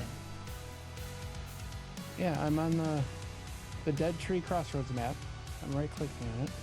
On the top of the wheel there should be an arrow and it says, if you hover over it says pointers. I don't see that at all. So when you what do you when see? you right click on the map, do you get a little circle that comes up with like 6 circles on the outside? Am I right clicking on my character? No, Just on the map. just on the map. Okay, yeah. I got that now. All right, that now hit. click the one that looks like an arrow. It says Yep. pointers, Got it. and then choose your draw circle, Choose draw circle. Okay. and now draw the circle. Click and drag, yeah. Just left click and drag. Till it says 20. Till it says 28 feet on the edge. Man wants to kill me. No, I'm trying to get it. How do you... So if you click on the edge of it, you should be able to make it wider. And then when you hover over the middle of it, you can physically move it on the map. I'm trying to make it wider. All I'm doing is Not moving letting the me map. adjust it either.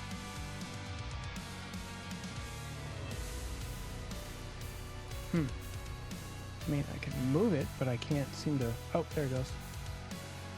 It's a big.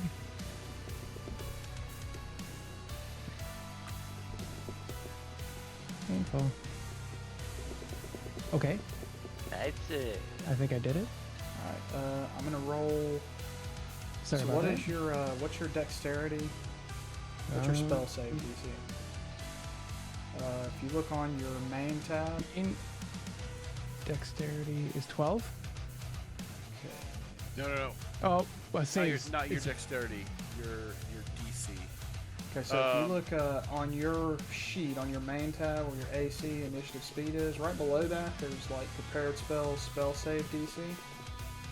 So your spell save DC is 8 plus your proficiency bonus, which is +3, then plus your wisdom modifier. So what we're going to do, we're going to add 8 plus 3 is going to give us 11. And then your wisdom modifier is a 3 as well, so that's going to give us a 14 total. So now my goblin is going to make a dexterity save of 14. If he fails, he's going to take full damage. If he succeeds, he'll take half. So he failed, so go ahead and roll the damage for your spell. And the way you'll do that on your actions, where it says fireball, Yeah, hit the magnifying glass to the right, got it.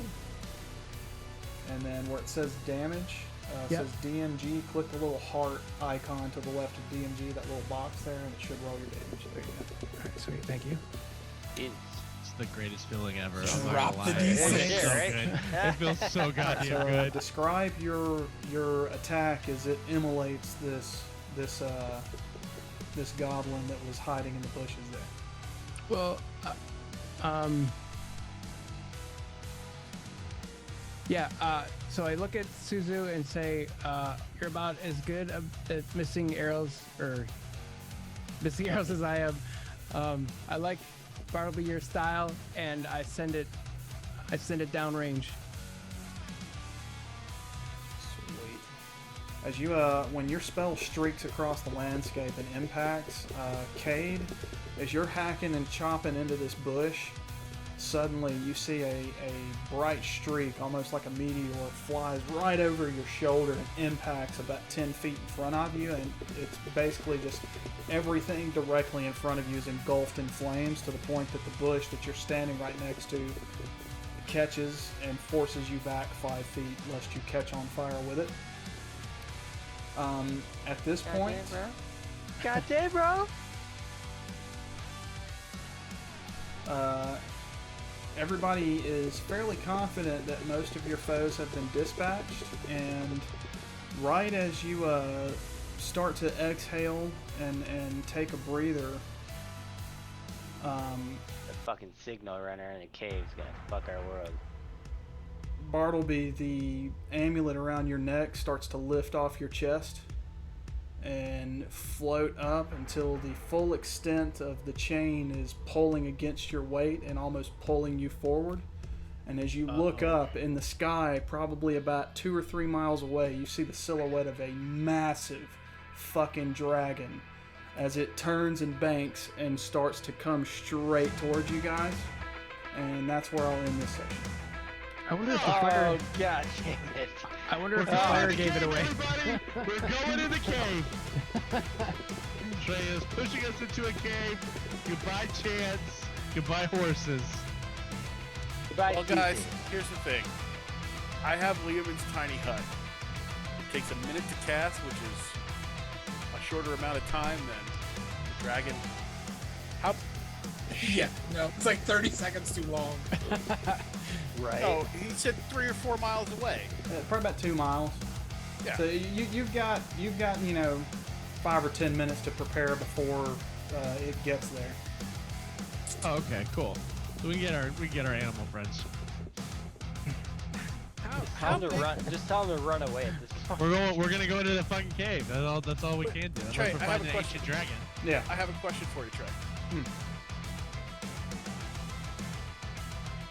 How long is a dragon? How long? Yeah. Long enough to be an ancient green dragon.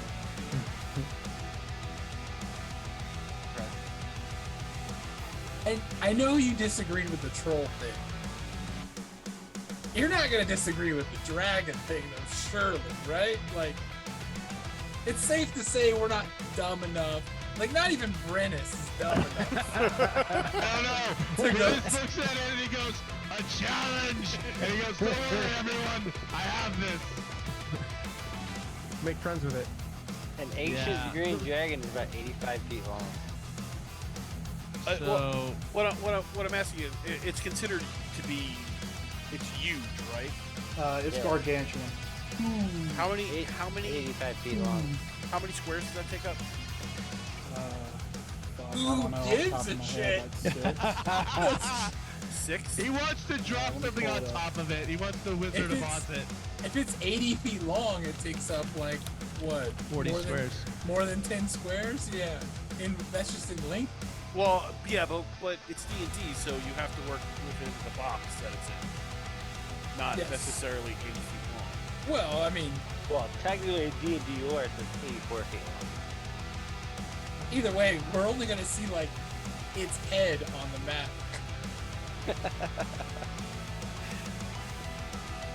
It's gonna be like a side scroller. John, the goblin boss came out to say hi. I see that. I'm so Right? mad. I'm gonna chase it down. Well, we have 10 minutes, so in theory we could clear out the entire goblin den thanks to the way D&D combat works. Right. Take a nap.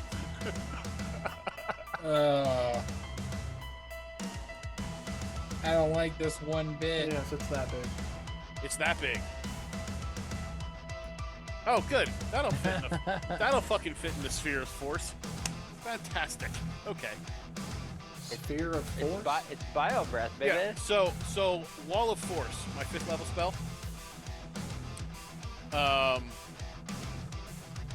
Yo, question. Is I she can- single? It's an invisible wall of force. Freezes resistance at the point of my choosing range. The wall appears any orientation you choose as a horizontal or vertical barrier or at an angle. It can be free floating or resting on a solid surface. You can form it in a hemispherical dome or. Oh, wait a minute. Never Radius mind. of 10 feet? 10 feet. 10 feet. I thought it was 20 feet. Never mind. Oh, wait. Actually, no, because the corner, it clips the corners. Son of a bitch. All right, also, so. like legendary resistance, just like fuck off. I mean that, but John can Wall talk to of, animals. wall of force, it doesn't John interact with resistances. John can talk to animals. If It's she's We can all something talk single, to the dragon. We if can all she's talk to the single, dragon. John can handle it. Just Single. so you know that, like, it doesn't. I try to do a charm and I go smack her on the ass and I say, But it's I a like 'em hemisphere, older. so it'll literally dig its way underneath it and out. No, it's a 10-foot radius sphere. Oh, a 10-foot radius sphere. I can make it a dome or a sphere. Gotcha. And it doesn't interact with any kind of saving throws. It just happens, and then nothing can physically pass through the wall. It's immune to all damage and can't be dispelled by dispel magic. How long does that last? It lasts up to 10 minutes. Good. Well, we will live 10 minutes longer. This is a great plan. I'm keeping y'all's discs in place. Oh, okay. Sorry. I was. Those areas are going to be on fire for at least the next couple of minutes. Oh boy. There goes our retreat. See? When I cast a spell, it doesn't leave a fucking burning disc of fire. So what everybody think of this session? Yeah, it was fun, man. Yo, now that we got everything put together, it's gonna be a lot of fun, man. Dude, I'm so excited. I'm so happy to be back. I'm happy to be back into D&D. I feel like, and this might just be because of the constraints of the time for this one, but I do feel like we were rushing through the overland travel. Yeah, a little bit, because So, I wanted to get to this fight, because I wanted to have at least a little bit of combat in here. Yeah, and that's fine. Everybody, I'm just thanks saying, for sticking it out. I know it's 1:30 here, so we ended up going a little bit late.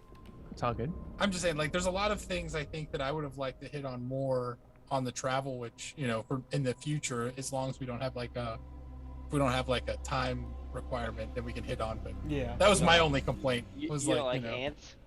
No, I don't mind that, but I'm saying like some of the stuff with like the necklace and like the burning If it's antelope, gonna be and, this like, big, it's gotta getting be to at know least Graz. 3 times this big. Yeah, Yeah, you know, we like getting were to a know little Graz, that sort of stuff. So. We were a little lighter on roleplay than we usually are. Which is fine. Like I said, it's fine. I understand. We were like time crunched and stuff. mean, I'm just saying that was my only thing. Even though I was late, we were a little bit lighter, but it took us a long time to get out of that first phase of getting everything Yeah, all together. that clerical We were all work getting ended up prepped. taking And up. Chris, Yeah, for the that record, it took us a long it's an time. ancient green dragon. Of course, we're not gonna fucking fight it. Thank God. At least somebody's gonna stumble. No, we're gonna fight it. We're definitely You gonna can fight it. fight it when you're max level. Yeah, we're definitely That's when gonna you fight it. We're running. Or at least we're gonna try not to fight it. Yeah, we might all be dead. No, we're gonna fight it right now. I'd say we all run for the cave. I mean, Didn't it just land in front of the cave?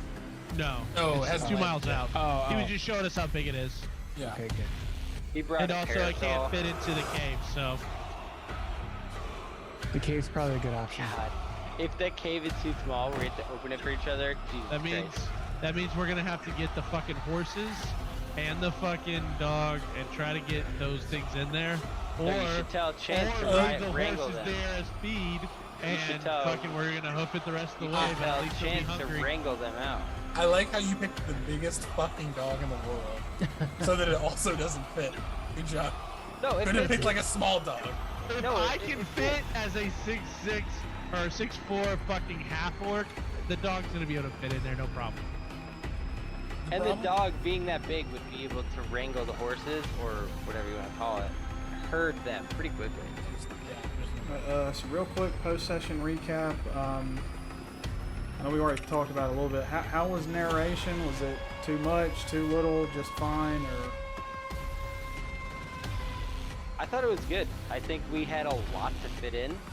We had a lot of questions going from one session to the next because it's been so long. So I think it was okay. Pushing us into battle, I understand it, but I do think that, yeah, the travel part, to put a little bit more emphasis on that, was okay too. Okay. Yes, we did speed through travel a little bit. I don't want to emphasize there's going to be at least 10 days worth, even with you guys moving at speed.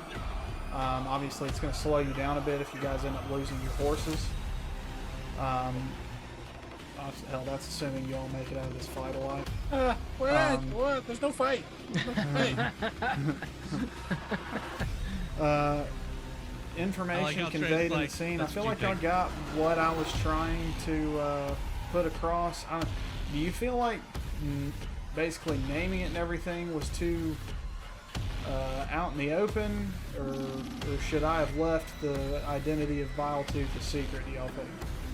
No, I don't mind it because I like it. we knew Venom 2 from the beginning too. Okay. I mean, I think if you have It doesn't if you have change a it. you're a dragon of that age, it's gonna be known, right? Whether I mean, whether people think it's a myth or a legend or whatever it might be, so your people are know what it is. yeah, I mean, in Wild, I mean, we don't know if it's a real name or not, or if that's just what they call it, you know.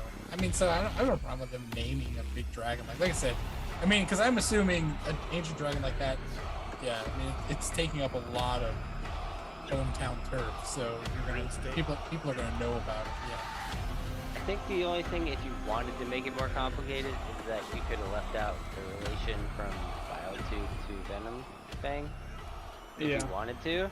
But I think including that information actually makes it a little bit more fun, because as players, now we can say, holy shit, like, okay, so we just killed Venom Fang, not Venom Fang himself, but, you know, the Wormmeister. Yeah. Is there a way that we can try to turn this to be somewhat advantageous to us with the items that we had found and things like that? That is definitely a possibility.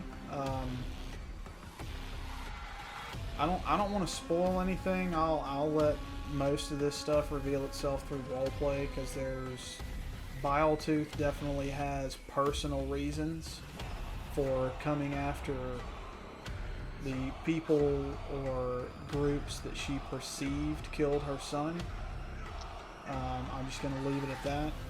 No, I agree with that, but discuss that what more I'm saying next is that session. even though we know that they have a relation together, with the extra items that were left behind, we don't know if that's going to harm our group, we don't know if that's going to make it easier for a group, we don't know if that's going to make it easier just to talk to Biotooth.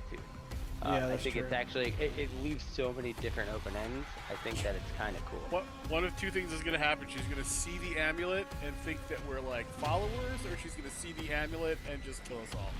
So, Or the amulet is how she tracks him down, and so we need to put it on a horse and slap that horse's ass and have her go find another thing. So, but like I said, it gives there a lot of options with how the first part of the campaign ended. So and when then are we bringing playing Biotooth again? in. God, it would have been nice if someone pointed out that we should have gotten rid of the amulet like 3 nights ago. Didn't ever hear anything. Anyways, when are we playing again? I don't think Plan we should've currently gotten rid is of it. 2 It's weeks great. from now. Can everybody make not next Friday, but the Friday after? The 27th? 26. 27th. Oh yeah, 26. Sorry. Yeah. I should Yeah, be that's able good. to. That's good. I should be able to. I'm gonna schedule my surgery next Thursday, so I'll keep you updated with that. Okay. All right. Yeah. Just let me know if you can make it or not, Aaron. I mean, I can be super high and play, but I just can't imagine it be very. Yeah. I'll just say with the magnitude, this can be the most dangerous potential fight that you guys have been in. So definitely want everybody in the group present. The old party wipe. I feel like every fight we get into TTK. is the most dangerous fight we've ever gotten into, because you just keep Progressively. Look, I built a strong I got to keep relationship upping the with stakes Lenora, because I at whatever her least name want to is. down people. And I am surprised that I have not even put. I don't think I've put anyone in a dying state up to this point. so. I've been twice. That is not true. You've been I am. twice? I was Yeah. 1 point away from dying before Carly showed up. No. last time. Yeah, no, I've been twice because I got lucky and rolled no effects both times. Okay, so Yeah. you rolled nothing on the lingering injuries, though. Yeah, Okay. twice. Yeah, Chris and I have both been on death's door. And how dare you? How dare you forget Jenna? That Yeah. doesn't count. I've been, In our, She in our, counts! I've been on death's door a couple times, so I'm just gonna. yeah, I don't know. in our I don't know about defense, that trade. That's terrible. in our I'm defense, like- we were one roll away from someone just dying without any possible. Yeah, Right. That's true. Yeah. All right. Lastly, any mechanics that aren't working or need tweaking at this point? I feel like we Just kind the of went loot over table. the kind of rushed aspect of the Overland travel. Just the loot table, really. gotta be. Yeah, a thing. that's. Yeah, I do need to But look that's into a that. that's a game feature. So a question for Friendly Fire: when they're blowing, when Gus and Bartleby are throwing their fire spells around, if we're caught in that, are we taking full damage? You'll make a dex save as well. Okay. Yeah. Don't worry, we're not gonna land them on top of you unless there's no other choice. We're surgical, man. Surgical. The only person I'm comfortable dropping a fireball on without any problems is Say it. Say it. Brennis when he's raging. Oh, I just don't want to be in your guys' way. I'd rather be able to go full force and then not have to worry about me having to roll at, you know, AC to try to get out of it as well. No, so. don't worry about it. We can work around you. Okay, so I'm gonna work on the custom loot table. We still got Jim's got 2 rolls on it.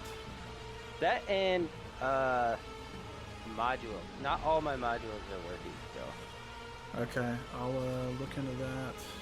I think you just need to reset your computer completely. I reset the program. That's all I should have had to do.